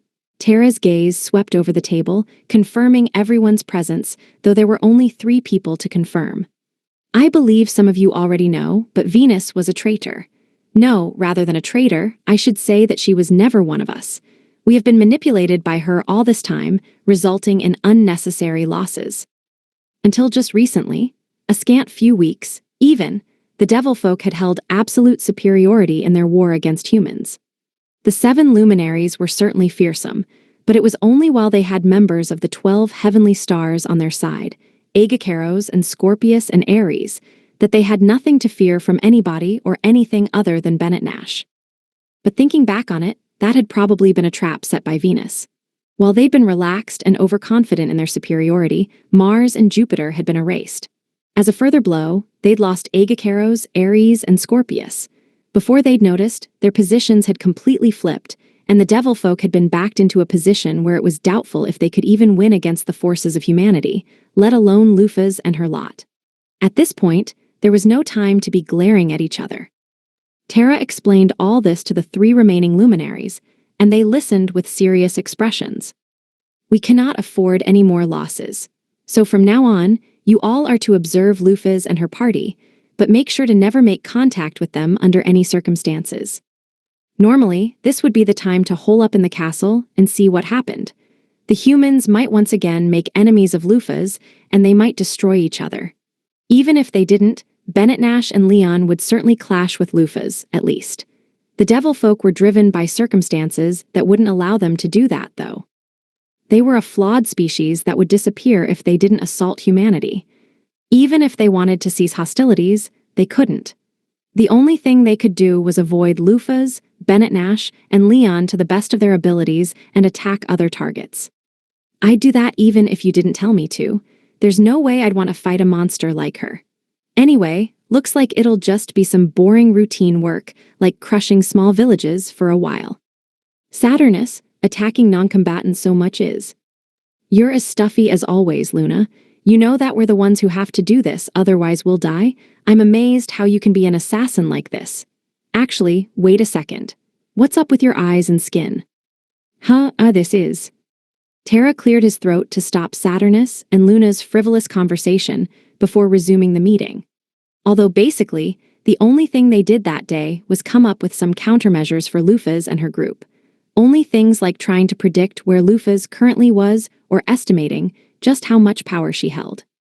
The reason they didn't know her precise location was because all the monsters and devil folk they'd sent out for reconnaissance had been sniped and eliminated. It was most likely the work of Libra of the Scales. By switching perspectives and focusing on where their reconnaissance was still alive, it would be possible to largely tell what area she was in and what direction she was heading. However, that would entail a large number of sacrifices. And because of Libra's huge range and Lufus's hyperfast traveling speeds, the number of sacrifices they'd have to make just wasn't worth the information they would get, especially since it wouldn't be very accurate anyway. It was only an estimate, but it was thought that Lufus and Co. could move around 100 kilometers in an hour. On top of that, her flight speed was swift enough that she could fly halfway around Misgars in minutes, judging from the speed at which Lufus herself had once moved from near Gjallarhorn to Levitane. Actually, given her fight with the Devil King, her maximum burst speed could actually be several times or even tens of times faster. If she were able to keep up that speed for long distances or times, she could even make a lap around Misgars in a single second. What a monster! For short distances, her speed must have seemed like teleportation. At any rate, even if they could figure out where she was currently, such information would likely already be useless by the time Terra was informed. After all, Lufus could lap around the world several times before the familiar used for scouting would even be able to make it back, so the information it would be less than reliable, to say the least. With the meeting over, Mercurius made a beeline for the throne room, where the Devil King most likely was. Fighting while avoiding Lufus? That's fine with me, but it doesn't do anything about the fundamental problem. Even if we devil folk manage to win this war, we'll still just disappear. The only way to change this is to change our very existence. In other words, we need to change the rules that the goddess wrote. If we don't, the devil folk have no future. Your Majesty, please excuse me. Mercurius stepped into the throne room and bowed before his lord. It seemed that the Devil King had fought some huge battle somewhere recently, and he was busy recovering. Still, his wounds weren't exactly severe, and he was leisurely reposed upon his throne as if he weren't wounded at all. He narrowed his eyes in amusement at Mercurius's visit. Mercurius, I see. What do you need?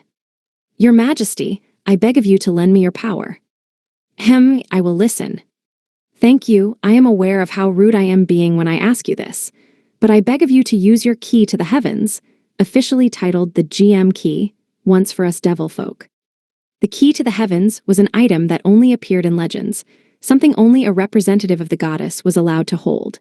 It was a divine tool that could bend the rules and providence of the world itself. In the past, the goddess had given it to the first human, Aeneas, and it was passed down from generation to generation within his clan. Then, the goddess spread the knowledge to all races across the world that even touching the key when one wasn't her representative was the gravest of sins. Aiming for the key was nothing but a declaration of war on the goddess herself. Thus, throughout history, no villain, monster, or even devil folk dared to lay a hand on Aeneas' clan. No matter how foolish they were, they couldn't defy the goddess. They didn't want to.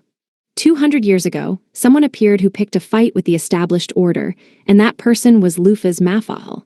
She boldly trespassed into the clan's sanctuary and brought the chiefess, Parthenos, out along with the key. After that, the key was left with Gemini, the twins of the 12 heavenly stars, to safekeep on the ship the Argo. Gemini exerted the greatest combat power among all of Lufus's subordinates, and the key was thought to be safe in their hands even now. Mercurius had a suspicion that the key was no longer on the Argo at all. The Devil King had gone on an expedition right after his battle with Lufus. There were very few opponents he would bother bringing as large a force against as he'd done. One was the Lion King Leon and his army. The other was the vampire princess Bennett Nash and her city of Mjolnir. The last was Lufus Mafahel and the 12 heavenly stars under her. All of them were alive and well, with no traces that they'd fought the Devil King. Well, Lufus had, but her battle had happened before the expedition. There was only one other candidate. It could only have been the Argo, with their large force of heroic spirits. This meant that the key was now in the Devil King's hands. At least, that was what Mercurius had deduced. So you know that I have it. Please excuse me, I took the liberty of doing some research. Then I will listen to you. What would you have me use the key for? The Devil King was in high spirits. He was amused by Mercurius. I need to get to the point while he's in this mood. Mercurius swallowed his saliva and answered while trying to keep his nervousness from showing on his face. Please make us devil folk. No, you can just do it for one person. Please save her from our fate. The only one who can do so is the one with the key, and that is you. 17. Mercurius had but one wish, and it wasn't for glory, honor, or the victory of the devil folk. He was even willing to give up his own life for it. There was only one person he wanted to save. Just one person. As long as the girl he'd one-sidedly fallen in love with lived, he was happy. That was why he'd proposed an exchange with the Devil King. He'd promised the Devil King the lifeblood, or possibly the entire body, of Draupnir's guardian dragon. The lifeblood of the guardian dragon held a large amount of mana in it, and it would increase the abilities of any creature that drank it. Mercurius knew that it was far too valuable for the Devil King to ignore. Basically, it was what Lufas would have referred to as a stat-boosting item, and it was one of the highest quality. Of course, there was no way Mercurius would be able to win in a straight fight, but now it was different. A certain being had poisoned it with something that could not be removed, so the guardian dragon was eminently defeatable. I can't lose. This isn't the time to be laid low by the hero. I will win, even if I have to sell my soul to a demon, no, a god. Virgo's sword ripped through Mercurius's body. Even if he tried to retaliate, the others would interfere, rendering his offense moot. The spell's cross-fired from the rear dealt a small but steady amount of damage, and any wounds Mercurius managed to deal were being healed almost immediately. It was an unwinnable battle against their numbers, no matter how superior he was to any of them individually. Added to that the fact that Mercurius was weakened by the terrain itself, he stood no chance, even if he was one of the 7 luminaries. Also, the hero was more troublesome than Mercurius had expected. Normally, the chosen class was a hidden one that could only be accessed after having mastered all 3 types of warrior, as well as the swordmaster class. Even 200 years ago in the Age of Heroes, only one man had managed to reach this peak, Aliath. But the hero here had managed to start with that class. It was absurd. His level and his combat ability just didn't match up. Using Observing Eye, Mercurius knew that his level was under 40. Even so, his strength was already on par with the mercenary, Gantz. I can't win like this. Even Mercurius, as one of the 7 luminaries, couldn't overturn this situation. So he made a wish to the one being he shouldn't, and a voice answered the question he asked in his heart. "O weak puppet, do you desire strength?" A beating sound like an excited heart rang in Mercurius' ears as something with a huge presence spoke to him. For a moment, an image popped up in the back of his mind, an otherworldly beauty with long, flowing blue hair the color of the sea. She had a similar face to Venus's, who had once been his comrade, but the power of this woman was nowhere near comparable. That was when Mercurius realized, it's her, she is our creator, no, our caster. HMPH, so even my desperate struggles are nothing but theater for you, huh? Well, that's fine by me. I'll be your puppet. I'll become a bit part in your shit play. So goddess, give me power, enough that I'll never lose to anyone. I think I can see her sneering with a chuckle. Yeah, she's laughing at me, she's looking down on me. I know already. I'll never be able to go back if I do this, right? Mercurius instinctively knew that he was about to go down a path of no return. By discarding Mercurius the Devil Folk, a completed spell, and creating a new one with power jacked up past 11, he would no longer be Mercurius. He would just be a powerful water spell. Mercurius lost his form, melting into something like an amoeba. He could feel himself losing his own sense of self. All right. Mercurius's body was filled with an amazing and terrifying amount of divine power. Everyone else's expressions froze upon seeing a devil folk emit a holy light that should have never been emitted from him. The sudden development exceeded their ability to process the situation. Mercurius's transformation was incredible. He lost his human form, melting into a liquid. On top of that, the water that he was made up of had clearly gained in volume, and the huge amount of water rushed forward like an avalanche, threatening to swallow up the hero and his group. Virgo and Cross managed to react and put up a shield, but they didn't seem like they'd last long. Ares discarded his black robe and jumped forward. Covering his fist in flames, Ares struck. Using massive strength that belied his appearance, Ares struck the blob that used to be Mercurius with enough power to crack the earth. But although Ares's target was blown back, it wasn't hurt. Some of the water had evaporated, but it grew back very quickly. What, who? Say was confused by Ares's sudden appearance, but Ares himself had no time to answer. Ares, immediately realizing that this battlefield was no good for him, shot flame bullets from his fists to melt the wall, creating a large hole. Then, he picked Virgo up and leapt out of the hole without even consulting her. Together, they escaped from the area. Hey, isn't that the girl? No wait, boy, who was in Svel. The hell are you talkin' about, old man?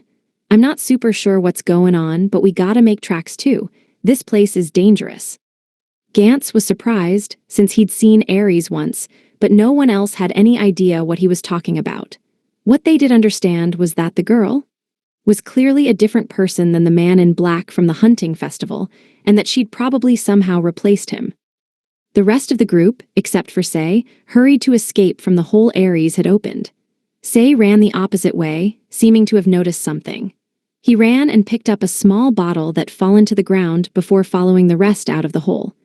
Right afterward, the room completely filled with water, which started to engulf the sacred mountain itself. Before that, Say and the rest of the group slid down the mountain in an almost superhuman show of physical ability, regrouping with Peto, who hurried over to them. What happened, all of you?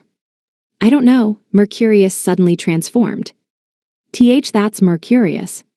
Cross answered Peto's question roughly, clearly unable to get over his confusion, but it was only natural for him to have no idea what was going on. One of the 7 luminaries transforming was something without precedent. The mass of water didn't even have a shadow of Mercurius left now as it roared and continued to increase in volume. At this rate, it wouldn't just engulf the mountain, it would swallow all of Dropnir. Hey, Cross, what do we even do about this? There's no way my axe will work, will it? Gantz's gaze was far off as he asked Cross, but he never expected an answer. Even magic's useless on that thing, so don't ask me. Just as he had expected, Cross didn't, and everyone fell into silence. In the end, everyone's opinions were united. There's nothing we can do. That thing is just impossible for humans to deal with. Wait a second, Ares, where are we going? We're meeting back up with Miss Lufas, of course.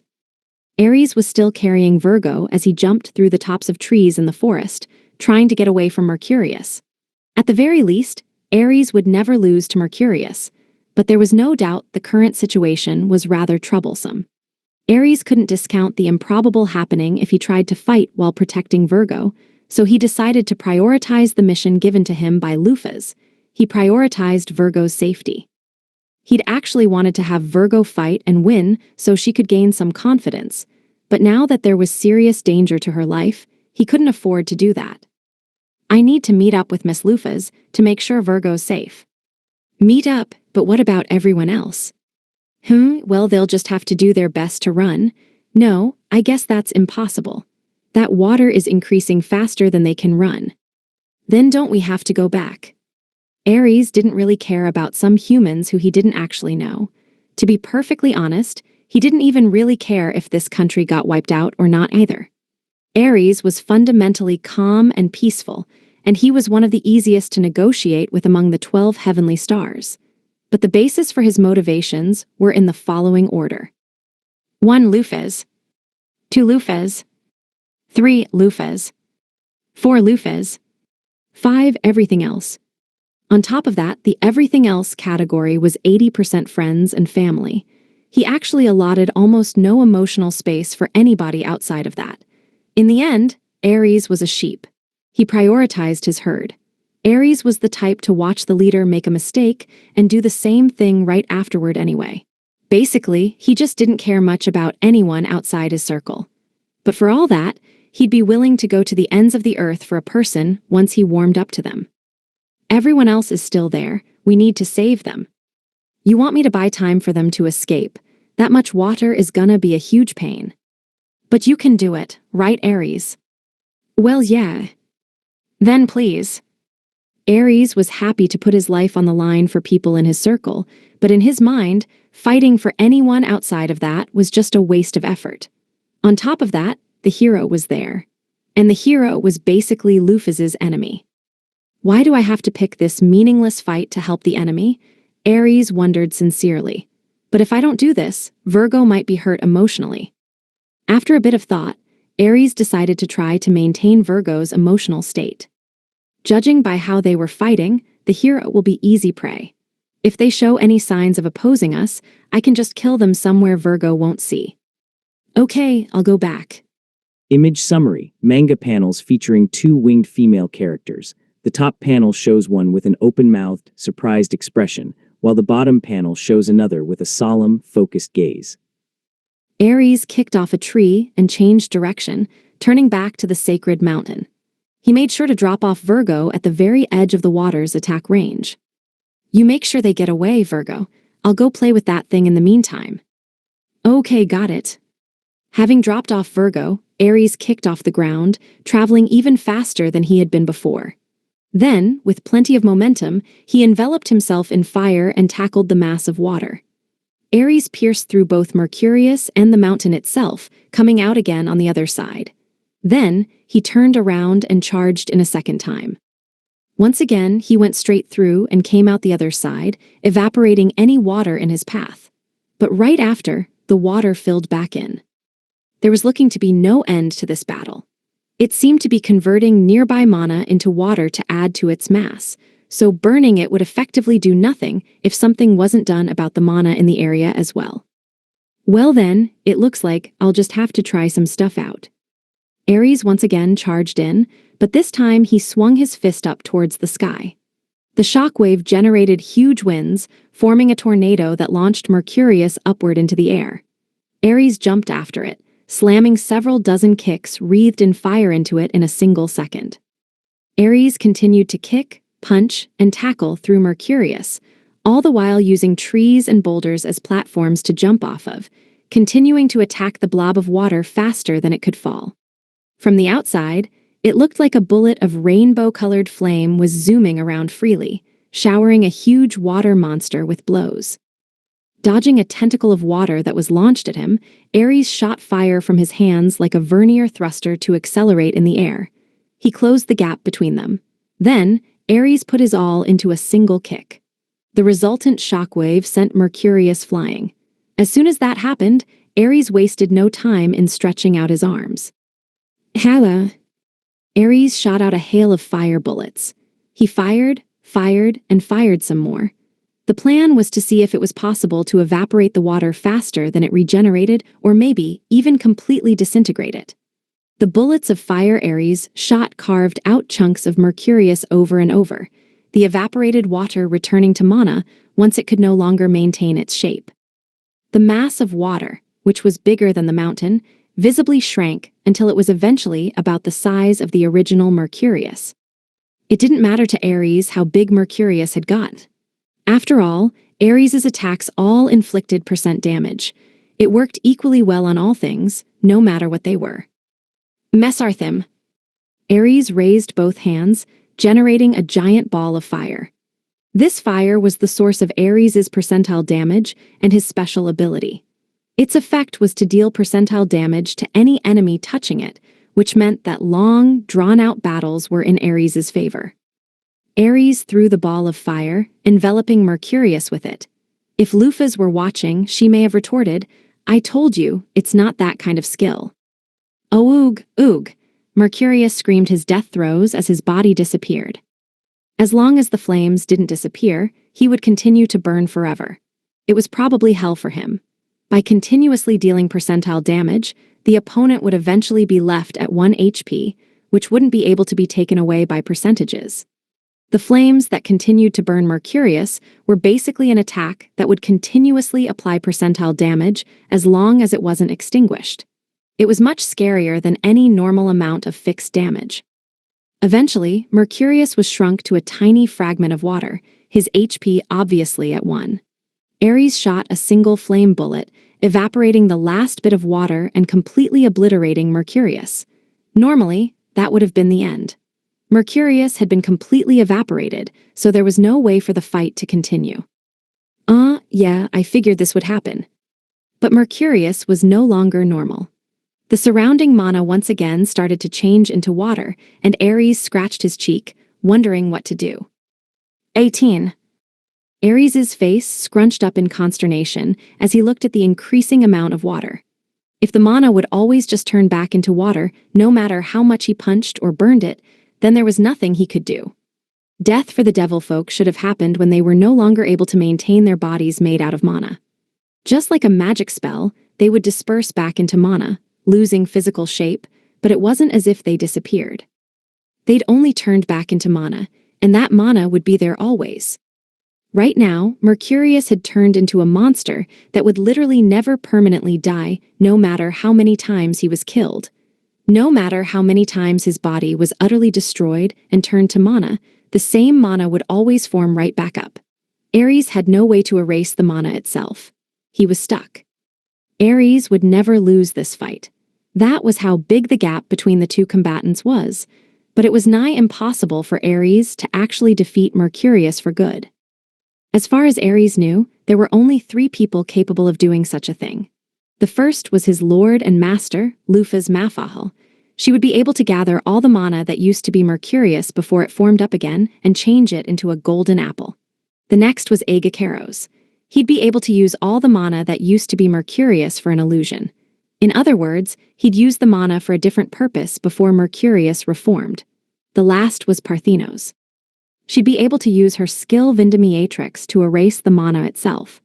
Basically, she'd be able to cut off the source of Mercurius's regeneration. Neither of those 3 were here. No, wait, it's not 3 people, it's 4. Ares glanced over at the faraway figure of Virgo. Parthenos' successor might be able to erase this monster, but that would require putting her in danger. Ares honestly wanted to just throw away this entire country and stop this pointless battle, but he just learned that Virgo wouldn't allow that.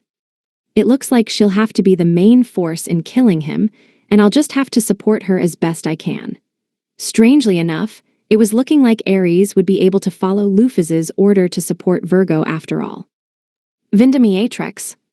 While Ares was sunk in thought, a wave of light passed by Ares's side, hitting Mercurius. The part that got hit had its mana completely erased. Virgo lined up next to Ares, flapping her wings. You're done leading them away. Yes, they've made it to the capital. I think Pedo can handle the rest somehow. It seemed like Virgo was set on fighting. Just as she looks, she's a really kind person, Ares thought, but he didn't consider that a bad thing. He quite liked how she gave it her all to accomplish what she could, even though she might have lacked some strength. Ares saw himself in her and her desperate attempts to get stronger. It made him strangely happy. Okay, then I'll defend against its attacks. You just concentrate on erasing as much mana as you can. Even if you don't manage to get it all, we'll be able to lessen any casualties that way. Okay, I'll try. Having decided to support Virgo, Ares covered his fist in flames and spread his arms to either side. Then, he clapped both hands together, releasing the gathered fire all at once. Immediately afterward, hot wind blew all around where Ares's hands met, billowing his hair out. The shockwaves from the attack gouged out the ground around Ares, and the violent stream of fire that was unleashed from his hands evaporated Mercurius's body. Following up on that, Virgo unleashed her mana-erasing skill, shaving away even more of Mercurius's body, but Mercurius was still increasing in volume faster than they were erasing him. Currently, Mercurius was a blob of water larger than the mountain he was covering, and the blob had spouted a tentacle that was steadily creeping towards the capital. At this rate, Draupnir will. Ares stopped Virgo, who had been about to fly off towards the capital in a panic, before throwing some fire at the water tentacle and evaporating it. Calm down, Virgo. The mana he's made of isn't infinite. As long as we continue erasing it, it'll be that much less attacking the capital. Why do I always end up fighting enemies like Levia that I have a bad affinity with? The thought made Ares want to cry in grief. Why is it that I fight water-attributed enemies every time? At least this is definitely working. This meant that the only thing left to find out Would the capital be engulfed before Virgo managed to completely erase the enemy? Well, it looks like Virgo can only be so calm because she thinks the capital will be fine. Anyway, my first priority is to protect Virgo here. Aries resolved himself to unleash his full power. Something's up. Dina, who'd been searching for the archer in the capital and had gotten absolutely nothing, looked up towards the mountain. Agacaros followed suit, and they both were just in time to see a flood of water heading towards them. It seemed as if some sort of incident had happened on the mountain Virgo and Aries had gone to. The water was on a direct course for the capital, so Dina and Agacaros would naturally be caught up in it as well. But water magic was something Dina was good at. With a quick motion of her finger, the encroaching water all balled up in a single spot. On top of that, she activated Excate. It swallowed all of the balled-up water. Dina set the exit of the gate in another world, but canceled the spell while the water was still traveling from one side to the other. By doing that, she'd trapped the clump of water in between dimensions, effectively exiling it. With that, the water would no longer be able to find its way out on its own. It would be forever trapped between Midgars and a different world. This technique, the subspace seal, was something born from abuse of the Excate ability. Even those able to use Excate wouldn't be able to use it unless they knew how Excates worked inside and out. Even the wise king probably wouldn't be able to copy this feat. In other words, this technique was almost something unique to Dina. HMPH. A black wave flew from Agacaros' hand, blowing apart the water. The water, which should have dispersed into mana, reformed and continued on like nothing had happened. Agacaros understood what had happened at a single glance. He knew that the water was special, and that it would regenerate from mana even if you erased it. Normally, magic that can't maintain its shape anymore simply ends and becomes mana again. For some reason, this one simply turns back into water even if you reduce it back to mana. Honestly, this should be impossible. It's as if the caster is nearby and just recasting the spell every time. But if it just reforms from the mana, then things are simple. I just need to use that mana before it turns back. With his course of action decided, Agacaros used the surrounding mana to create an illusion of himself. He crafted a phantom of himself even larger than what he had made when he'd fought Luna, and it was still getting bigger. His phantom passed 10 meters in height, then 20 meters, then 30 meters. Finally, a demon large enough to touch the heavens descended upon Dropnir in all his sinister glory. The sky darkened, the clouds turned black, and lightning and thunder made themselves known. It was truly the manifestation of a demon lord. It was like a king of demons had appeared to ruin Dropnir's peace and lead them to destruction and hell. A monsterer. Save us. Of course, the beast folk all panicked and scattered to the four winds in a bid to escape. Looking down at the pitiful beast folk who were like specks to him, Agacaros laughed loudly with a voice that made the spirits of anyone hearing it creak with strain. Ha ha ha ha ha ha, foolish beast folk, be afraid. Run, this is how you should be. Ha ha ha ha ha ha. This goat's really excited about this, isn't he? Dina thought, oh well, he is a demon after all. He just loves seeing people scared. Agacaros, our enemy isn't Dropnir, you know. Oh, right. As long as you know. Having been corrected by Dina, the giant demon scratched his head. Then, remembering his original objective, he looked off into the distance. There, Virgo and Aries were fighting but having a bit of trouble. Get it together, Agacaros thought while moving to support them. His real body was still in its old gentleman form, but it was enveloped in his giant illusion and couldn't be seen from the outside. From the outside, it just looked like a demon large enough to reach the heavens had started advancing towards the sacred mountain. At least that was what Say, who was standing a ways away, thought. What is that? That's, yes, there's no doubt, that repulsive form. It has to be Agacaros of the 12 heavenly stars. He is the most utterly evil of the 12 stars and hates everything good and just. Good and just, and no way. Yes, what you're thinking is probably true. I'm sure he thinks of Virgo's brightness as an eyesore. I can only surmise that he's appeared here to kill that angel he probably hates. Cross's incredible misunderstanding caused Say's face to pale. In the back of his mind, he thought of a certain black-winged ruler. I see. If the master is a monster, then the subordinates will be the same. Sei could definitely see that giant demon, who seemed like a final boss himself, serving under Lufa's. And the sight of Agakeros closing in on Virgo, with her shining white wings, totally looked like a great demon going to kill an angel. The reality was the complete opposite. The goat and the maiden were comrades, but who would have believed that?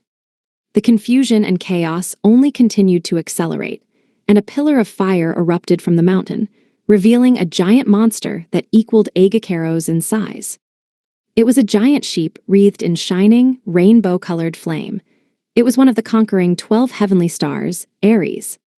Gantz, who recognized the form, turned ghastly pale, and his fingers started to shake. The only thought going through his head was, "This sucks." Behind her was the goat. Before her was the ram. The white-winged angel was completely trapped in a pincer. Anyone could easily tell she was dead. In reality, both the goat and the ram were Virgo's friends, but it would be unreasonable to expect anyone to realize that at first glance. "Hey, Sei, where do you think you're going?" "Where do you think I'm going to save Virgo?" Gantz grabbed onto Sei's wrist to try to stop him as he tried to run off. "Don't be stupid. What the hell do you think you can even do?" While trying to fight against Mercurius would have been bad enough, the situation now was completely different. Gantz understood very well the fearsomeness of the conquering 12 heavenly stars since he'd experienced it up close with Ares. To him, they were monsters beyond human ken. When they were around, the words fight, win, or even lose didn't exist. They were just on a whole other level. The 12 heavenly stars were like mobile calamities. No person could actually fight them in the conventional sense of the word. Not only that, but there were two of them in the same place. There was no fighting that. Listen to me. Don't mistake bravery for recklessness. Taking on an impossible enemy with no plan is nothing but reckless. You're still immature, but someday you'll be so strong we won't even compare to you. Until then, you need to stay away from those monsters. Just bear with it right now. Sei bit his lip, frustrated at his own powerlessness. He couldn't just sit still and watch Virgo get killed, but he knew that there was nothing he could actually do. Why am I so weak? Why am I so stupid? I don't have the ability to save even a single girl, and I don't have the smarts to figure a way out of this. The boy's fists shook in frustration. The situation was only getting worse. Now a giant scorpion had appeared as well. Following that, a giant crab showed itself in the forest along with Libra of the Scales, the strongest golem in Misgars. That totaled 5 stars gathered. The ram, the goat, the scorpion, the crab, and the scales were all here, and in the next moment they all bowed deeply. "What's going on?" Sei strained his eyes. He could barely make out a figure in a deep crimson robe in front of all the monsters. Just who could even control all these monsters? As that thought ran through Sei's mind, a strong gust of wind blew off the robe's hood. The figure turned out to be a blonde woman whose hair turned scarlet at the ends. There was no mistaking her. Sei had only seen her once, but he would never forget her. Lufa's Mafahel. Yes, the only one a bunch of monsters beyond human ken would obey was a monster even further removed from human ken than they were. Sei shuddered, and his lips trembled as the whole of Dropnir was shrouded in despair. Cross even cried, "The world is over," before fainting. 19. Sorry. Seeing the 3 idiots, Agakeros, Scorpius, and Karkinos, bowing in front of me, I had to fight the urge to clutch at my head. Just where should I start? Still, it's not like the story's going to be very long. First, let's see. Yeah, let's start with how I was searching for the archer with Scorpius. Well, there wasn't much to this part of the story. It was a little sad, but in the end, neither of us found any clues. As I was considering regrouping with everyone, a torrent of water came flowing out of the mountain. All that was fine. Well, it wasn't, but compared to the rest it was. I could easily just transmute a wall or blow the water away with wind pressure from my fists. You know, like how my mist blows had split the oceans while I'd fought the Devil King? It'd be a variation of that. The problem was when Agakeros absorbed the surrounding mana to erase the regenerating water, creating a giant illusion of himself.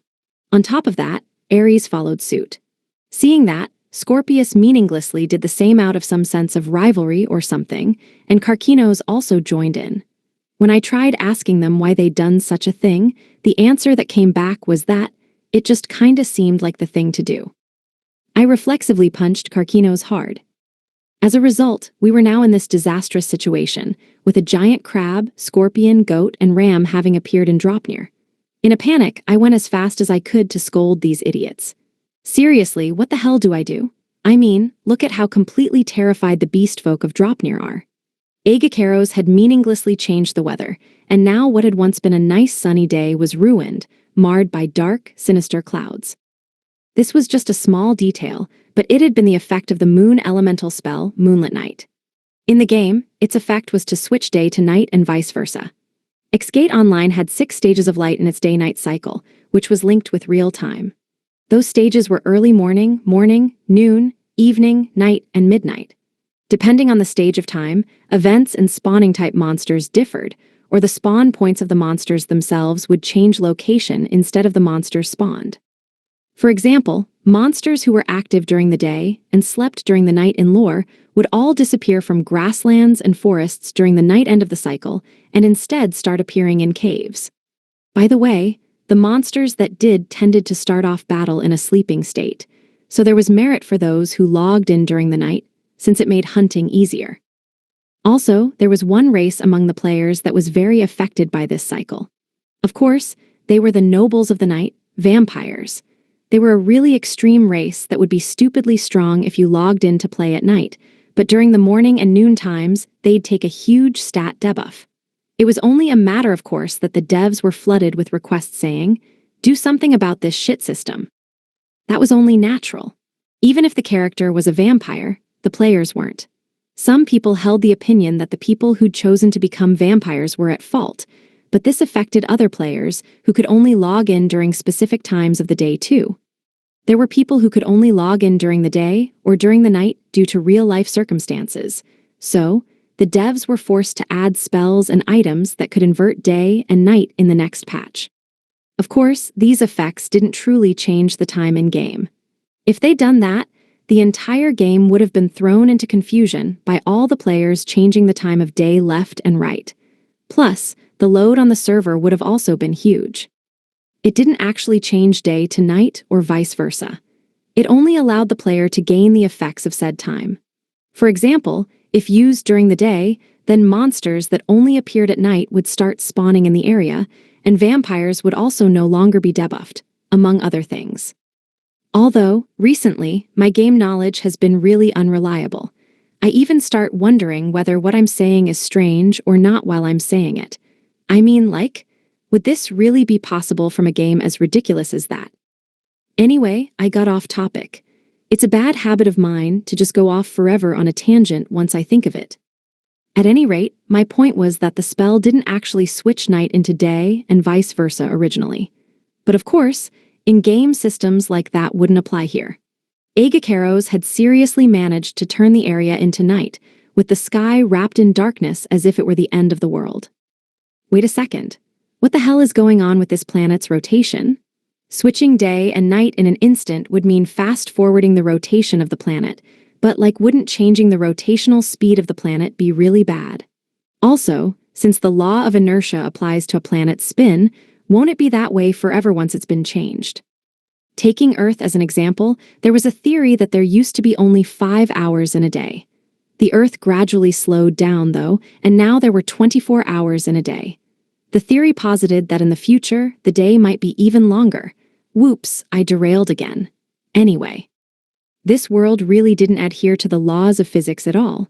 Things were so obviously strange that even someone as dumb as I was could tell. It really was a fantasy world. Also, I have to apologize.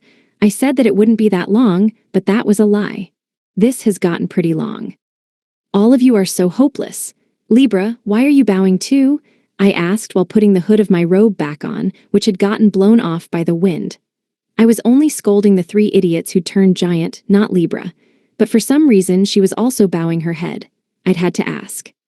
No, I thought this would look better. This will help keep the hero's party over there in check, and it will show how powerful you are, Master. Why? Flustered, I looked off into the distance. She wasn't lying. The hero's party really was there. Goddamn, they're looking this way, and they're really scared. Now it totally looks like we're the invaders. This is totally just a scenario where a bunch of enemies show up in front of the heroes all of a sudden. Thanks to that stupid Agacaros' unnecessary lines earlier, the beast folk are completely terrified too. My public image is just getting worse and worse. What should I do about this? Even if I say that I'm not an enemy and that I'm not scary, it won't be convincing or trustworthy at all, will it? While I was thinking, I'd noticed something strange. Well, it wasn't exactly strange. From an objective viewpoint, his movements were unusual, though. For some reason, a boy who was probably the hero broke away from the group and was walking this way. What's this? Is he seriously going to try and fight me? Sorry to break the bad news, but this isn't bravery, kid. It's recklessness. Even if he were the hero, there was no way I would lose against someone who was only level 30.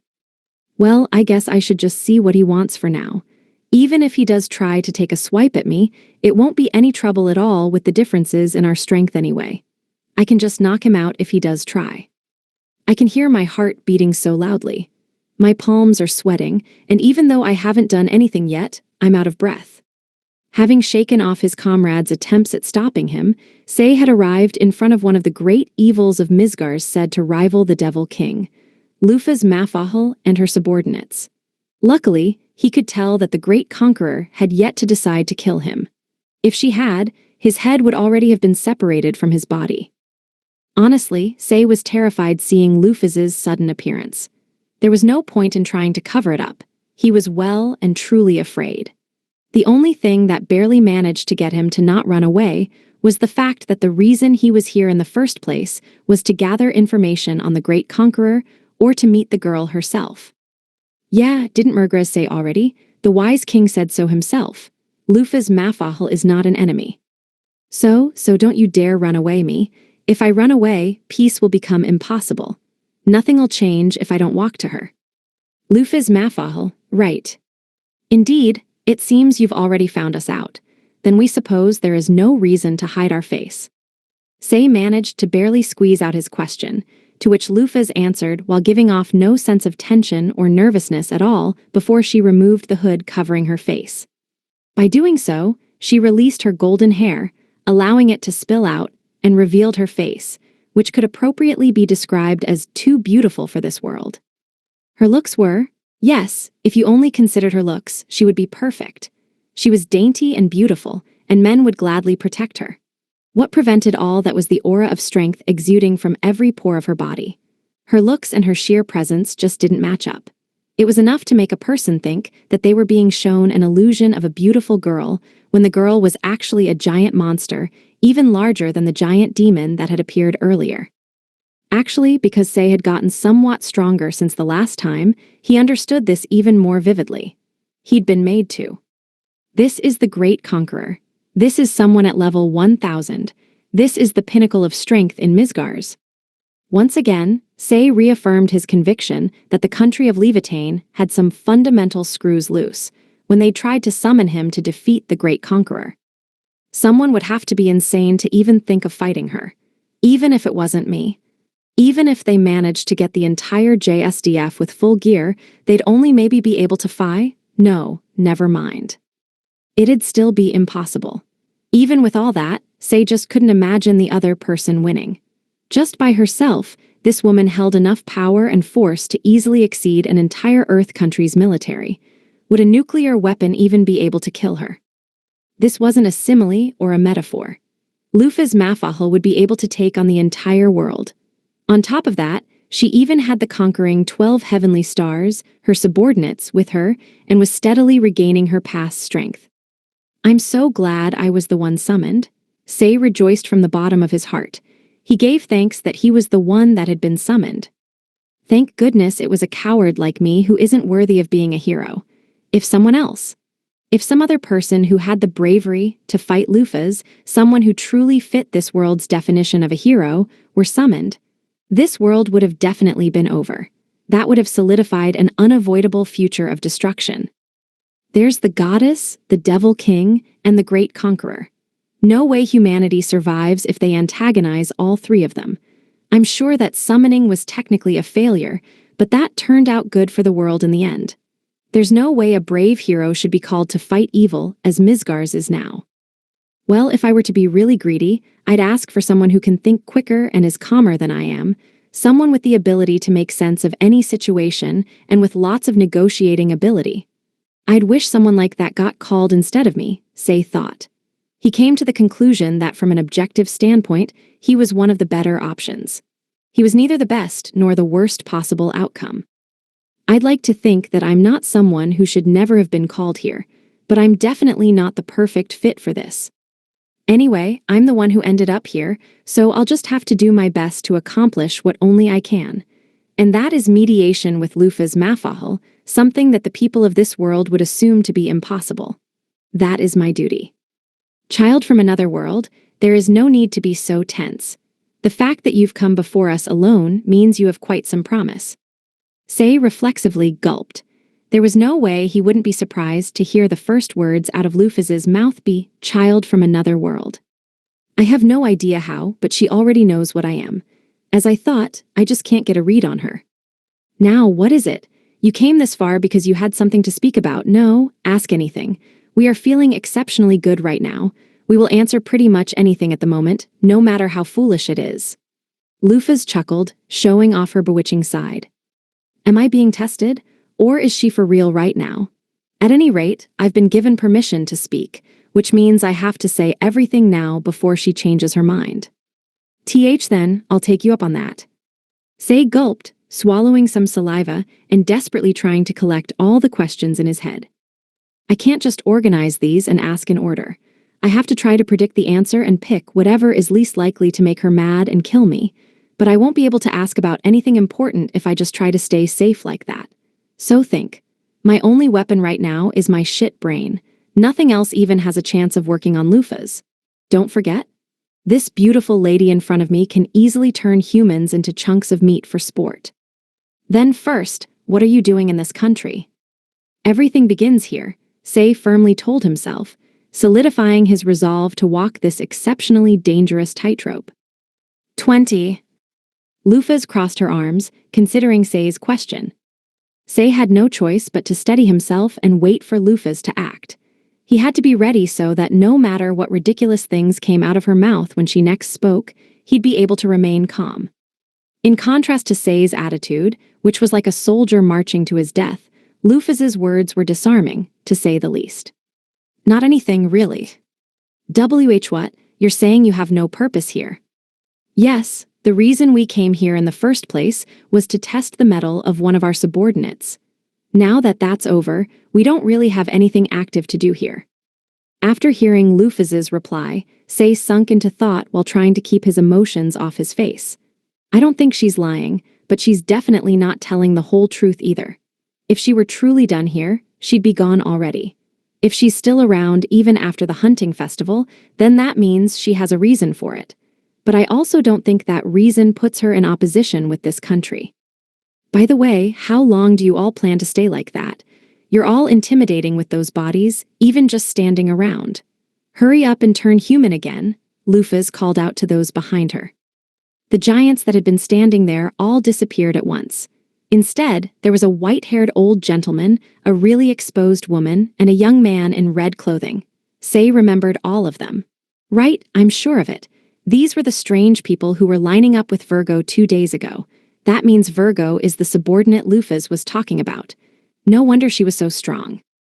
Say wasn't surprised by that realization.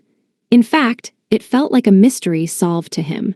She was neither a hero nor a great conqueror, but she still rivaled Friedrich and had the strange ability to erase mana itself. Ah, I see now. Of course she's no regular person. If she's Lufaz Mafahal's follower, everything makes sense. After all, she can raise other people's levels easily. I was tricked. Well, not actually, I guess. For a split second, Say suspected that Virgo had deceived him, but he quickly put the kibosh on that idea. At the very least, Virgo herself was a pure, good girl. There was no doubt about that, and if that had been acting, then Say felt that his own ability to read people would be to blame. In the end, I'm just not that smart. I'll just have to rely on instinct and gut feeling here.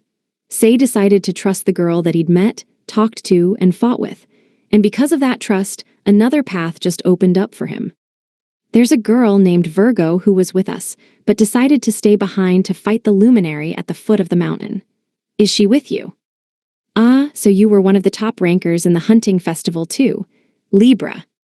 Yes, he is telling the truth. I can detect Virgo's vital signals at the mountain. After hearing about Virgo, Lufas immediately called out to the maid next to her. The maid responded quickly, as if she'd been waiting this entire time. Her master hadn't even spoken any concrete orders, and she'd acted on them, confirming their comrade's safety. As for Say, he could only shiver, given the distance and the fact that that hadn't seemed to matter. Honestly, I think making her fight alone like that was pretty pathetic. Yeah, but the real problem is that we all lean pretty heavily towards physical attacks, so there isn't much we could do even if we wanted to. It's pathetic, but the only option is to ask for help from someone who can. Could you please fight with us? Okay, how will you answer? With sweat slicking down his palms, Say waited for Lufas's response. His aim was to use Virgo as a bridge to build a relationship of cooperation, though use sounded harsh. Well, I guess cooperation would be too cheeky. The difference between us is too big. But if we can become friendly now, then that'll have a big effect on the future. That's what my gut says. The chances of succeeding weren't low. If things were as Megrez had said, and Lufas wasn't evil, then she should at least be magnanimous enough to do this and save one of her subordinates.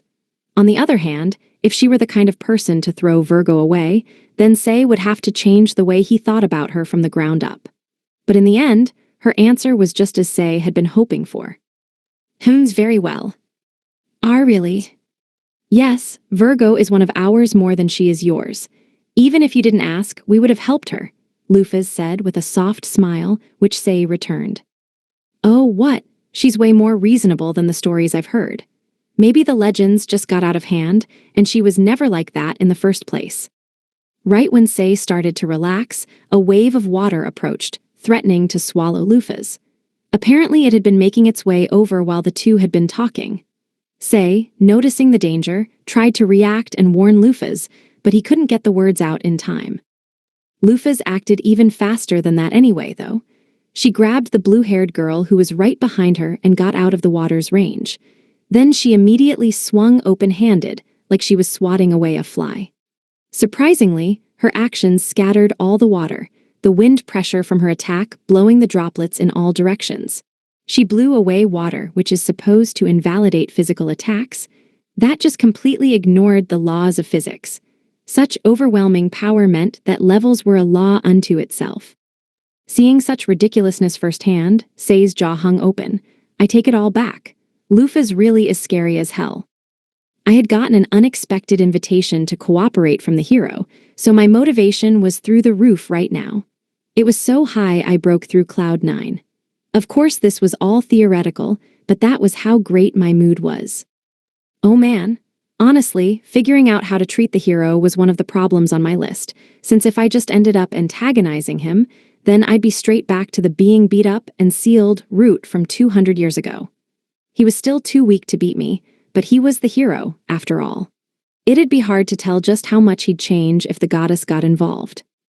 It was the same way in stories, right? Even though the gap between their power was originally so large, fighting wouldn't even be an option.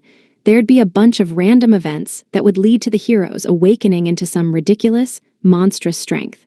Like anger from a friend's death or some sort of previously sealed power. Just like that, the hero would suddenly be stronger than the last boss. Of course, that was just in fiction.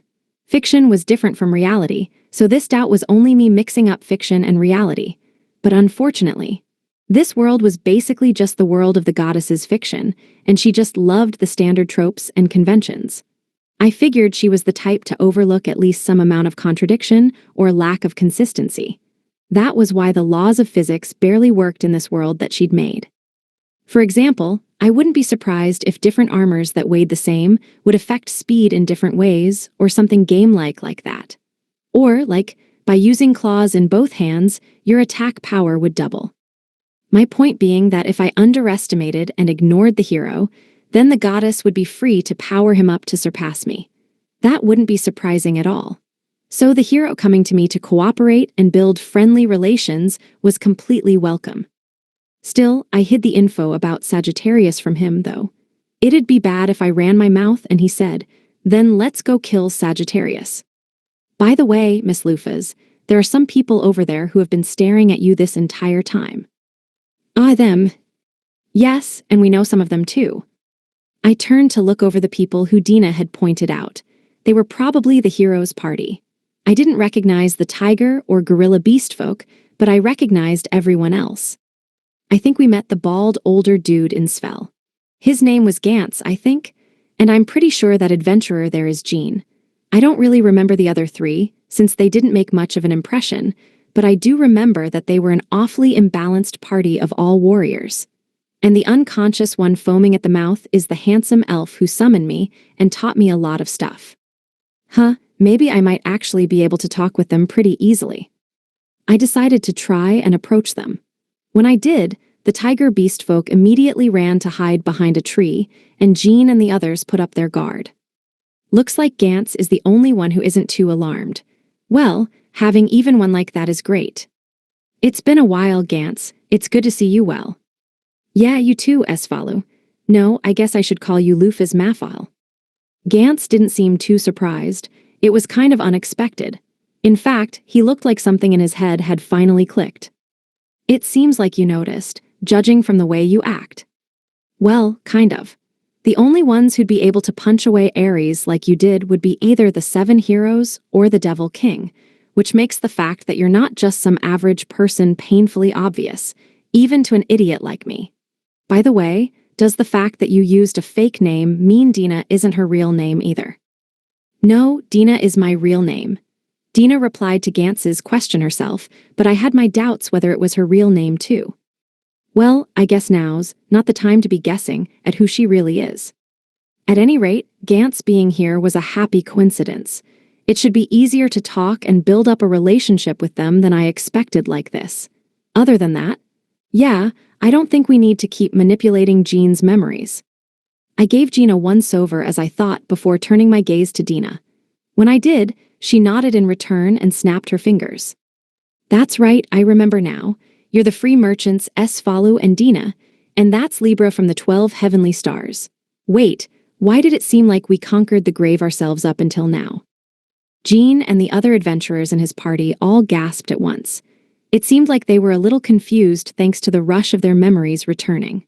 Well, to them, it would seem like they'd forgotten something incredibly important up until now, so they were probably just mystified at themselves. At any rate, it seemed like it'd be a while until they got back on their feet, so I decided to wake up the elf bro first. I was never very good at healing, but I was capable of it. For now, let's suppose being unconscious is like the sleep, status, and try healing abnormal status conditions.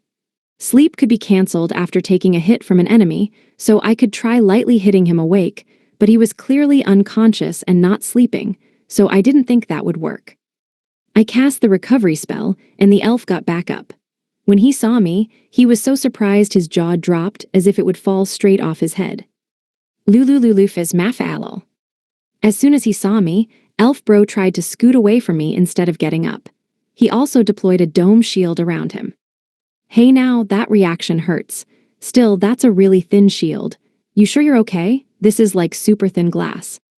Worried about the strength of the shield, I gave it a light knock. When I did, the shield shattered with an audible noise and the elf was shocked speechless. Oh, super brittle. It's like what you see in those Showa-era anime, the ones that break all the time. Calm down. We mean you no harm, and a tissue-thin shield like this would do nothing anyway. I didn't actually want to scare you. Besides, what did you intend to do with a shield that shatters with just a knock? This is more like a fashion statement than an actual shield. This'd basically only be useful for putting up somewhere for people to look at. What do you? You can hear more about it from this brave child or Dina, but just speaking about the results, we are here to cooperate with you. Well, it's only while we're in this country, but we're looking forward to it, I said, flashing a smile at them. Their reaction was stupefied silence before they all turned to look at Say. Oh wow, I know I'm infamous like that, so this is only natural, but it looks like the only ones who have any intention of talking to me normally are the hero and Gantz. Oh, and I guess that dog that's at the hero's feet with its tongue out and its tail wagging. The tiger beast folk is even farther away than he was before. I petted the dog and heaved a small sigh as I thought of the future, even though this was all my just deserts. 21. Now then, I'd said we'd cooperate, but honestly, the hero's party had almost no part to play in this upcoming battle.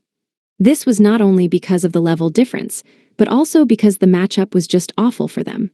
The enemy was a mass of water, which basically invalidated physical attacks, and the hero's party consisted of a sword saint, a mercenary, some adventurers, and a knight. The only useful one was the elf bro. Cross was completely terrified of me, thought, and he refused to move. Basically, the only one who would be even slightly useful was the boy, say.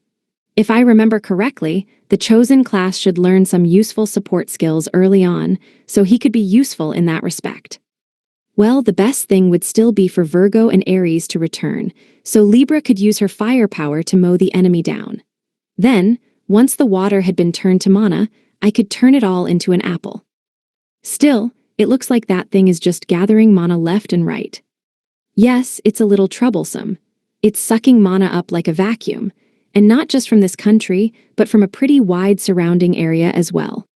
From what I could see at this distance, Virgo was doing her best to erase the mana, but she wasn't managing to keep up the pace. Wait, isn't that Parthenos' skill? The name was Vindemiatrix, I think. It's a niche skill that only cancels out magic, which is both really useful and also limited. But I guess it's much better in this world, since the devil folk equal magic. Dang, Parthenos. So you even taught Virgo that skill. Still, it looks like that's not enough. The water's growing faster. I'm betting that it started off manifesting itself with mana from just around here, but it started collecting mana from other places to deal with Virgo.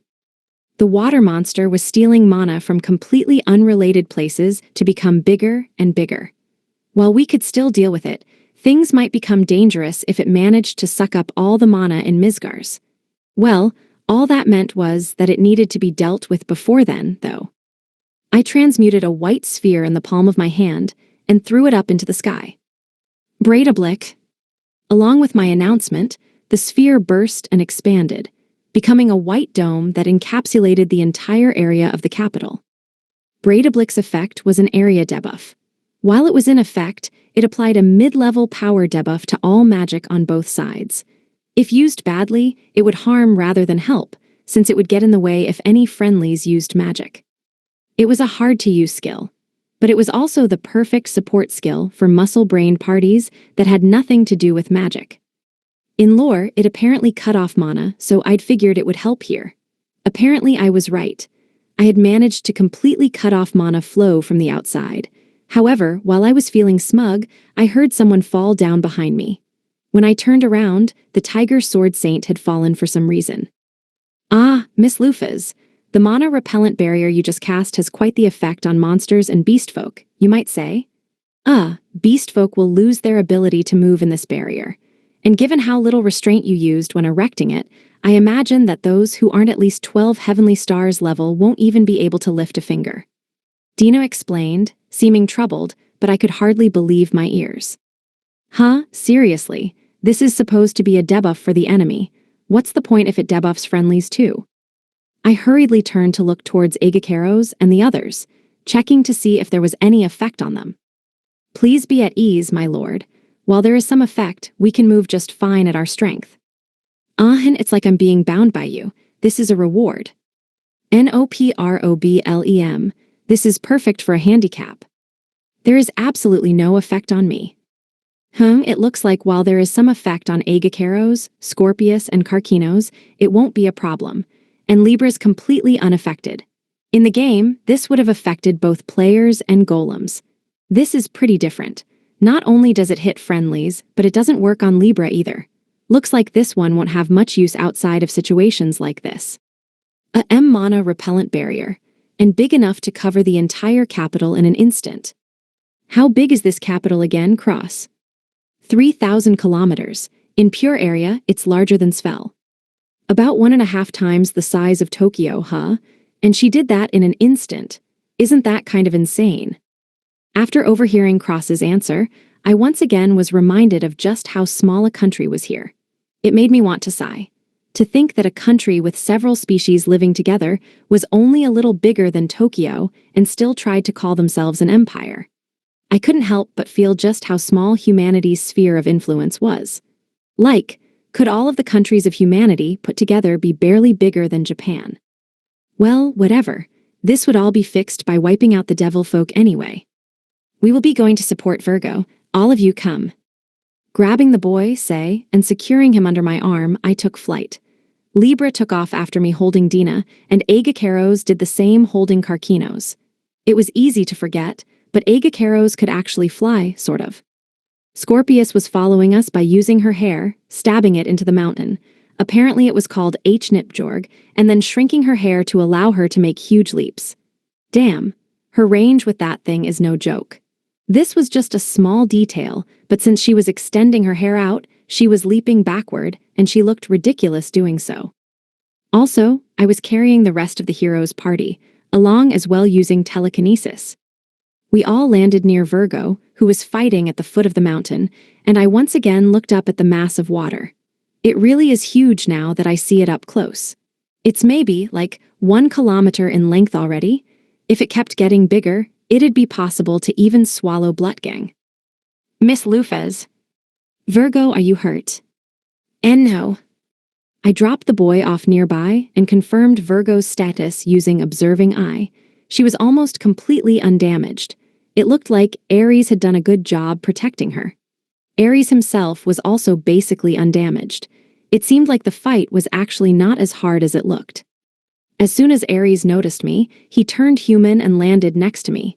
As a small aside, he was, in fact, wearing his clothes. He'd probably done a quick change the moment he'd turned back. Sorry, Miss Lufez. No matter how much I burn him, he just comes back. Ah, don't worry about it. You did well protecting Virgo. I had ordered Ares to support Virgo. He'd carried that out spectacularly and had kept Virgo safe in the process. There was nothing for me to blame him for. As for this giant blob of water, their matchup was just bad. Ares didn't have any way of erasing mana, after all. For that, both Agacaros and I would have several ways to deal with this, but I might as well take a chance. I decided to give Virgo all the credit. Using an Asper skill, I started to apply my telekinesis to the mass of water. The skill was called Psycho-Compression. It wasn't anything amazing. It just dulled the target's movements and applied duty damage over time. By focusing some power into it, I compressed the giant blob. Imagine if you had an unbreakable container and you filled it with water.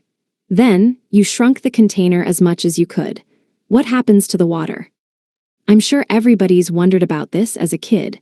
In real life, water can only be compressed so much before its pressure breaks the container instead of compressing the water. This hypothetical makes the container literally unbreakable. Right now, I was basically doing the same thing.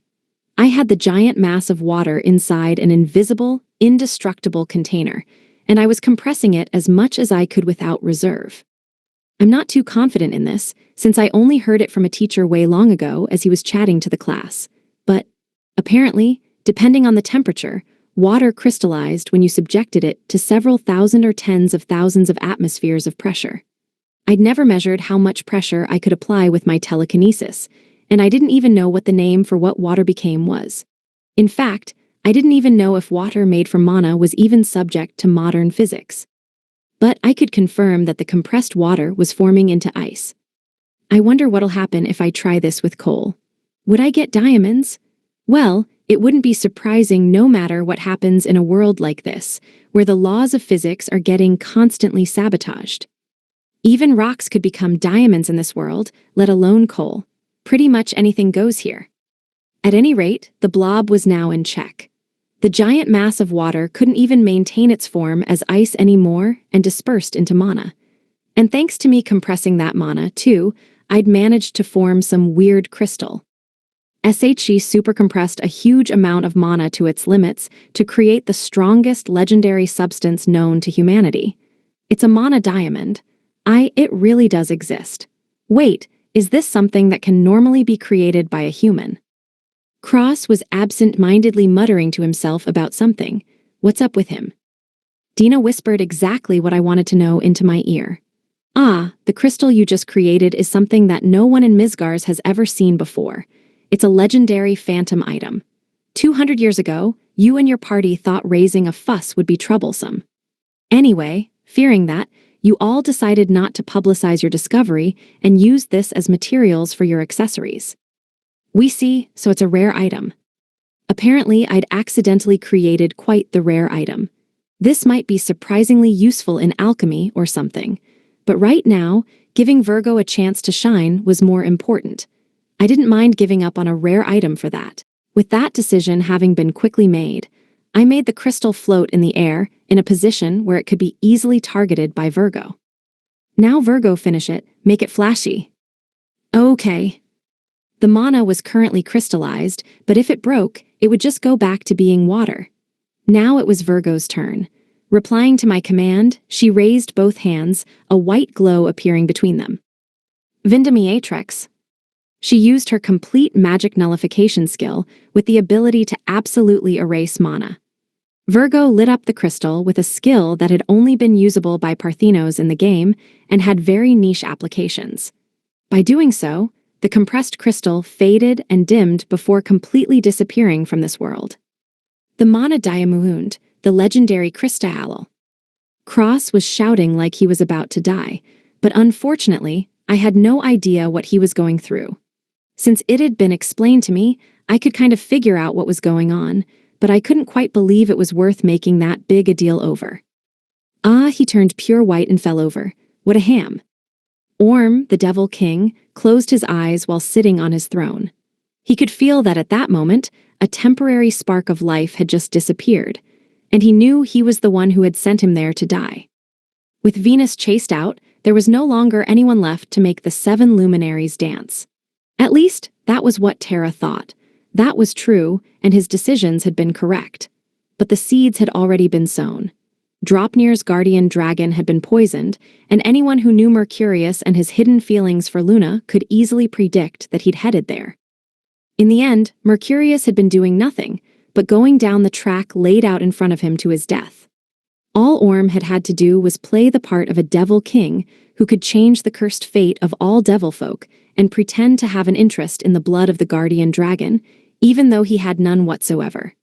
Just by doing that, Mercurius would head down the path to his destruction on his own. This had proven to be true. Yes, Venus wasn't the only one on the inside leading the 7 luminaries towards destruction.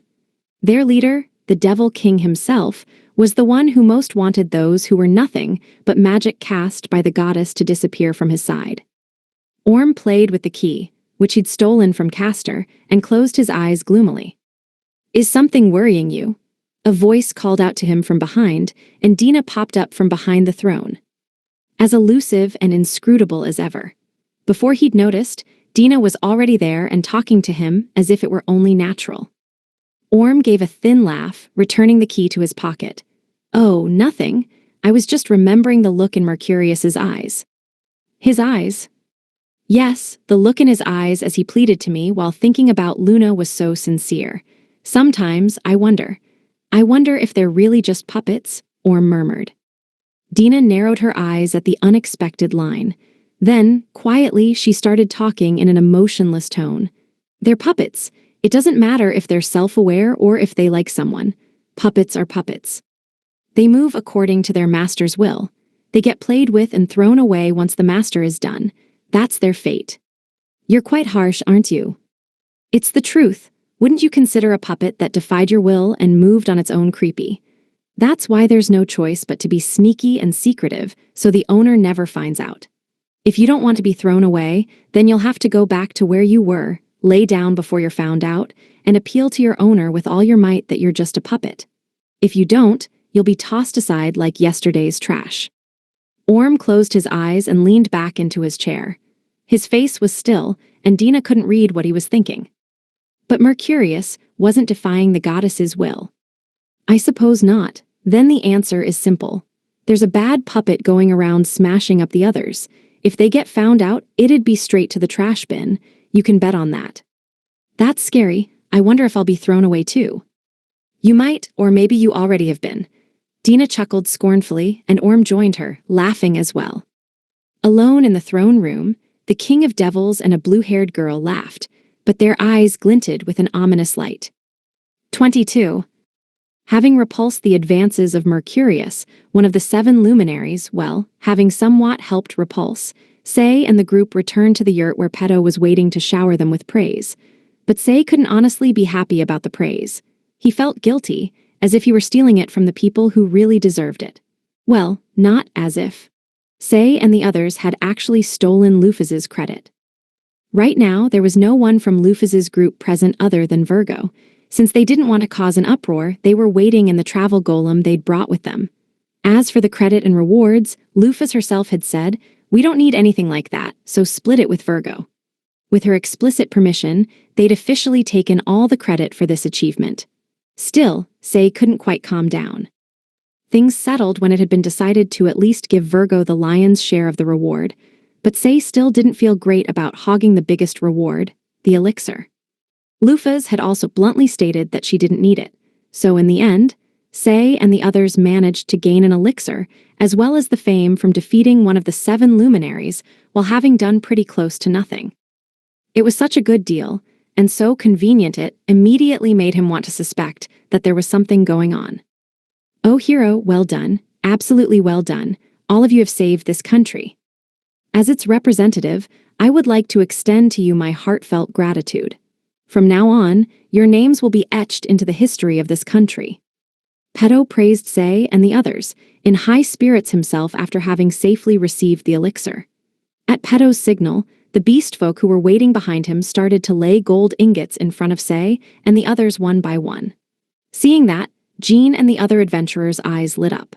Say, on the other hand, didn't really know the monetary value of the bars and was just confused. "Please feel free to count it.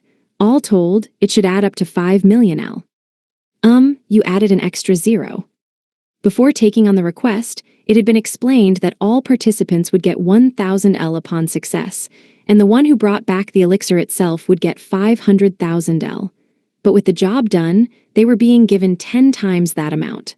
On top of that, they got some of the elixir as promised, even if it was just a drop. This was a major reward. Peto responded to Say's doubts, acting like the answer was obvious. "You all are heroes formally recognized by Levitane. We made you work, so only giving you the same reward as some adventurers would be a mark of shame upon our country. This is the proper reward you all should be getting. Don't hold back." Peto's answer sounded perfectly reasonable to anyone who lived in this world. Adventuring was just that kind of job. Socially, they were at the very bottom. 500,000 L was almost too much to give to the likes of them. Say was a little uncomfortable with that, but that was only because he came from Japan, where laborers worked in relative comfort. Jean, picking up on what Say was feeling, put his hand on Say's shoulder, telling him not to worry about it. "Also, I have a message for the hero, Say. After hearing of your exploits, the Emperor and his daughter would love to meet you. Also, with your approval, we would be more than happy to welcome you as the princess's betrothed and this country's prince, so says His Excellency. Your answer?"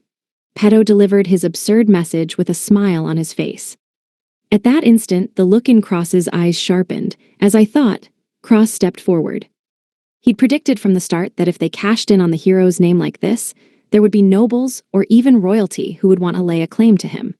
This meant that things were first come, first serve. By marrying off the hero to the imperial princess first, they could prevent others from making any advances, and any further accomplishments made by the hero would all be attributed to Draupnir's royal family. Draupnir's emperor most likely judged Say to have great promise after his feats here. At least enough to give one of his many daughters to him, anyway. "Wait just a second, Sir Peto. You are being too hasty. Sir Say here has a calling to fulfill, as well as a home to return to when that is done. Your offer is appreciated, but we shouldn't be binding him like that." "Yes, we are very well aware. That is why we asked for Say's approval first. So, how about it? Why not at least meet the princess first? She says she wants to meet you too." Cross gritted his teeth hearing Peto's proposal, and Peto himself grinned smugly. It was the smile of a cat cornering a mouse. This bastard and his harmless-looking face. Damn, he's blocking off Say's ability to refuse. Cross could tell, and he could do nothing but ball up his fists. If royalty wanted to meet a person, there was no way for that person to refuse. The princess. Say himself didn't seem too opposed to the idea. It was only natural, given everything that happened. It was unavoidable that he'd be at least a little excited over such a fantasy trope event. The pairing of a hero and the princess was an old and orthodox trope, but Say would be lying if he said he wasn't at least a little interested in it. Heh heh heh, are you curious about the princess? I know, No need to hide it. It's only natural for a man. You can be happy. You'll be meeting the fourth princess, Laiku. She is famed for her beauty. She has large round eyes, and her body is white as snow. Her face is lovely and cute, and she has an all-encompassing broad-mindedness.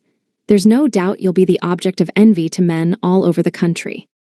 Peto pressed his advantage, and his attempts to convince Say had him reeling. Even though he was probably exaggerating the princess's looks a little, Say couldn't help but be interested if he was going that far to praise her. Also, after having seen Lufas and Virgo, Say had learned that when people were hailed as beautiful in this world, they really were out of this world. Even now, Say could hardly believe people like them were just walking around looking like that without any makeup or photoshopping. Then, if it's just meeting her. Okay, then it's decided.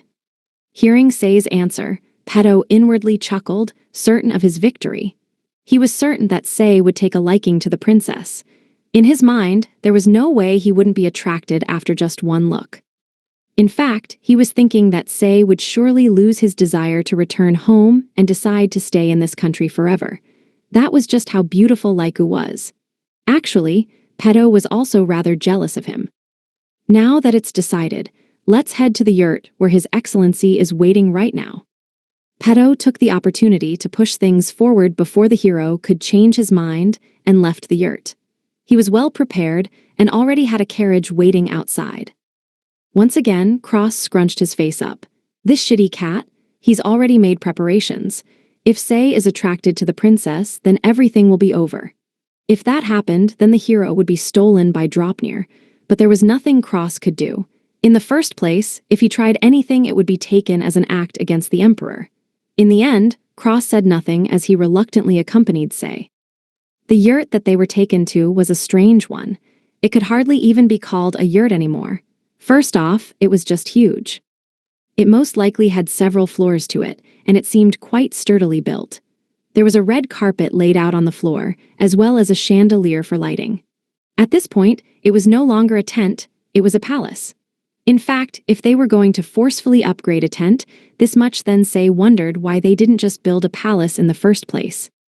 There was a polar bear sat on a throne that was a little large by human standards, and he was dressed in clothes that reminded Say of Mongolian culture.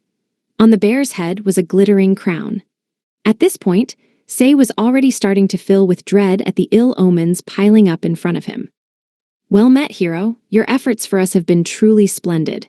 He spoke haughtily, but he looked like nothing more than a bear. He was supposed to be a bear beast folk, but Say was reminded that bears were known to walk bipedally quite a lot anyway. Unlike real bears, the claws on his fingers were retractable, so they currently looked fairly close to humans. However, they were still really thick and covered in fur, so Say couldn't really tell the difference anyway. Basically, the man looked just like a regular polar bear outside of the fact that he wore clothes and talked. Next to the throne was another chair, and there was another polar bear sat on it, this time wearing a dress. Yeah, I'm giving up. I can already see the punchline.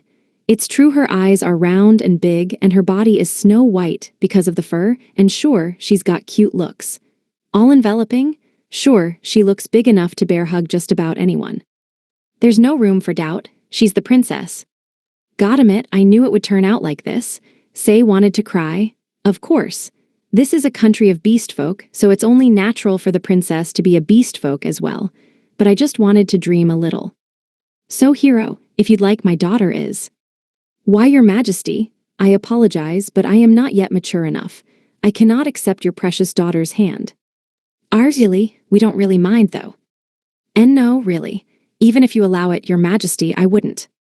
The king bear tried to immediately get into marriage negotiations, but Say politely refused. No way, impossible. It wasn't a matter of prejudice or racism. Say just utterly could not fathom the idea of a bear as a partner.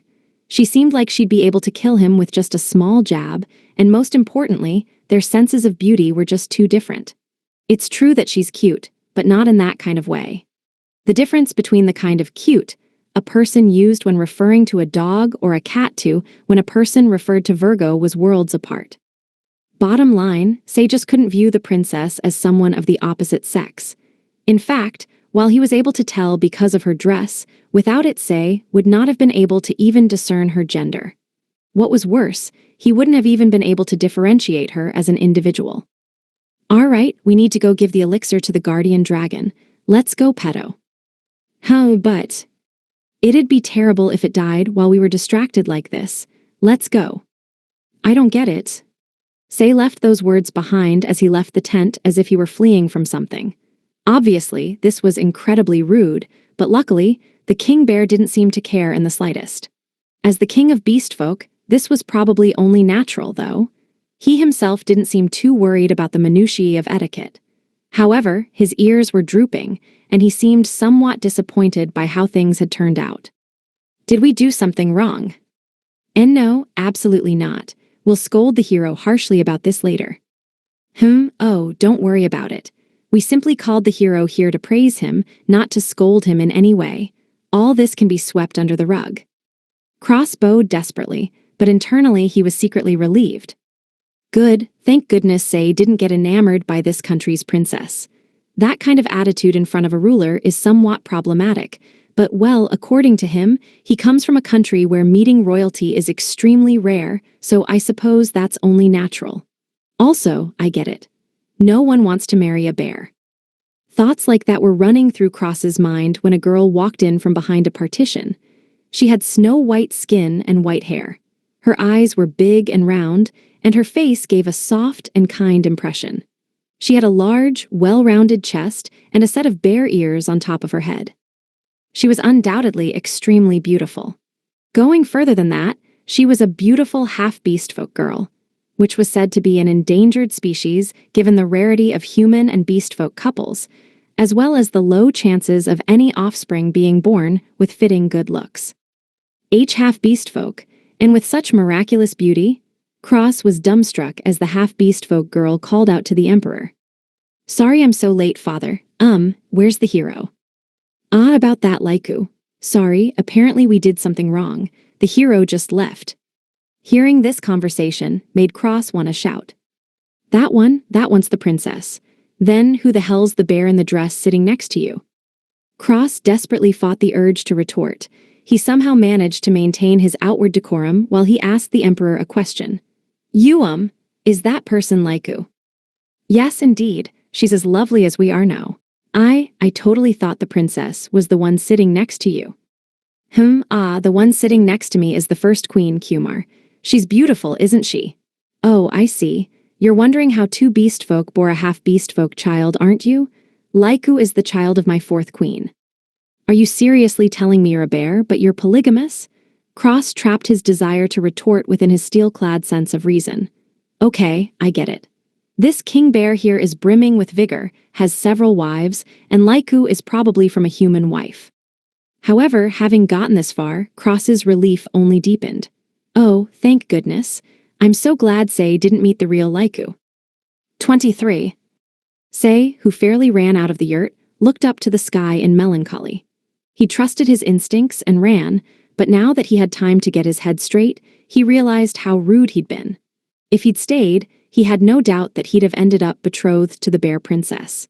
His head was all in a mess wondering what would have been the correct move, something that he couldn't have known until it was all over. Although he'd used giving the guardian dragon the elixir as an excuse to leave, Pedo was the one with the elixir right now. It wasn't Say himself. In other words, he'd really just ran and now was out of things to do. Crap, I messed up, he thought, clutching at his head. Say. That was when Cross, Virgo, Gantz, and Friedrich all came out of the tent. Cross went up to Say and started speaking in an angry voice. Still, he was only really pretending to be angry. Say could tell because of the tone of his voice. That was wrong. You can't just leave the Emperor's throne room like that. Emperor Beher is rather carefree, magnanimous, so it turned out fine this time, but if you do this in front of any other rulers, you could be imprisoned for your impropriety, especially in front of the vampire princess. If you try the same thing in front of her, you could honestly get the death sentence. Sorry. No, well, this time your actions, Sav, helped. Just make sure never to do that again. Do you understand? Thanks to their exploits, they'd been let off the hook, but such a thing should never have been done in the first place. Having had this pointed out to him harshly, Say hung his head. Seeing Say like that, Cross decided that he'd done enough for the moment. So, clearing his throat, he stopped his reprimanding and changed the subject. Now then, let's go to the guardian dragon. The longer we take, the longer it suffers. Indeed, no objections here, Peto responded, and he proceeded to head off with the rest of the party following. The location of the guardian dragon was a prized secret of the country. Because of that, no one other than Peto knew where the dragon was. But Say and the others were the heroes that had saved this nation, so it must have been deemed safe to tell them. Peto led Say and the others along as if it were only natural, and eventually they stepped foot into the forest. Say remembered this place. It was the dinosaurs' territory. Rays of sunlight shone down through gaps in the trees, and the melodic cries of birds could be heard. Is this sparkling in the air, Mana? Such untouched nature was its own wonder. It was almost magical. The shine of Mana was incorporated into the scenery, so it gave the entire area an otherworldly, mysterious feel. Say suddenly looked up, catching sight of a human-sized butterfly flapping its wings and flying around. There was also a bird about half the size of a human jumping about. Damn, that's big. The scenery was wondrous and magical, but then there was an abrupt monster den right in the middle of it. More interesting was how happy Virgo had been ever since they'd gone into the forest. Even now, she seemed like she'd start humming any second, and she was looking around seeming like she was having the time of her life. Do you like forests, Miss Virgo? You can just call me Virgo. The miss just kind of feels weird. Ah, okay, got it. Anyway, you've been looking really happy for some reason. Yeah, as far back as I can remember, I've been living in a forest, you see. I hear that normal heaven-winged like being on mountains, but I feel calmer in forests. Beast folk lived on plains and grasslands, while the heaven-winged lived on high mountains. Dwarves liked caves, halflings, the Floresiensis equivalent, lived nomadically. Humans would build towns and settlements anywhere, while vampires lived in the night. Lastly, elves stayed in the forest. This was common knowledge in Midgars. They were the main habitats of the 7 species of humanity. Referring to that, it became clear that heaven-winged normally made their homes on mountains and not in forests, though it was more like they preferred high places instead of mountains specifically. Lufas also fell under that umbrella. The base that she'd made was a tower that speared itself high into the heavens. Virgo was a fairly rare specimen. That's weird. I thought that heaven-winged were supposed to not like forests and their abundance of mana. I hear that a lot too, but it looks like it doesn't really bother me. Oh, that's interesting. Maybe one of Virgo's parents took in a large amount of mana. You think? Using his fingers, Cross started counting off the few exceptions among the heaven-winged who didn't hate mana. Yes, in the case where one or both the parents intake a large amount of mana, rarely, a heaven-winged will be born and not hate mana. The most famous example would be Lufa's Mafahal, who doesn't hesitate to step foot in places so dense with mana even us elves wouldn't go in. There have been records of her easily stepping foot inside Helheim, for one. But Virgo's wings are pure white, though. Changes made by mana don't always appear on the surface.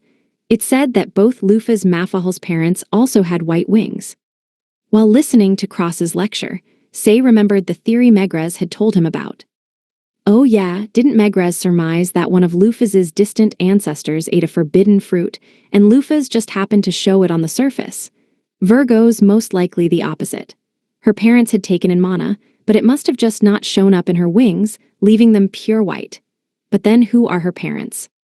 The fact that Virgo showed no dislike of mana at all, and in fact preferred being in the forest meant that her parents must have taken in quite a lot of mana.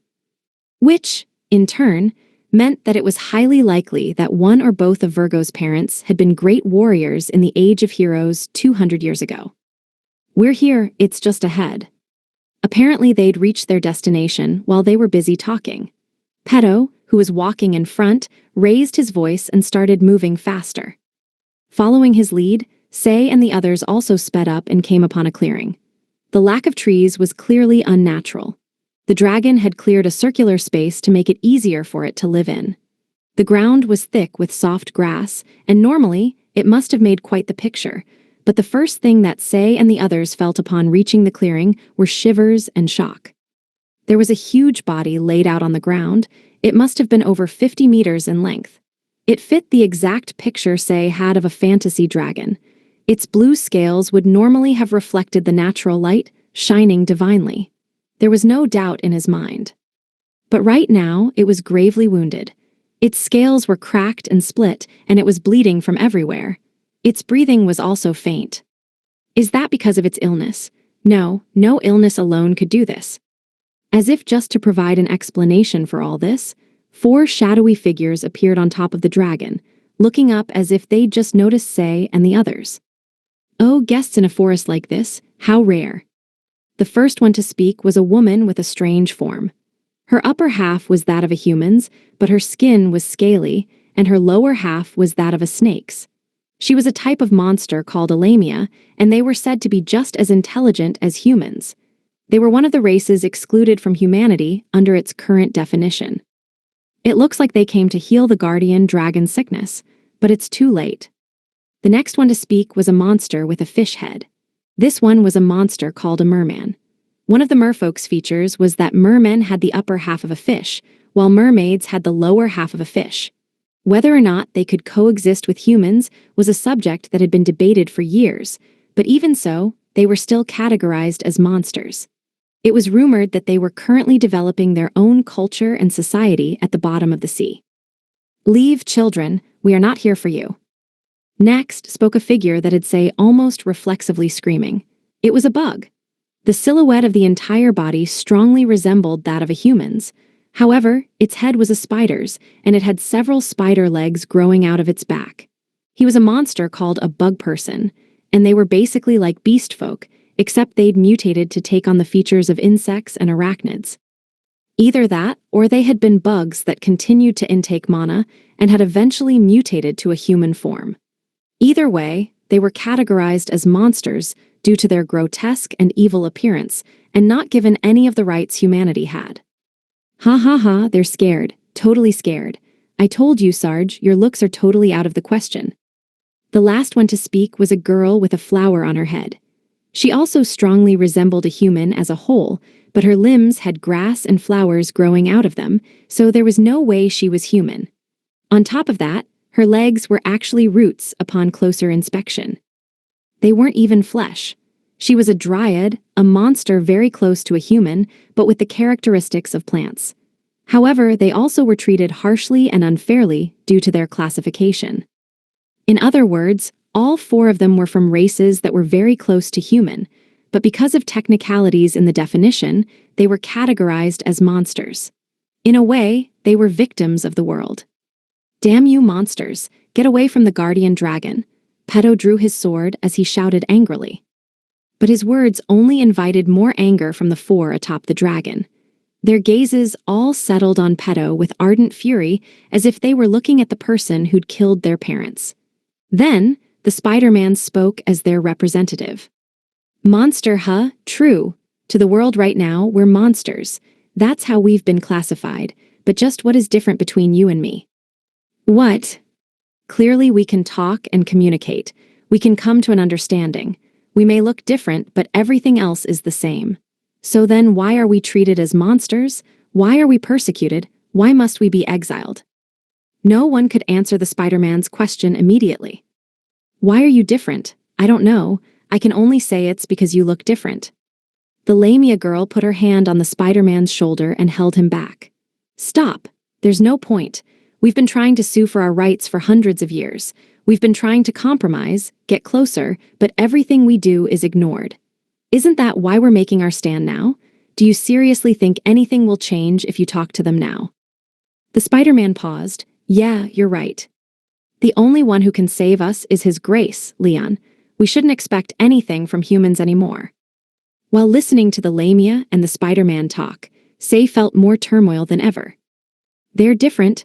These guys are different from all the monsters I've seen up until now. They're intelligent. They have reason. They can understand us. They might look like monsters, but we can coexist. Say wasn't that knowledgeable about this world, and he wasn't sure about the specific definition and differences between humanity and monsters. But he could still vaguely understand that they'd arrived at this conclusion after plenty of pain and thought. However, that was because Say was a resident of another world. People from this world wouldn't think the way Say was. All they would register were the random shouts of some monster, because that would have been common sense. Shut it, monster. You call doing this to our guardian dragon compromise? Don't make me laugh. And you wonder why you're treated as monsters. Ha, you have your answer right here, don't you? Your mouths claim to be trying to compromise, to meet us halfway, but your hands grip weapons and hurt the pride of our nation. Compromise? I've never heard anything more preposterous. Your blood will become rust on my sword, you monsters. Pedo roared in fury and jumped with feline grace and lightness. It looked like he was trying to finish the Spider-Man first. But his sword was stopped easily by one of the Spider-Man's legs, and he was counterattacked with a kick that sent him flying. Groar, angered by what happened to Pedo, Friedrich roared. The Sword Saint, said to be the strongest of humanity, ran up the guardian dragon and started unleashing slashes with overwhelming strength behind them. The Spider-Man took those attacks straight on as well, managing to completely stop the Sword Saint after only a small step backward. While the Sword Saint was preoccupied and defenseless, the Dryad's whip-like arms crashed into his back before continuing on to bind him. GHH, woe a her. Ha ha ha, weak, so weak. Is this all humanity's strongest Sword Saint can do? Humans really have gotten weak, haven't they? Leon was right. KHH. Next, Virgo flew off, slashing at the Dryad. Her sword flashed and cut off the Dryad's arms. A second flash went straight through the leaf the Dryad put up as a guard and carved a fissure in her. It was a wound that would have been mortal for any human, but though the Dryad was somewhat surprised, she wasn't seriously hurt. H-ha, you're pretty good, aren't you, girly? The Dryad extended some tentacles, but Virgo flew up high, escaping them. Following that, the Spider-Man and the Merman jumped, and they clashed fiercely in the air. The Merman and the Spider-Man attacked Virgo with a harpoon and leg at a speed that Say couldn't follow with his eyes, but Virgo parried and defended against all of that with her quick sword skills. The Lamia shot a curtain of magic from her hands, but Virgo quickly reacted, flying through the air to dodge. The Merman used that opening to jump over Virgo, slamming down at her with his harpoon. She managed to block the strike with her sword by a hair's breadth, though she was unable to prevent herself from falling. She managed to stop her momentum just before she hit the ground, suspending herself in the air for a moment. Taking advantage of that, the Dryad charged in from the side to send her flying with her tentacles. Right before Virgo slammed into a tree, Say stepped in and caught her, preventing her from taking massive damage. That was when the Spider-Man spat spider silk from his mouth, binding the two of them up. Sea crab. Why, I can't see. My wings are in the way. In just a short time, Pedo, Friedrich, Say, and Virgo were all rendered helpless. Faced with that fact, Cross and the others shivered. The Lamia looked at Virgo and sighed. I'm surprised, so there was someone half-decent here, but with that kind of ability, you'll be an obstacle to us later. Sorry, but you'll need to die here. Wait, look at her. She's just a child. There's no need to kill. You're too naive, Sarge. Just stand back. The Lamia raised her hand in Virgo's direction, creating a spear of water.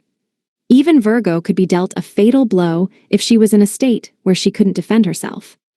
The Lamia didn't hesitate to launch the spear, but before it hit, Richard, Nick, and Shu took action.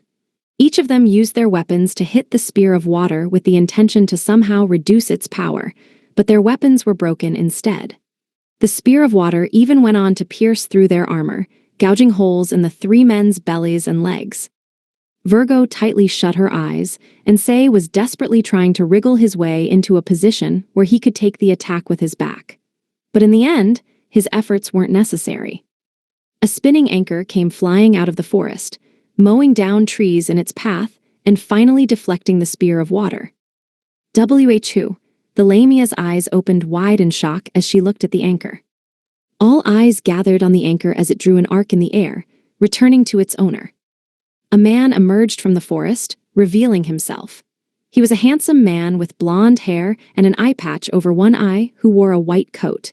He lifted the heavy-looking anchor like it weighed nothing, fixing the four demihumans with an intimidating stare. "I'm not important enough for you to have to wonder who. I'm just some guy who happened to fall nearby due to a small accident. But this situation isn't something I can overlook. I don't know exactly what's going on here, so you'll have to excuse me for acting first." The man readied his anchor, his coat billowing in the wind. Upon closer inspection, the man was covered in wounds. His clothes were torn in places too. Even so, he was filled with power that was obvious at a glance. Once again, Say was somehow able to barely feel it through his skin as he thought, this man, he's strong, insanely so. For some unknown reason, the man was hurt, so Say expected that he wasn't in top form. Even so, the strength of his presence alone was enough to overwhelm the four monsters. The man, one half of the twins of the 12 heavenly stars and the fairy princess's sword, Castor, smiled fearlessly. Image summary: grayscale anime illustration of Castor, a blonde man with an eye patch wearing a naval-style officer's coat and tricorn hat, holding a massive anchor weapon in a forest of tree stumps. 24. Four demihumans were facing off against one handsome man in the forest. By numbers alone, it was 4 against 1. On top of that, the man was fairly seriously wounded for some reason, and the 4 demihumans had just shown in the earlier fight that they were elites who could easily fight off the Sword Saint, Friedrich, humanity's strongest warrior. But they were unable to make a move. Just one heavily injured unknown man was completely overpowering them mentally. They couldn't see a single opening. Even in their imaginations, they'd be countered easily no matter how they attacked.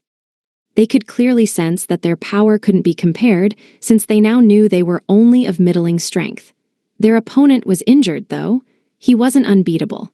Having concluded that, the 4 of them scattered before assaulting Castor. Wu Arig. HRMPH. The first ones to go in were the Spider-Man and the Merman. Each of them used their weapons to strike at Castor. The Merman's harpoon was stopped by his anchor, and the Spider-Man's leg was blocked by a single finger. No matter how much the 2 of them strained against Castor, neither of them could budge. Castor first kicked away the Merman before swinging the back of his fist into the Spider-Man. The Spider-Man managed to react in time and avoid a direct blow, but the strike was incredibly heavy. His movements should be dulled because of the damage he's taken, so what the hell is this power? The Spider-Man thought. The Merman, who'd taken the hit full-on, had hit a tree and was completely knocked out, and the limb that the Spider-Man blocked with was broken. Aqua Blast. Air Slasher. The Lamia shot a bullet of water, while the Dryad launched a blade of air. Castor simply swatted the spells away as if they were flies before quickly counterattacking. Ptarmigan. Castor chanted the spell's name, and lightning spread out of him like wings before piercing through his 4 foes. The rest of them fell over, trailing black smoke, but they weren't dead yet. Still, a single attack had given them all life-threatening wounds, making the difference between them clear. As they lay on the ground, Castor spoke to them with a leisurely expression. "I made sure not to take your lives, but if you're going to keep going, then you're going to have to prepare yourselves for death. Now, I'll ask you once. Do you still want to continue?" MNRR? The Spider-Man, who seemed to be their leader, let out a muffled grumble before raising his hand and giving orders to the rest of the group. "We're leaving." "Wait, seriously? Some half-dead person like this should be easy if we all go at him. We won't let our guards down this time." The Dryad bit back when the Spider-Man calmly ordered their retreat. The Spider-Man didn't change his mind. "We've already done what we came here for. There's no reason for us to keep wasting our time here." The gap in strength was clear. Even if he was damaged, they'd be the ones to die if they continued to fight. The Spider-Man knew that truly strong people were the most dangerous when they were cornered, so he decided to withdraw. He believed that it was the best choice. "W8, who the hell are you all? Why did you do this?" Say suddenly shouted after the 4 of them as they made to leave.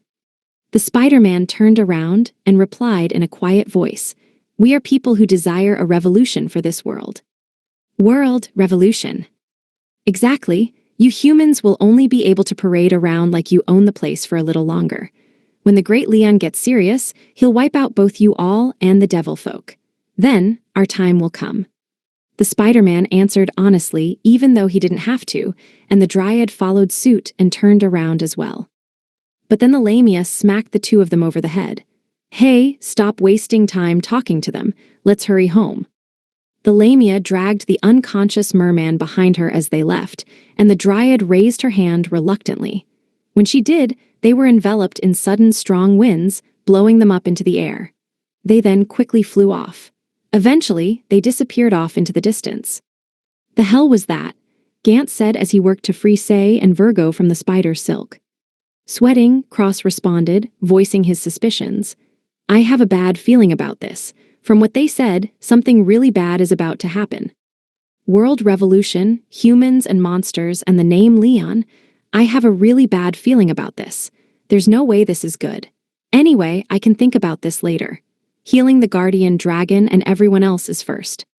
Cross joined the rest of the group and looked over their wounds. "This is awful. Don't bother with us. Get to the guardian dragon first." Cross looked over Richard, Nick, and Shu, and their wounds were ghastly. Each one was a deep wound that reached down to the bone, and even using high-level healing magic, they'd need several days to fully recover. It looks like they won't be able to continue with us on this journey. Virgo, having finally regained her freedom, bowed to Castor, who'd saved her, before rushing to the guardian dragon. She actually wanted to take more time thanking him, but the guardian dragon's state was an emergency. "High healing." She pointed her hand at the guardian dragon, hitting it with healing light. High healing was a high-ranking fundamental healing heaven arts. Its effect depended on the skill of the user, so at Virgo's level, one use would heal around 30,000 HP. This meant that to the world today, she could fully heal pretty much anybody in one shot. But the wounds didn't seem to heal at all, and the guardian dragon still didn't open its eyes. Seeing that, Virgo's face turned pale. It's too late. It didn't matter what kind of spell was used. None of them would have any effect anymore, because the dragon was already dead. What's wrong, Miss Virgo? Why aren't you healing it?" Pedo grabbed onto Virgo's shoulders and shook her as he spoke, but Virgo averted her eyes and shook her head. "Sorry, with my skill it's..." There was indeed a technique to revive the dead. There was only a small window after death where it was effective, but a heaven arts technique to revive the dead did in fact exist. It was the highest ranking, most difficult of techniques, and Virgo had yet to learn it. Lufas might have been able to use it, but it was impossible for Virgo. "And no way, that can't be. I heard from Say, you're one of Lufa's Mafahal's friends, right? Then nothing should be." "Sorry, I'm the weakest and lowest leveled out of everyone, so..." Having heard Virgo's reply, Pedo finally let go of her with a grave expression. His expression warped, looking like he was somewhere between grief-stricken and furious. As a knight, he couldn't vent his anger and grief on Virgo, so with no outlet in the vicinity, he chose to blame the monsters to barely maintain his mental balance. "Damn you monsters, damn you!" Pedo cried and hissed, all the hairs on his body standing on end. Castor, drawn over by the outburst of emotion, joined Virgo and Pedo. He gave Virgo a serious once-over. Eventually, Virgo spoke, unable to silently withstand the scrutiny. Sorry, I was being rude, staring at a girl's face like that. Forgive me, do you know Miss Lufas?" Yes. Answering the question, "Are you Lufas's friend?" Like that was nothing short of a bad move. It wouldn't have been strange to have been captured right then and there. But the man just muttered, "I see," before happily nodding and taking a small bottle out of his pocket. Then, he poured the contents of the bottle into the guardian dragon's mouth. What's that?" "It's called Amrita. It's the pinnacle of alchemy, made by putting water from the well of Erd into a pot and mixing it with things like elixirs, the blood of a dragon king, and the blood of a phoenix. Its effect is greater than that of an elixir and can even revive the dead, though it has to be used within a short window after death. It's something even Miss Lufas only ever made a small amount of." Virgo actually didn't understand much of what Castor said, but she did understand that it was an absurdly rare and valuable thing. As proof of that, Cross's eyes had already rolled into the back of his head. Blood of the Dragon King, Phoenix blood, water from the well of Erd, agabababagabagagaba. Is that really all right? Using such a precious thing, I mean. Oh, don't worry about it. It seems you're one of my new comrades, after all. Just think of this as a small form of celebration to welcome you. Then you're... Ah, right, I haven't introduced myself. Sorry about that. I am one of the conquering 12 heavenly stars, caster of the twins. Having heard the name 12 heavenly stars, Gantz swiftly and suddenly put his guard up. For some reason, Say didn't feel like that would be necessary, so he simply continued watching over Virgo and Castor. It feels different. I can feel a sort of calmness that didn't exist in the other 12 heavenly stars. To Say, he was at least calm enough not to warrant immediate caution. Most importantly, he just saved them all. Say felt that being on guard like that would actually be rude, so he couldn't bring himself to put up a stance for battle. Looks like the dragon's breathing again. That's a dragon's vitality for you. Everyone reacted to what Castor said and looked over to the guardian dragon. They saw that he was telling the truth. The guardian dragon's wounds had completely healed, and he was now peacefully sleeping. Seeing that, Castor smiled, satisfied.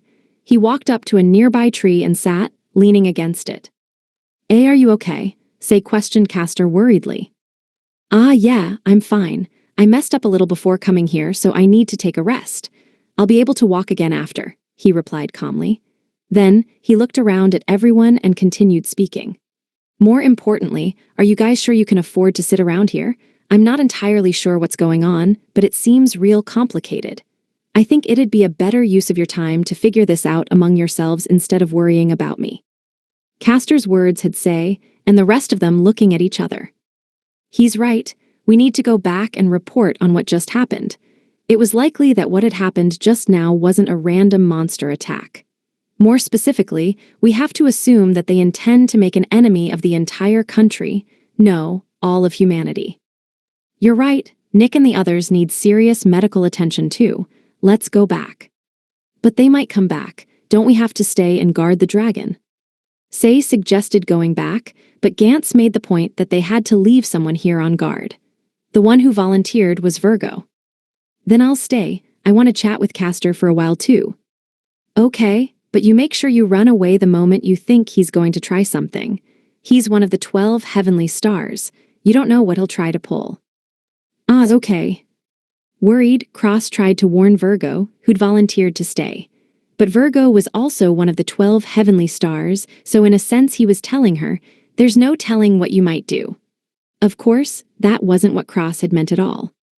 In the end, Say and his party left the forest, leaving Virgo and Castor alone with the guardian dragon. Out of the frying pan and into the fire. He's got a lot going on too, doesn't he? Virgo thought as she ran towards him, sighing. 25.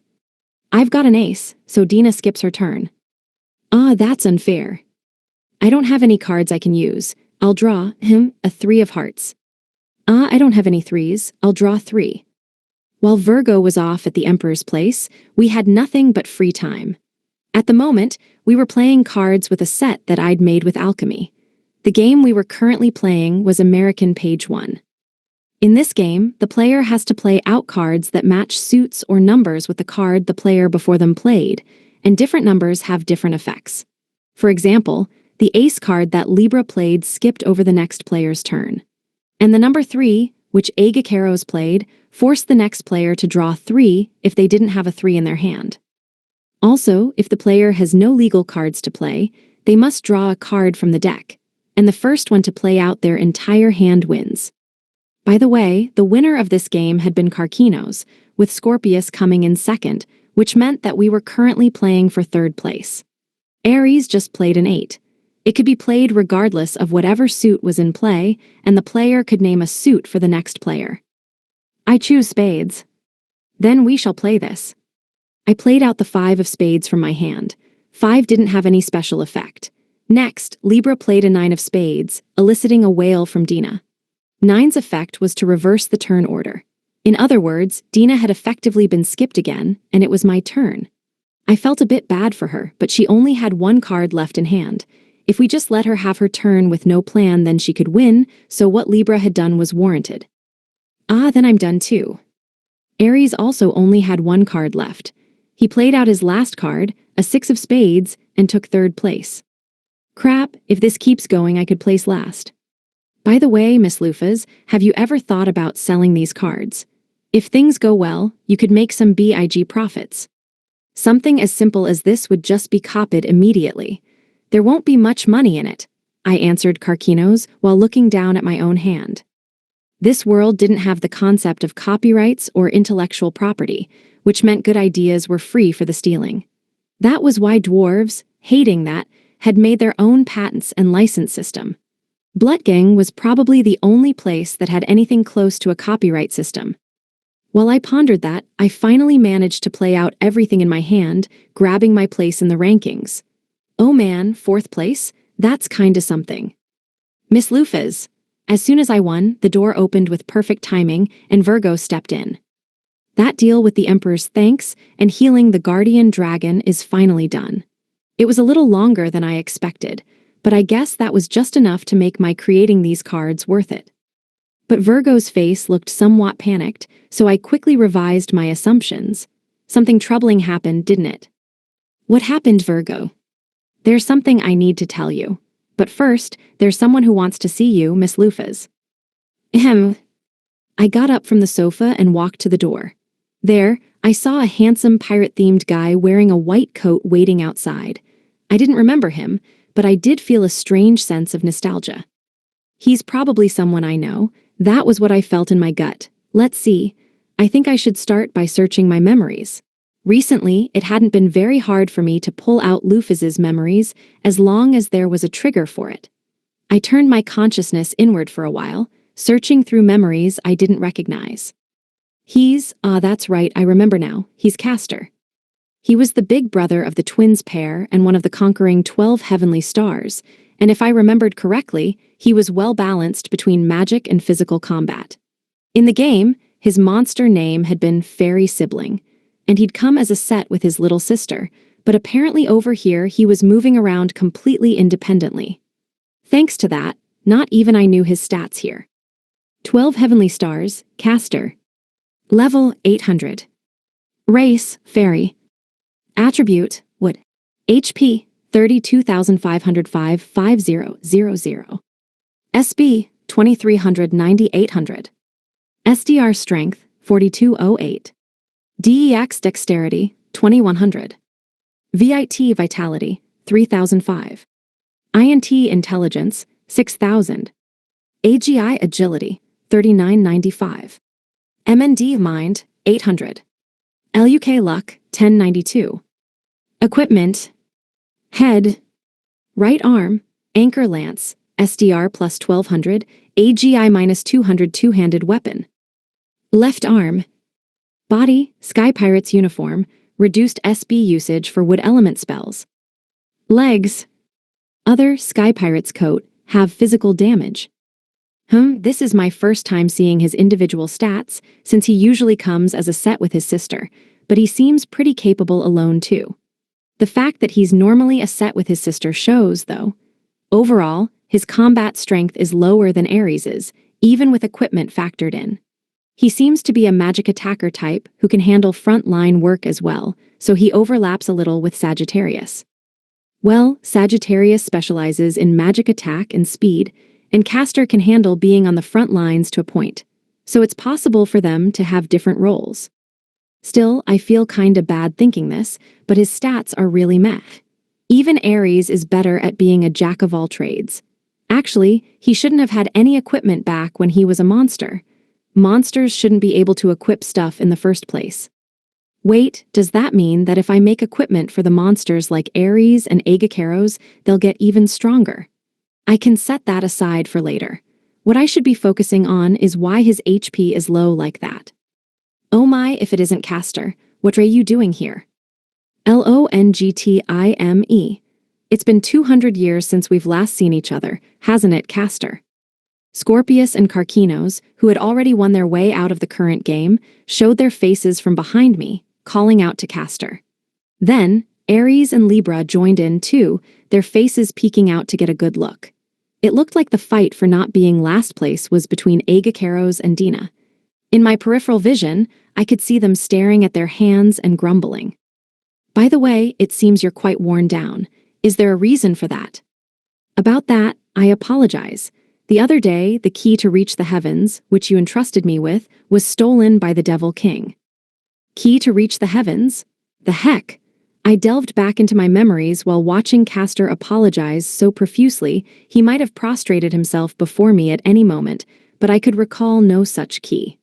There wasn't anything like that in the game, at least. I hadn't exactly memorized the names of every single item in the game, since that list would have been massive, but I had made sure to do so for anything that'd be useful, which was why I was pretty sure no such item existed. I did, however, know of a consumable item that could open any door in a dungeon once called a dungeon key. I decided to just hold on to that information and ask Dina later. She'd probably know. Wait, so he fought the Devil King? That's insane. With those stats, he wouldn't have been able to win, even with a miracle. It's all right, don't worry about it. Dina, heal him. Wait just a second, please. I'll be able to win in just a bit. I won. Looks like it's over. Dina, who placed last, dejectedly got up and walked over to us. This should be her first time meeting Castor, so I guess I should introduce them.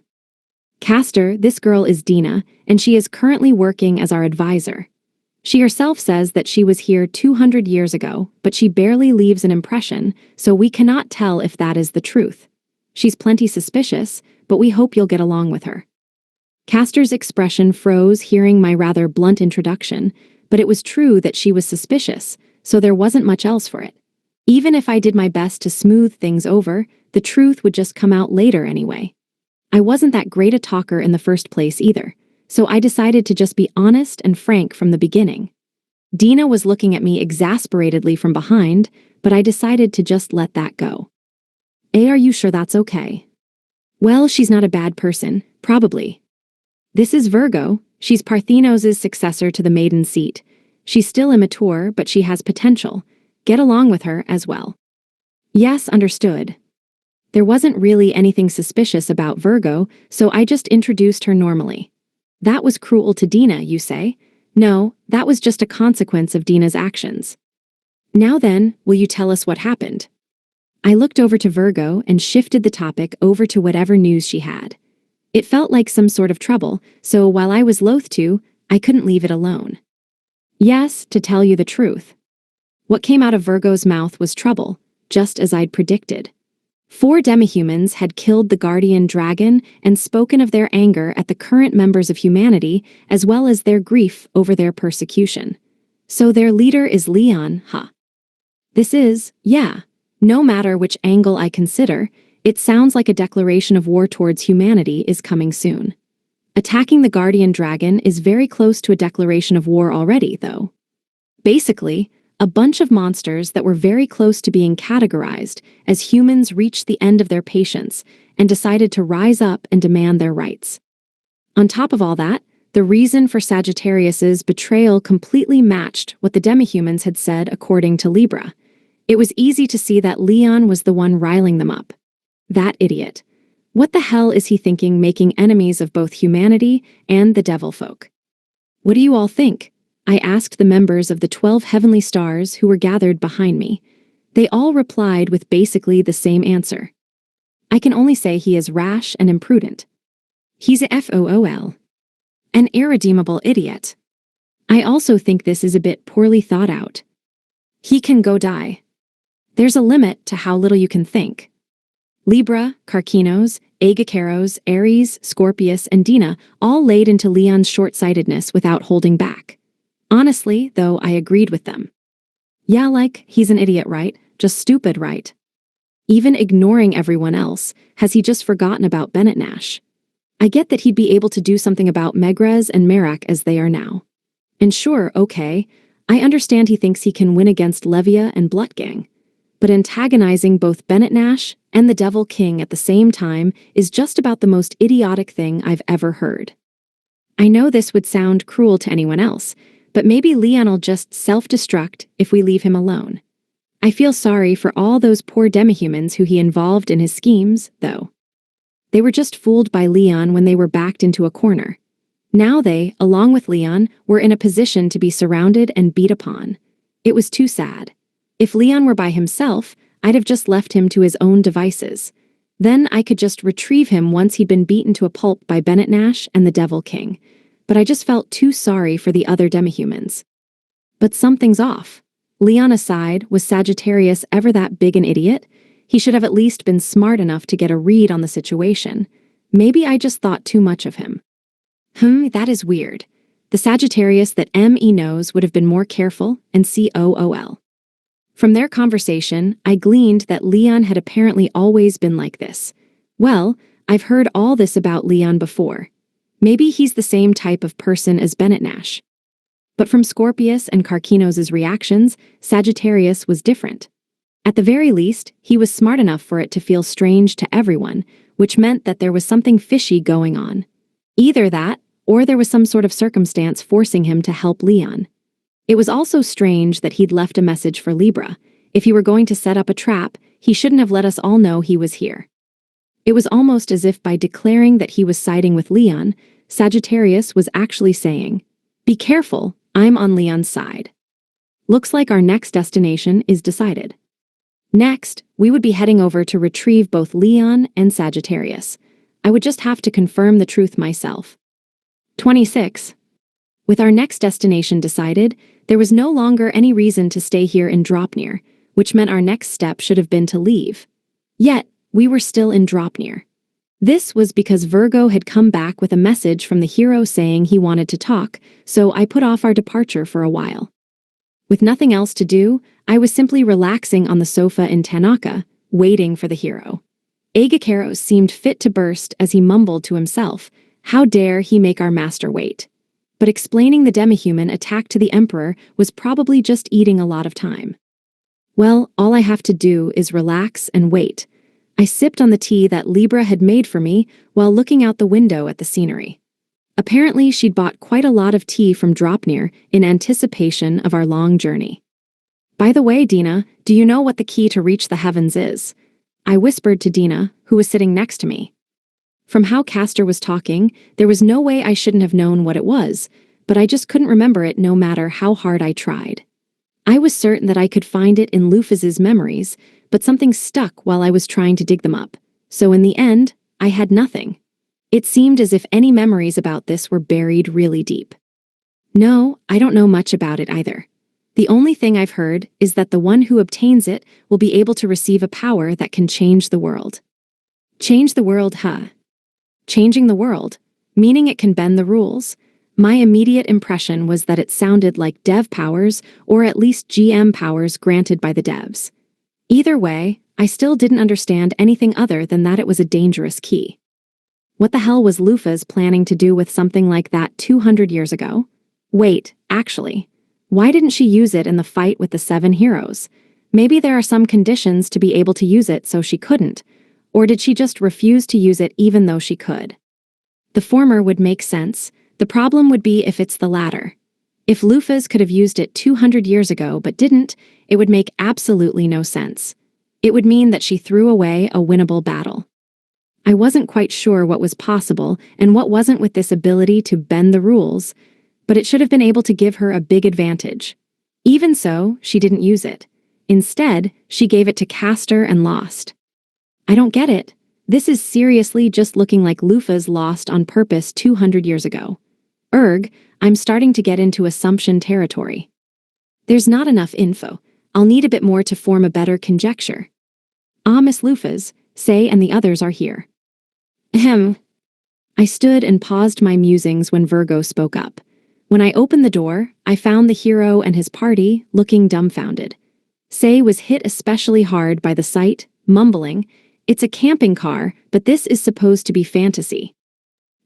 Yeah, that's right. Of course he'd react differently from the others, since this design wouldn't be possible if I didn't know about the modern world. Also, the thought of a ruler traveling around in a camping car must be pretty surreal. It was just like how the sight of a certain end-of-the-century conqueror, who usually looked cool traveling on a giant horse, would suddenly turn into a weird, surreal scene if he were using a car instead. That exact scenario applied to me right now. I felt like all my dignity was being stripped away from me, but to be honest, all my dignity was doing was making everybody afraid of me, so this was probably actually a good thing. Well met, hero. We have been waiting. I decided to greet the hero in a friendly manner first. They were taking the effort to meet us halfway, and I didn't want to treat them rudely for that. It looks like this kid is 30% nervousness, 30% fear, and 40% determination right now. He's making a pretty good expression. As for Gantz, he'd already met me, so he wasn't that afraid or nervous. Jean was the same. In fact, I couldn't discern any of those emotions from him. He was operating as usual. It was comforting. On the other hand, the elf bro was full of nothing but fear as he looked at me. This guy never changes either. Wasn't he like this when he summoned me too? He was uber terrified of me back then as well.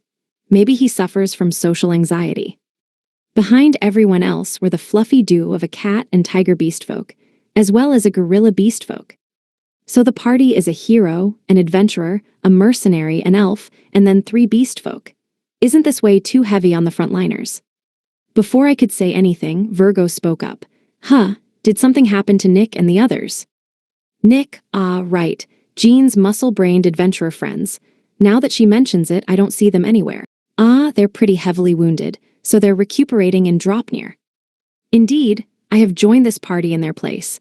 I hope to fill the hole left by their absence. I wasn't sure of the details because I hadn't been there, but apparently the 3 adventurers had retired from the party, and a cat joined instead. Wait, is that really all right? This isn't nice to say, but that cat person looks super weak. He looked just like a bipedal cat, so he was super cute, but he looked the opposite of strong. Against a cat-loving Japanese person, this would be a trump card to make the enemy self-destruct, but I couldn't imagine him contributing in a serious battle. Cats existed to be loved. They shouldn't be forced into battle. Okay then, let us hear what you have to say. Okay, to tell you the truth. What the kid, talked about was extremely simple. Essentially, he doubted whether or not I was really an enemy, so he came to confirm his suspicions. Well, that was brave of him. I shouldn't be saying this about myself, but I'm pretty frickin' scary by this world's standards.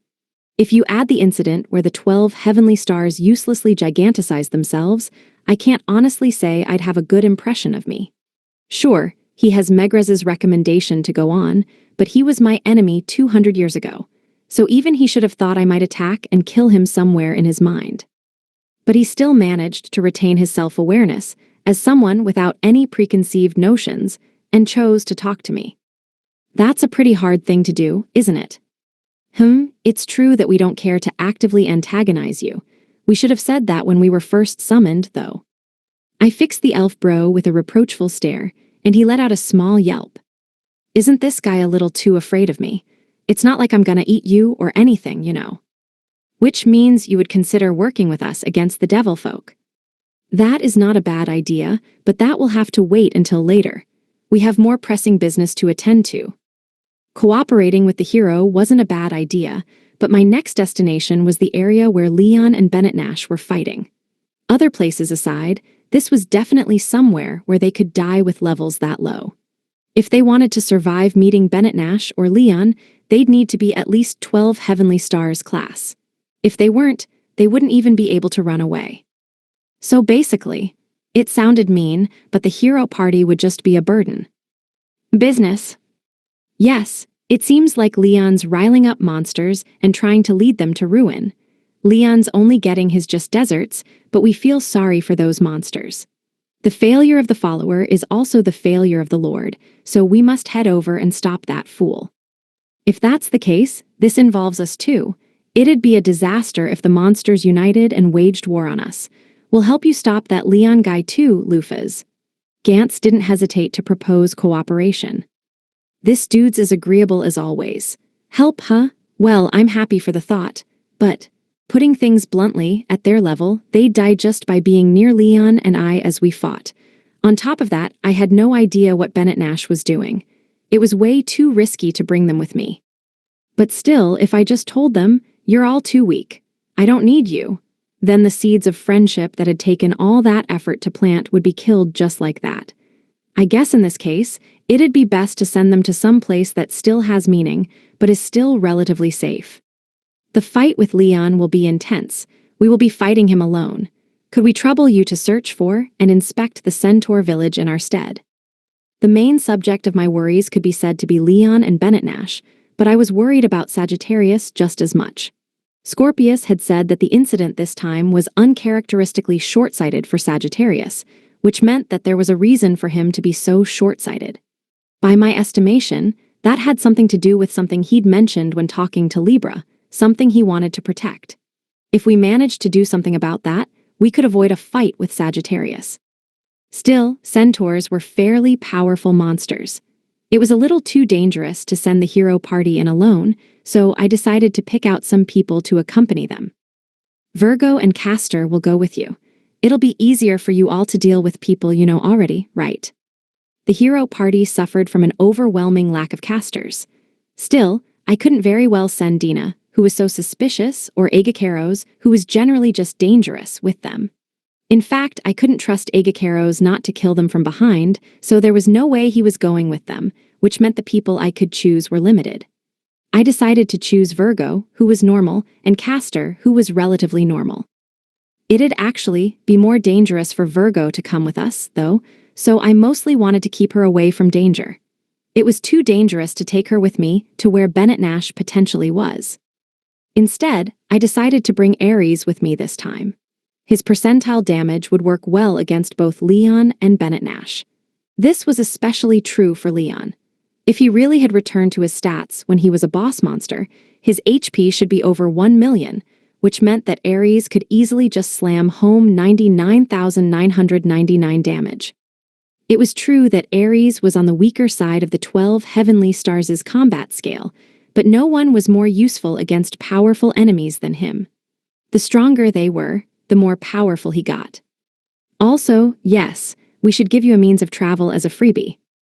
I used a mix of the materials I'd bought in Blutgang to whip up a second camping car real quick. Leaving everyone else aside, Virgo was still a girl.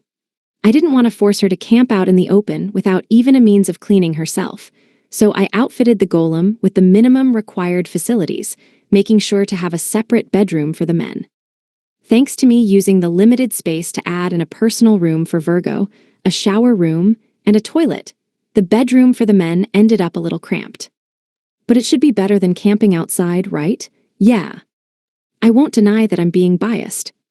In the end, it was too much work to think of a name for camping car type golem number 2, so I just named it Suzuki. Suzuki. Level 350. Race, artificial life form. HP, 20,000. SB, 0. SDR strength, 620. DEX dexterity, 120. VIT vitality, 700. INT intelligence, 9. AGI agility, 1650. MND mind, 75. LUK luck, 100. Good, the stats are kind of mediocre, but it probably won't be getting into any fights anyway. Now, I can just command it to protect Virgo and the others in an emergency, and to listen to Castor and Virgo's orders. I should also have it listen to the hero and his party's orders just in case, but I'll also tell Suzuki to throw them out if they try to abuse it. Lastly, I ordered it to ram anyone who tried to lay a hand on Virgo in that way just hard enough to not kill them. Well, it was just a safety measure. I didn't expect it to come up. Why a camping car, Miss Lufis? I figured it would be well suited for long journeys. Would you have preferred a truck? No, that's not the problem. We know. Well, we won't say anything specific, but we do know a little about the other side. I evaded the kid's question and ended the conversation. I couldn't very well just tell him that I was a Japanese person inside. There was no way he'd believe me. I wouldn't believe me, so there was no point in sharing that info. Sei stood there, looking at me doubtfully for a while, but eventually he realized that there was no point in questioning me further, so he gave up on the subject. She's moving, I can feel it, Mafal, I know you're near. The castle was dim. The girl sitting on the throne inside opened her hitherto closed eyes. Outside, lightning and thunder raged, and the shadows made by the flashes of light hid her expression. But the edges of her mouth were still barely visible, and they formed an upward arc, exposing her fangs. With a slow and leisurely motion, she got up from her throne, receiving her cloak from a vampire who was waiting to the side. "You're going out." "Yes, I'm bored of waiting. I'll be going to greet her."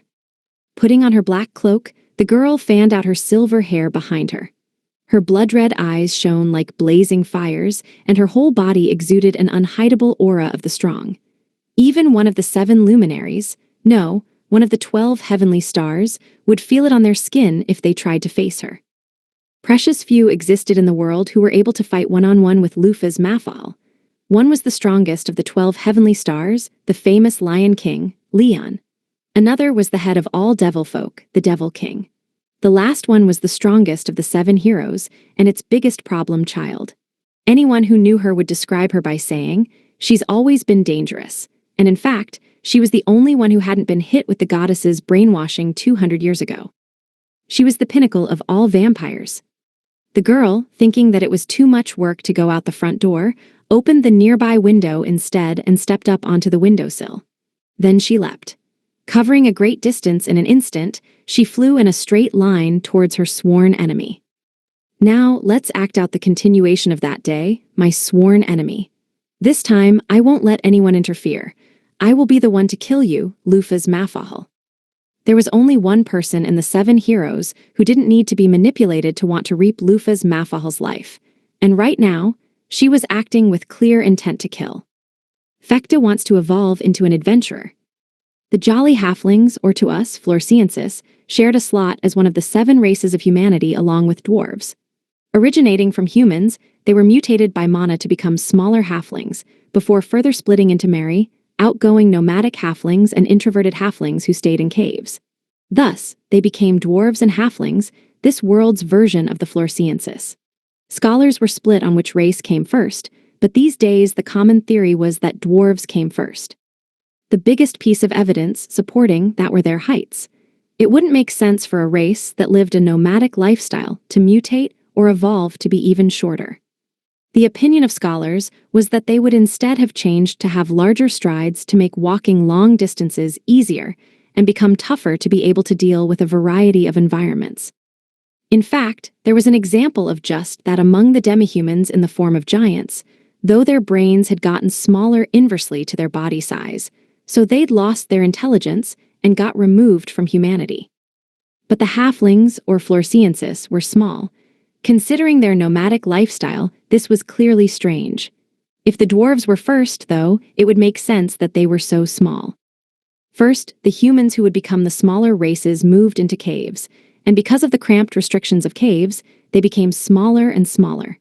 From there, some of them chose to start living outside and became halflings, more commonly known on Earth as Florsiensis. This was the scholars' theory, though no one knew if this was in fact correct. The halflings might have started from people leaving the caves, or maybe they got tired of traveling and became dwarves. Either way, there was no doubt that out of all of humanity, they were the closest to each other being, as how they branched from the same path. But their cultures and personalities also clashed the most. Halflings loved traveling and freedom, so they just couldn't understand dwarves who chose to stay put. On the other hand, dwarves loved the quiet. That was why the halflings considered them weird. As for the halflings who loved freedom and travels, not all of them were spending their time as they pleased. Some of them had circumstances that forced them to live the opposite of that way of life. He, Fekta, was a halfling. He was employed as a soldier by the largest human country, the Crown Empire. Even while he dreamed of traveling the world freely, he instead spent every day donning his armor and spending his time in a fortress. Sounding full of self-derision, Fekta consulted his comrade, who was standing next to him. "Hey, Dubby, what do I look like to you? I've been wondering recently whether I'm actually a dwarf." Today's job was to guard the gate to the fortress. Their job yesterday was to guard it, too, as well as the day before that. He was sure that they would be doing the same thing tomorrow, and the day after, and probably next week, and basically every day until they died. To him, Being stuck in this small place and being forced to wear limiting armor was just like being a dwarf, which led Fekta to that sarcastic question. You bring to bear some strange questions. You have the bearing of a halfling from any angle.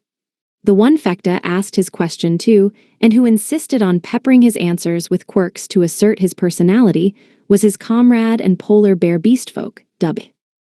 On one side was a huge, over 2.5 m tall beastfolk, and on the other was a halfling only 1.3 m tall. The two lined up together, seemed like a strange pair, and were a somewhat famous sight. Hey Dubha, why are we standing here day in and day out? Bear cause we don't know when a dragon might bring some violence to bear. The Crown Empire is currently engaged in a grisly war with the dragons. Shouldn't we just run instead of fighting a fight we can't win? We can't even really deal with a single dragon, and our opponent's leader is the king of all dragons, the 100 Heads. You know, there's no way we humans can win. The Crown Empire was humanity's largest country. Led by Emperor Borealis, the Crown Empire played host to all 7 races of humanity and boasted not only bountiful lands, but the world's greatest economy. But that was only up until a few years ago. Right now, it was nothing but the world's most dangerous country, thanks to the threat of dragons. One day, the king of all dragons, a living calamity, had attacked humanity out of the blue. The entire continent had been consumed with fear in an instant. Dragons had always been around. They were symbols of fear, and everybody knew they shouldn't be messed with. Up until now, there had been a mutual understanding between humans and dragons. Dragons didn't actively attack humans thanks to the troublesomeness of their united nature as well as their sheer numbers, and outside of a few evil dragons, most dragons were fairly peaceful anyway, as long as they weren't attacked. Either that, or humans simply weren't impactful enough to register to them. Ladon, the recently crowned head of the dragons, was of a different opinion. He felt that humanity was an annoyance. Ever since he'd attacked, the conflict had been one-sided. Several villages and towns had already gone up in flames, and the numbers of the lost had reached the 5-digit mark. In response, the Crown Empire built and staffed 4 fortresses in cardinal directions, as if to encircle its capital and the surrounding towns. It wasn't to stop the invasion. The purpose of the fortresses was to alert the country as fast as possible in the event of an attack, and also to buy time for the country to prepare a counterattack. The soldiers here could be described as a suicide squad, formed under the assumption that they would die in battle. Fekta and Dubhi were employed in one such fortress, and they spent every day standing in front of a gate on guard. You know, for all your complaining, you've been bearing with this job a long time without running, Fekta. Well, yeah, I guess. Fekta actually wanted to escape this country as fast as possible, but he couldn't do that, so he sat here instead. He had a younger sister and brother, and with his parents gone due to an epidemic, they only had Fekta to rely on as the eldest brother. On top of all that, his younger sister was also sick and in no condition to take any long trips. In order to take his sister with him out of this country, the one thing Fekta needed was money, enough to pay for passage aboard a ship, a carriage ride, and food. The fees for her medicine were stupid high, and yet not nearly as high as the cost of healing her completely. At any rate, he needed money, and more money. Even knowing the risks, Fekta had volunteered for this position. Since they were basically guaranteed to die if they were ever attacked, the pay was good. As long as they weren't attacked, the job was a cushy gig where they could basically steal wages by just standing around all day. In the end, all that meant was that Fekta had sold off his life. He had entered the most dangerous job in the world to protect his little brother and sister. Well, they weren't guaranteed to die. The dragons might assault from a different direction, or they might get bored and call off the invasion altogether. In the worst case, Fekta could still lose his job by forfeiting a leg and being branded as useless. If that happened, at least he'd finally be able to take his siblings with him and leave. Though, if the dragons really did come in their direction, there was no way a miracle would just drop into Fekta's lap and allow him to get off with such light injuries. It was almost a 100% chance that he'd die. Hey Dubba, I could say the same about you too. I bear goodwill towards this country since it accepts beast folk. I'd like to defend this country from a grisly fate. Ha, you softy. Countries that accepted beast folk were few and far between, since they were close to being monsters themselves. In fact, several beast folk were already treated like demihumans instead of humans, and demihumans got the same treatment as out-and-out monsters. Probably thanks to that, beast folk as a whole tended to be outcast from society no matter where they went. After that line, the two of them stood around in silence for a good while, but in the end, guards still had nothing to do most days, and boredom won out. In order to stave off the boredom, there was no choice but to talk more. Dubhe, imagine the war ends and you're still living. What do you want to do? You know, the hero Michael said that people who say that tend to perish first. Who? He was a very strong hero who was summoned from another world via X-Gate a long time ago. It was rumored that he could take on any foe with no weapon, just a pair of gloves and pants. He was a truly beartacular person. That just sounds like a pervert to me. I admire him very much. You shouldn't. Otherworld heroes were people who occasionally surfaced in heroic tales and the like. Fekta knew that they apparently came from some world called Earth, but nothing other than that. Unfortunately, Fekta had basically no interest in history. So, isn't there something that you want to do? Let's see. I'd very much like to expand the number of countries a beast folk can walk around boldly in. Oh, those are some big dreams there. You want to be like a king or something. I've barely thought that far ahead. What about you, Fekta? Me, let's see. Yeah, I want to travel. I want to walk all around the world and see everything Midgars has to offer. It's an impossible dream, I know that. I'm sure that we'll just end up dying on a battlefield somewhere. I know that too. But that was exactly why Fekta admired the outdoors. That was precisely why he couldn't stop dreaming the impossible. I know I'll just end up feeling empty, but I should at least be free to dream, right? It's the only joy I have in life. I don't even know if I'll die tomorrow. I'd like to at least be able to dream. Fekta. What? Something is coming from over there. Dubhe sounded uncharacteristically serious, so Fekta's expression naturally changed as well. Are they finally here? Did they decide to come this way? His heart beat heavily in his chest as he also wondered why no alarms were sounding. There was a lookout in a tower. If anything huge like a dragon came anywhere near, they'd know. The answer to Fekta's question came quickly. It wasn't a dragon that was approaching them from far away. It was a wagon. The wagon was driven by a merchant that had traveled a long way from the neighboring continent and his escorts. Zeno, the head of a huge trading company that bore his name, was already an old man of 70, but he was still powerful and active even in his old age. He had a surprisingly small number of escorts, with only 4 people accompanying him. There was a heaven-winged girl with black wings, a muscular man, an armored dwarf, and an elf with glasses. It was a strange combination. Adventurers were a rough bunch that walked hand in hand with death, using their lives as recompense for living so freely. It was the one job that Fekta secretly admired above all others. If a person were to compare the social standings of a soldier to an adventurer, the soldier would have the overwhelming advantage. There were as many soldiers that looked down upon adventurers as there were stars in the sky, and normally no soldier would want to be an adventurer. But Fekta belonged to the extroverted and freedom-loving halfling race. The lifestyle of the adventurer just really appealed to him. Wow, it's rare for a dwarf to leave his cave to become an adventurer. How ironic is it that someone like me is living like a dwarf, while a dwarf is living how I should be? Apparently they'd come to sell weapons in the capital, but first, those weapons needed to be inspected.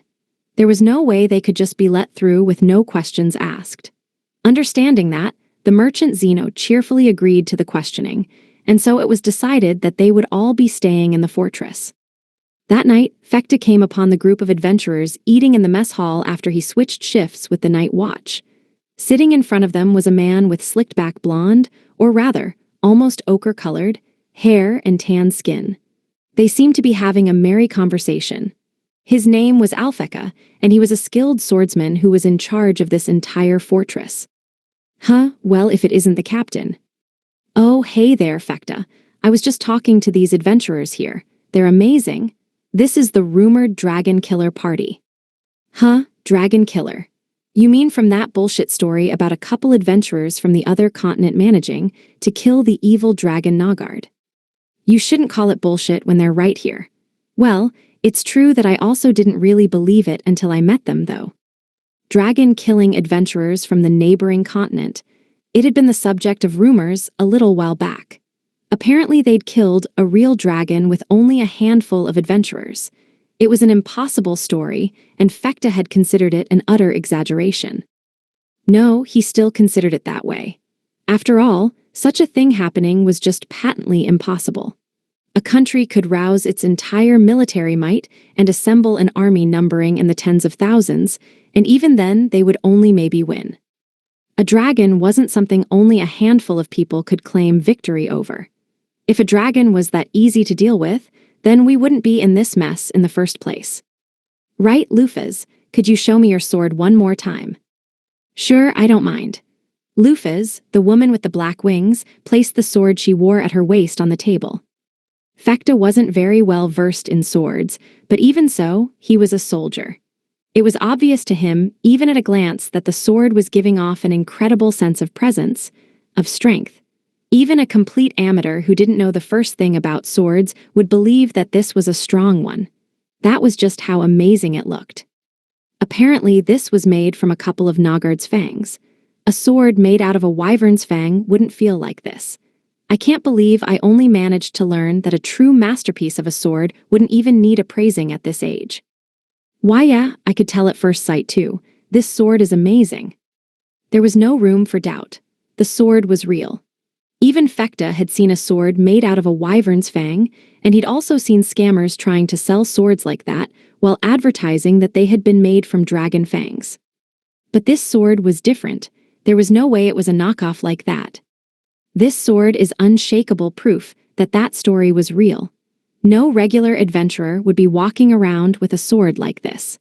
No country would give an adventurer something like this, so they'd only be able to get this sword if they killed the dragon themselves. Fekta couldn't refute Alpheka's statement. That's true. If they'd done anything short of killing the dragon themselves, like only helping, they would never have gone a treasure like the fang, though they'd probably still have been rewarded somehow. She has that sword precisely because they actually fought and killed the dragon. That fact imprinted itself onto Fekta without being filtered by his brain. And sorry to bring this up again, but how does 1,000,000L sound? That's all I have. Would you give me the sword for that? Sorry, but no. Sounds like Alpheka's trying to buy the sword. It's not like I don't get it. No, I get it so much it hurts. We're in a fortress that's basically on the front lines of a war with dragons. It's only natural to want as strong a weapon as possible. However, Lufaz immediately shot the offer down, and it seemed to Fekta like Alpheka had expected it, though he was still sad. Come on, Cap, that's obviously an impossible ask. Yeah, I figured.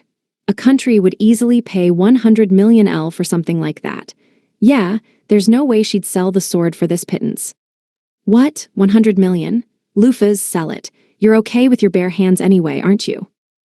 As if. After hearing how much it was worth, the swordsman Aliath got a greedy look in his eye. But Lufaz had no desire to sell. Well, it's true that strong fighters can make their own fortunes with a good weapon. Lufaz quickly put the weapon away, causing both Alpheka and Aliath to groan in disappointment. Hey, if it's all right with all of you, could you tell me about your adventures? I'm interested in adventuring. Fekta pestered Lufaz and the others to talk about their adventures, and they cheerfully agreed. They talked about how the party had gotten started and their fight with the dinosaur. They also talked about exploring some ruins and how Aliath had gotten struck by traps over and over. The next story was of Mizar tossing a bomb into a cave which had been settled by goblins, burying them alive. After that was the time they'd been hunting monsters on the beach, but when Lufaz had tried to capture a spiral shell monster, she messed up and got a crab instead. Lastly was how they'd met Mizar, as well as the fight with the dragon. Every single one of those tales made Fekta's heart soar, increasing his aspiration for the job. They were all like the stuff of dreams to him, but the sudden sounding of a whistle brought him back to earth. And Fekta wasn't the only one. Tension ran through all the soldiers in the mess hall, including Alpheka, as they focused on what they could hear. The whistle sounded again. It happened twice more, and Fekta started to sweat. The whistle was a signal from those on the watchtower saying they saw something in the distance. The type of whistle differentiated the type and size of the enemy force, and the number of times the whistle was blown indicated how far away they were. The first set had indicated medium danger. The fortress was being attacked not by dragons, but by their followers or retainers. The second had indicated their size. The whistle had blown 3 times, so the enemy force was at least company size. Then lastly, a different whistle blew, and Alphecca and Fekta nodded to each other. The last one informed them of how far away the enemy was, and this time they were about 50 kilometers away. The distance was hard to deal with. It was in the perfect spot where they would look far away, but they were close enough to close the distance in no time at all. High-leveled monsters could move at a speed that defied logic and common sense. Hey, what was that sound just now? It's saying that your inspection is over. Alphecca replied to Alioth's question with a lie. This fortress would now become a battlefield, and they shouldn't involve adventurers in it. That was why Alphecca lied. Huh, but we were told it'd take an entire day. Apparently it went way faster than expected. I'm surprised too. Alphecca pretended like it was no big deal by brushing off Alioth's misgivings. Alioth looked satisfied with that answer. I guess it's just like that sometimes. Alioth muttered to himself, and he didn't press any further. Okay then, take Zeno and hurry on your way. Get out of here. Hey, you know how late it is. And didn't you tell us that we could stay? Yeah, until the inspection was done. It's done now, so there's no reason to let you stay. I bet this sounds so unreasonable to them. Honestly, if what Alphecca was saying were true, then it actually wouldn't be that strange. But Alphecca was a soldier. He couldn't allow civilians to be involved in a battle. He was surely thinking that only the soldiers had to face death today, so playing the villain and forcing them out was necessary. Turning his back to Lufas and the others, Fekta ran for the gates, meeting up with Dubhi, who had remained there. Either because of his extra stamina or because of his own wishes, he worked longer than everyone else. But right now, it wasn't just Dubhi who was there. Everyone stationed at the fortress was gathering at the gates. Eventually, Alphecca showed up after seeing off the carriage carrying the adventurers, which had left from the opposite side of the fortress. He was accompanied by the fortress staff officer, Meridiana. Meridiana would be turning 70 this year. With a remarkably long and crooked nose, she looked a lot like a witch from fairy tales. It was a sign of how backed into the corner this country was that they'd had to drag someone that old out onto the battlefield. Their size. Around 200 wyverns, their company sized. 200 wyverns, huh? Wyverns, unlike full dragons, were a different species of monster that only looked similar to dragons, but now they were under the umbrella of the powerful Dragon King and would frequently mount attacks on the Empire. While they weren't as powerful as a full-fledged dragon, they were still a threat to humanity. Each one of them was around level 70 to 80, and there were very few people who could take a wyvern one-on-one. There were 200 of them coming this way. In human terms, their force was easily larger than a battalion. On the opposite side, the fortress had 2,000 soldiers stationed in it. Including volunteers, captured monsters, and alchemist-made golems, the Crown Empire's total forces exceeded 100,000 soldiers, and almost all of them were tasked with defending the country. Once again, the role of the people in this fortress wasn't to decimate the enemy. It was to report an enemy attack to the rest of the nation and buy time for them to form a retaliatory force. No one was expecting them to win. We have 10 times their numbers. They're confident, aren't they? Alphecca was joking around, but Meridiana bit a retort. Yeah, confident they'll kill all of us. You got that right. In just pure numbers, they'd be able to fight a single wyvern with 10 people. But as stated earlier, wyverns were by no means weak. A highly skilled soldier like Alphecca could take a wyvern by themselves, but that would be impossible for common soldiers. Even 10 to 1, their chances of winning would be very low. How's the report to the higher-ups? I sent the messenger pigeon already. They should be getting it soon. Good. Alphecca only asked Meridiana for the bare minimum of information before quickly changing tack to planning their course of action. The enemy was a force of wyverns of about company size. With the usage of traps and other tactics, victory wouldn't be impossible, but it still wouldn't be very likely at all. It would be nothing for the main force to take out that number of wyverns, so the goal was to buy time until the main force could muster for an assured victory. There was no need for them to push themselves and lose their lives. This is an order to all soldiers. We will now be entering combat with the wyverns. Our goal is only to keep them from continuing their attack. There's no need to force ourselves to defeat them. The force that came this time wasn't enough to call a vanguard. To the dragons, something like this was just in the realm of poking and testing the Empire. There'd be no end to it if every soldier of the Empire sacrificed themselves trying to kill off the attacking forces every time. All that would happen was that the Empire would eventually run out of soldiers, leaving them wide open for the dragons. So no matter what, the soldiers of the fortress needed to stop the wyverns here. The strategy will be Plan A: don't rush. We can just move like in practice. Make sure you don't give up hope and act in desperation. Show me your guts. Struggle to live until the end without giving up. My order is this: live, even if you have to crawl through mud to do it. Alphecca's short speech lit a fire under the soldiers as they responded with a war cry.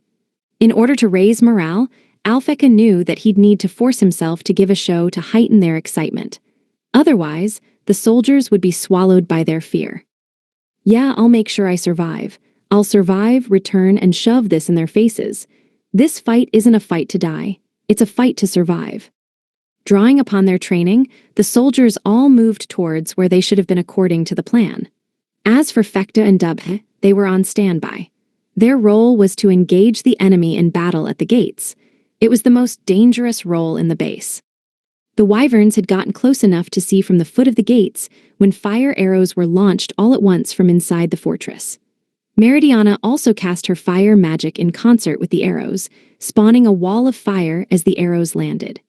There were barrels filled with oil around where the fire arrows were landing, camouflaged by grass and the like. Suddenly engulfed in fire, the wyverns started to run, seeming confused. However, Alphecca simply stood with his arms crossed and didn't react. The two alchemists that flanked him put their hands to the ground and transmuted a large wall of earth. Then, the ground under the wyverns crumbled beneath their collective weight, dropping several down a pit where there were iron spears waiting for them. Assault squad charge. Responding to Alphecca's order, the soldiers that were waiting in front of the gates all raised their spears at once. For spears, they were very long and seemed hard to wield. They were probably around 3 meters long, so they weren't well suited for battle. Fekta and Dubhe both picked up a spear, and the entire squad ran forward all at once. The earthen wall that had just been made by the alchemists had holes in it to allow spears to poke through it, and the soldiers all stabbed their spears through the holes in unison. The seemingly useless length of the spears was actually to prevent counterattacks from the enemy and allow the soldiers to stab one-sidedly. Both ends of the wall exploded simultaneously from the other side. The source was explosives that had been set there beforehand in order to stop any who would try to go around the wall. However, the wyverns weren't limited to moving on land. Several of them reached the obvious conclusion and took to the skies. Right when they did, a hail of arrows was there to greet them. The arrows were tipped with something similar to a balloon, which broke when it hit the monsters. There was almost no damage, but it turned out to be filled with a very sticky liquid, which stuck to the wyverns and slowed their movements. The liquid also stopped the wyverns from being able to flap their wings well enough to stay in the air. One by one, they fell to the earth, forced to crawl miserably on the ground. Of course, the soldiers wouldn't let such a chance go. Fekta heaved his long lance upward so that the falling wyverns would skewer themselves on it. Anything that actually made it to the ground was quickly taken care of by Alphecca. Next spear forward. Fekta pulled back to collect his spear once again, and his spot was smoothly taken over by another soldier from the front line, who wasted no time in stabbing his spear through the port in the wall. We've been dealing with this battle pretty well so far. With 10 dead, I suppose we're doing well, Alphecca thought. For now, we've set the pace, but the fight is just beginning. The next wave will probably take a wider detour to get around the wall, and they'll be careful of arrows too. Not to mention that the wall isn't exactly indestructible. If the enemy were bound to the ground, Alphecca could have considered taking a formation to encircle them, but since the wyverns could fly, a lot of strategies and formations were rendered useless. Geez, flying is so unfair, isn't it? Got him it. Alphecca charged into a wyvern that had gotten through the siege of arrows, slicing it apart as he passed. He quickly returned his sword to his sheath before looking towards the wall like what he'd just accomplished was no big deal. There were other wyverns that had managed to get past the wall, but they were shot down thanks to Fecta's remarkable skill with the bow. Alphecca fought the desire to whistle in appreciation. While Fecta was short, he was in excellent physical shape and a skilled archer. Not to be beat, W was facing a wyvern head-on, forcing it to submit through sheer power. It was obvious that W was a powerful fighter, and he was also one of the few people who could take a wyvern one-on-one from the front. I don't want to let them die, not those guys. To Alphecca, the two were still young. They had a bright future filled with possibilities open to them, so much so that Alphecca was sure that if they survived, they'd become great enough to carve their names in history. If someone has to die, let it be someone like me, who's lived a fairly long and fulfilling life. Young seedlings like them shouldn't be picked ahead of their time. It was an exceedingly soft and naive thought for the battlefield, but that was exactly why Alphecca was loved and respected by his subordinates. Alphecca's eyes never strayed from the ongoing battle as he readied himself, preparing to react, give out orders, and make the best decisions possible no matter what happened. Even crossing his arms in a show of composure was a calculated move to reassure his soldiers. Just by standing firm, a commander greatly affected the morale of his soldiers, so even standing still was part of Alphecca's job. But such fictitious bravado could be turned into gut-wrenching despair in an instant. A shadow fell over the battlefield. Everyone reflexively looked up and saw the manifestation of fear. Its body was big enough to block out the light of the moon, and it was calmly looking down on the soldiers. A D-dragon. It wasn't a mere wyvern. Right now, a real, honest-to-goodness dragon was looking at the soldiers. It surveyed them with a look that said that it was looking at trash. No way, he definitely wasn't there a second ago, and none of the lookouts spotted a dragon either. Did they just miss it? No way, surely not something that big. Look at it, that monster has to be like 50 meters long, like there's no way that happened. Did it fly over? Did it come over from beyond, where the lookouts could see at a speed faster than they could blow the whistle? People often held the misconception that dragons were slow because of their size. They were greatly misinformed. Given a day, it wasn't impossible for the species said to be the strongest in Midgars to do a lap around the whole planet. Some scholars even claimed that their top speed was over 100 times the speed of sound. According to a certain scholar, dragons were a monster that combined the strength ratio of a bug with the size of a whale. A rhinoceros beetle could lift 20 times its own weight, and a grasshopper could jump dozens of times its own height. But that was possible only because they were so small in the first place. If they were human-sized, then they would just be crushed under their own weight. Dragons had that strength in an even larger body. Even while being so huge, they could lift dozens of times their own weight and leap to the ends of the earth in a single jump. They even had human-level intelligence and could use magic. That was how powerful dragons were. Fighting a dragon meant fighting something as big as a whale with human intelligence, a bug's strength, and magic. Fire, fire, fire. In a panic, the archer squad loosed their arrows, but the attack wasn't successful. The arrows fruitlessly bounced off its scales, failing to even cause a scratch. Dragon scales were strong. They had the hardness of diamond, but with high flexibility and toughness, and could even resist mana. The dragon looked upon the fortress, as if it were looking at an eyesore, and simply started drawing breath. "Crap, all of you, get out of there," Alphecca screamed, and the soldiers quickly retreated. The speed of their retreat reflected the thoroughness of their daily training. Then, the dragon released its breath, easily gouging a hole into the fortress, which should have been incredibly sturdy. As if it were taking a bite out of space itself, the breath damaged the fortress, greatly causing all the soldiers to turn pale. Just a single breath held so much power. Just a simple action that seemed as light as blowing some lint off a desk caused so much destruction. "Number way, the ground, there's a furrow all the way out to." A dragon's breath was its most iconic and powerful weapon. Seeing it once in person showed that off more than 1,000 words ever could. A furrow was shaved out of the ground, as if someone had used a giant shovel to clear snow all the way to the horizon. Of course, there wasn't actually any snow around, but the ground itself was probably as soft as snow to a dragon. Walking would probably have them sink into the ground, and a breath would send it flying. A human's and a dragon's way of looking at the world were totally different. They were monsters. In that instant, Alphecca and all the other soldiers realized that they didn't have a snowball's chance in Helheim. It's impossible now. 2,000 people is nowhere near enough to deal with this. No, deal with isn't even the right phrase, we probably can't even wound it. Dragons were a mobile calamity, and fighting them wasn't even an option. It was much like how no idiot that would try to fight a tornado with a sword existed, or how no fool existed who could psych themselves up to yell at an erupting volcano that they were its opponent. Such futility was so obvious anybody would figure it out instantly. As soon as the dragon had noticed them, they should have given up on fighting and ran. We, the Empire, we were wrong. This isn't something we can stop with just 2,000 soldiers and a fortress. The fortress held no meaning anymore. Alphecca was sure of that. After all, the dragon could just ignore the fortress if it really wanted to. With its overwhelming speed, the dragon could have just flown over and assaulted the center of the nation any time it pleased. Even if it didn't, it could probably take down the fortress itself with a single tackle.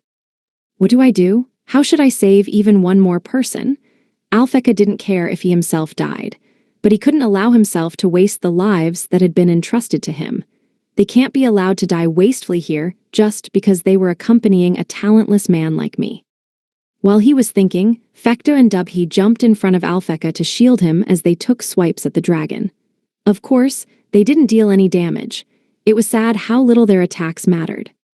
Annoyed, the dragon opened its mouth, a flame that would immolate the tiny retaliators igniting inside it. Stop! The dragon's breath never left its mouth. The next moment, a black shadow came flying in from the side, blowing the dragon away. It flipped once, twice, 3 times. In an unrealistic turn of events, the dragon was thrown back in a tailspin.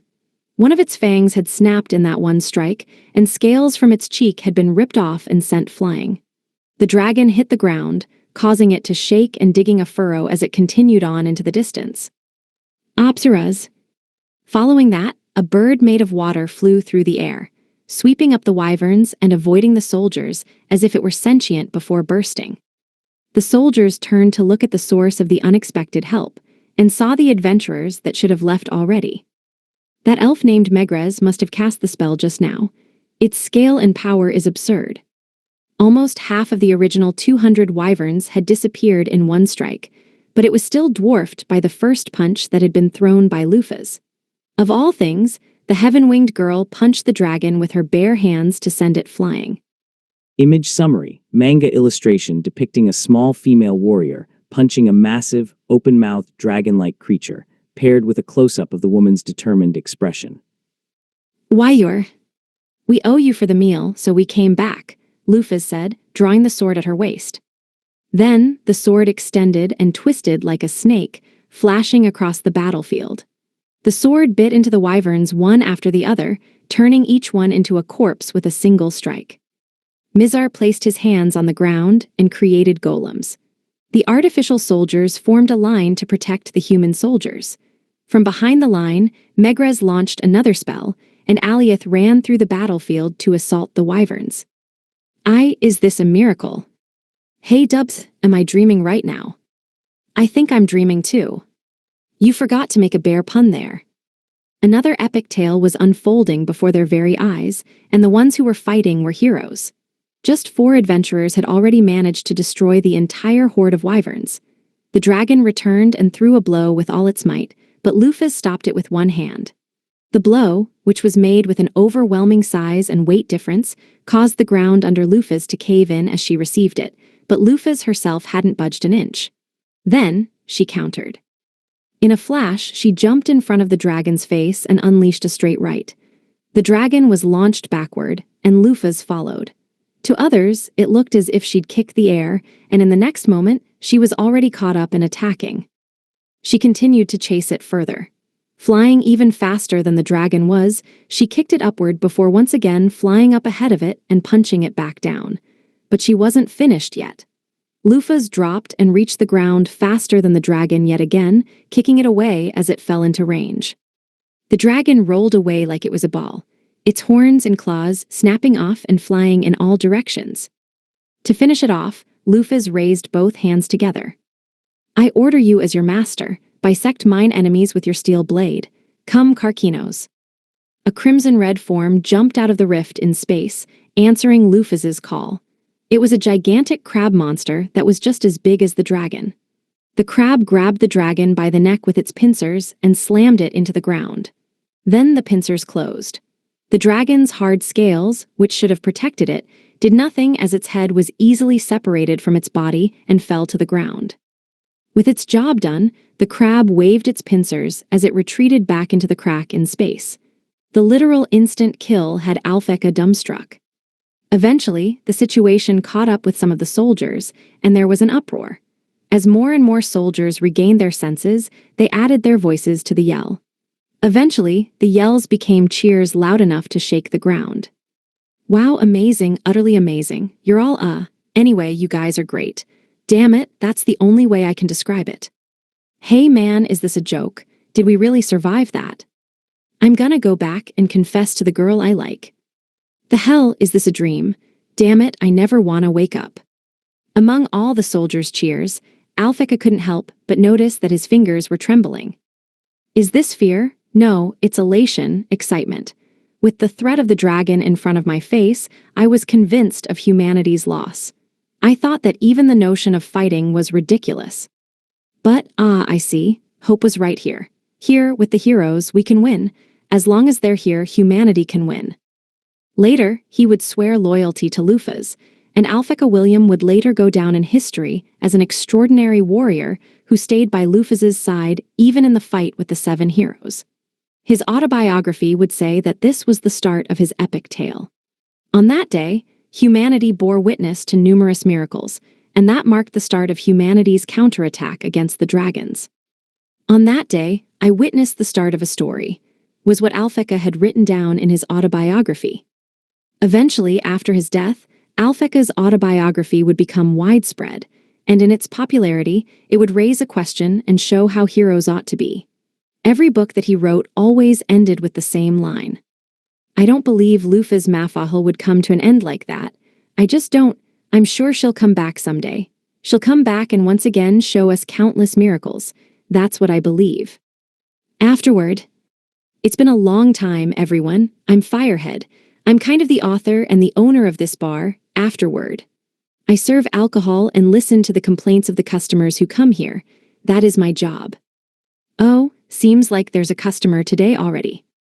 Laws of physics. Hey bartender, gimme something to drink, something strong. Looks like the customer is the laws of physics. Looks like he's had it rough recently, but that doesn't change what I have to do. As he asks, I serve him alcohol. Hey, welcome to the Afterward. This tequila's on the house. Just drink it and calm down, please. I served up some tequila and the laws of physics down the glass all at once.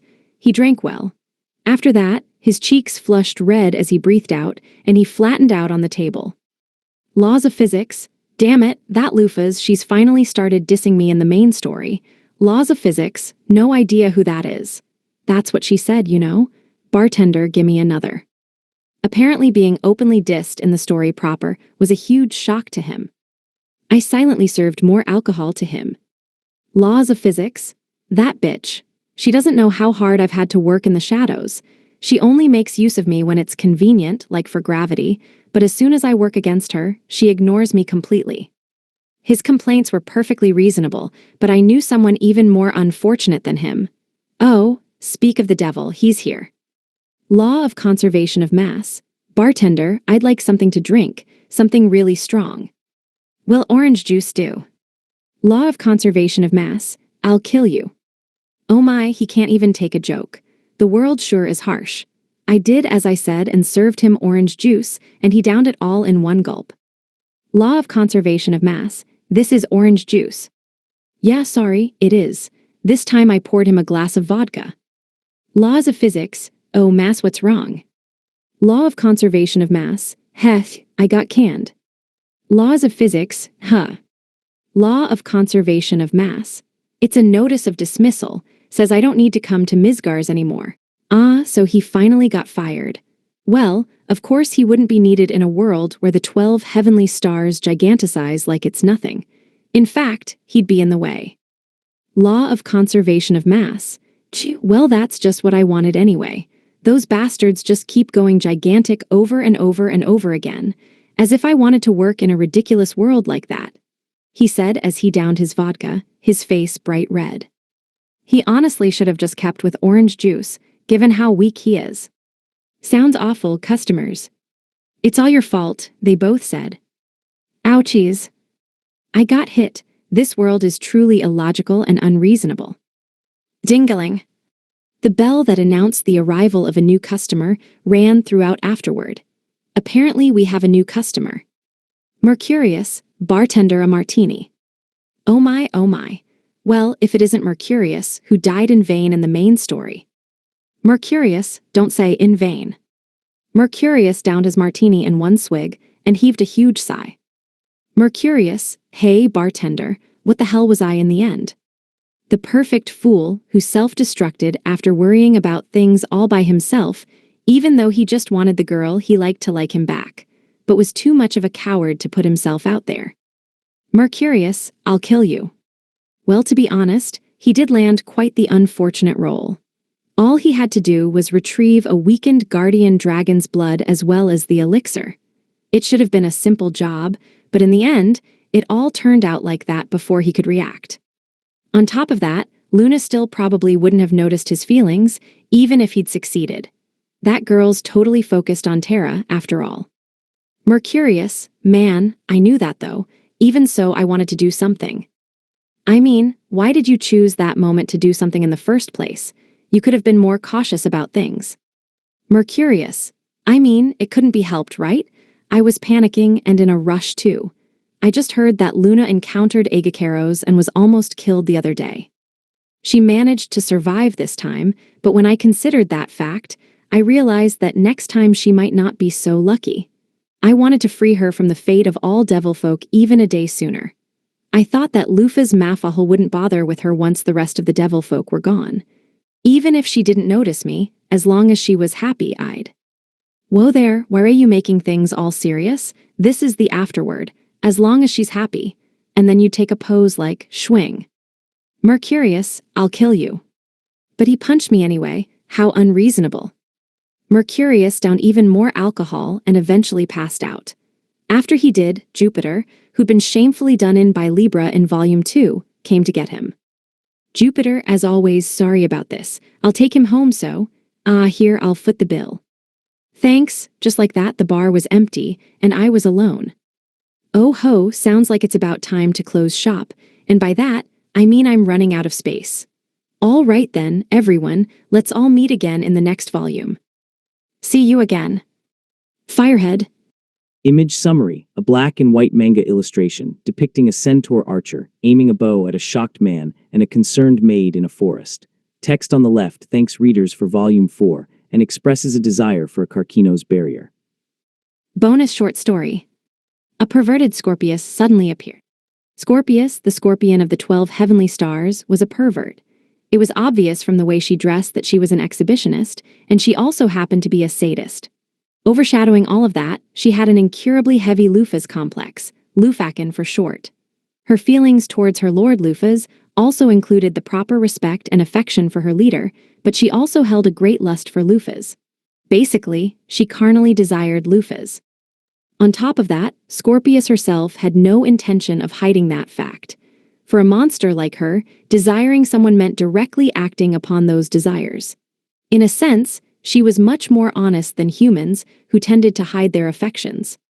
Since Scorpius was like that, of course she would try to sneak into her lord's bed every night to assault her. Tonight, she would throw herself into battle for the umpteenth time as well. It was 2 in the morning. A single shadow quietly crawled through the interior of the car, which was wrapped in silence. The shadow, who was Scorpius, stuck herself to the wall, shuffling along it while blending into the darkness on her way into Lufus's room. While Scorpius may have looked like a beautiful woman, she was currently clinging onto a wall with her 4 limbs splayed out and breathing hard. Put bluntly, she was more than a little creepy. A lot more. Reaching the door, Scorpius quickly surveyed the area. She knew that she was currently in front of Lufus's room and that everyone else was most likely already asleep. Getting past this point was when the problem started. Among the group was a singular being that never needed to sleep. Of course, that being was Libra. Libra, who was active 24 hours a day with no need for sleep, was nothing but irritating to Scorpius as she stood guard over Lufus every single night. Before Scorpius had been added back into the party, Libra used to sit guard outside of Tanaka, but recently she'd started standing outside of Lufus's room, fixating wholly on protecting her. At the worst times, she would place herself inside the room in a specific spot that she seemed to have marked as hers. Libra's not outside the door, which means she's inside. There was no doubt in Scorpius's mind that Libra already had her gun equipped on the other side of the door and was waiting for Scorpius to open it before she opened fire. It was a fact that Libra would shoot her comrades with no hesitation. Scorpius had been shot by her more than 10 or even 20 times. Now then, how should I deal with this? After a bit of thought, Scorpius eventually decided to just step inside because she was feeling pressed for time. Thinking was not Scorpius's strong suit. She just wasn't that clever. Using the dexterity she'd gained by repeated attempts to sneak into Lufus's bed, Scorpius used a wire to pick the lock on the door before carefully opening it. And there was no fire from Libra. That's strange. Even while having her doubts, Scorpius hesitantly peeked into the room. She saw a certain perverted goat trying to infiltrate through the window. What? Scorpius froze out of surprise for a scant second. The next moment, Scorpius realized that Agacaros had gotten into Lufus's room before even she had. Then, she felt a rage burning inside of her that completely shelved her original goal. What the hell do you think you're doing, sneaking into Lady Lufus's room? I'll kill you, you rotten goat. You're trying to assault her at night again. Do you never learn? Today is the day I'll have you pay for your endless disrespect. The 2 perverts completely ignored what they had just been trying to do, exploding in irrational rage at the other's actions. Birds of a feather flocked together. Fights only occurred because the 2 participants were on the same level. From a third-person perspective, they were basically the same. In fact, they were, but the 2 of them couldn't see the fault in themselves, even if they could see it in the other. Agacaros and Scorpius both leapt outside at the same time before kicking off the earth once again to break into a dash. Both of them were mercilessly trading blows at each other's faces. You're dead, they both shouted. The 2 clashed at high speeds over and over again. While the reason for their fight was incredibly base, their power levels were anything but. From an outside perspective, it would seem as if it were merely 2 shadows clashing. This ridiculous fight showed no signs of ending even after an hour. After 2 hours, the area had been completely devastated, while after 3, they'd finally turned into their gigantic monster forms to continue the battle. Finally, the 4-hour mark had passed, since the fight had begun. Why are these 2 sprawled out on the ground covered in blood? The 2 perverts simply crushed each other. There is no need for you to concern yourself with this, master, not one speck or iota of it. It was 6 in the morning. Lufus tilted her head in confusion while looking at her 2 subordinates laid out on the ground half dead. Libra reacted with harsh words and a cold attitude. As it happened, Libra had spent the night hiding under Lufus's bed. You've reached the end of the book. Licensing information follows. Copyright. A Wild Last Boss Appeared, Volume 4. By Firehead. Translated by Kevin Chen. Edited by Kathleen Townsend. This book is a work of fiction. Names, characters, places, and incidents are the product of the author's imagination or are used fictitiously. Any resemblance to actual events, locales, or persons, living or dead, is coincidental.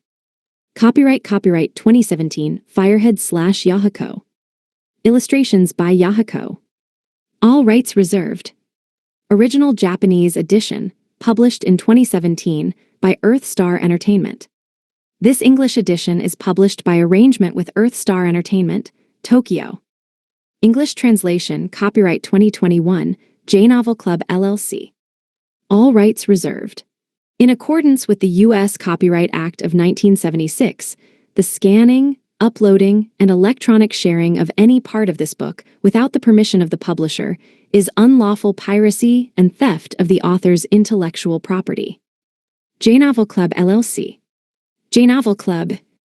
The publisher is not responsible for websites or their content that are not owned by the publisher. Ebook Edition 1, April 2021.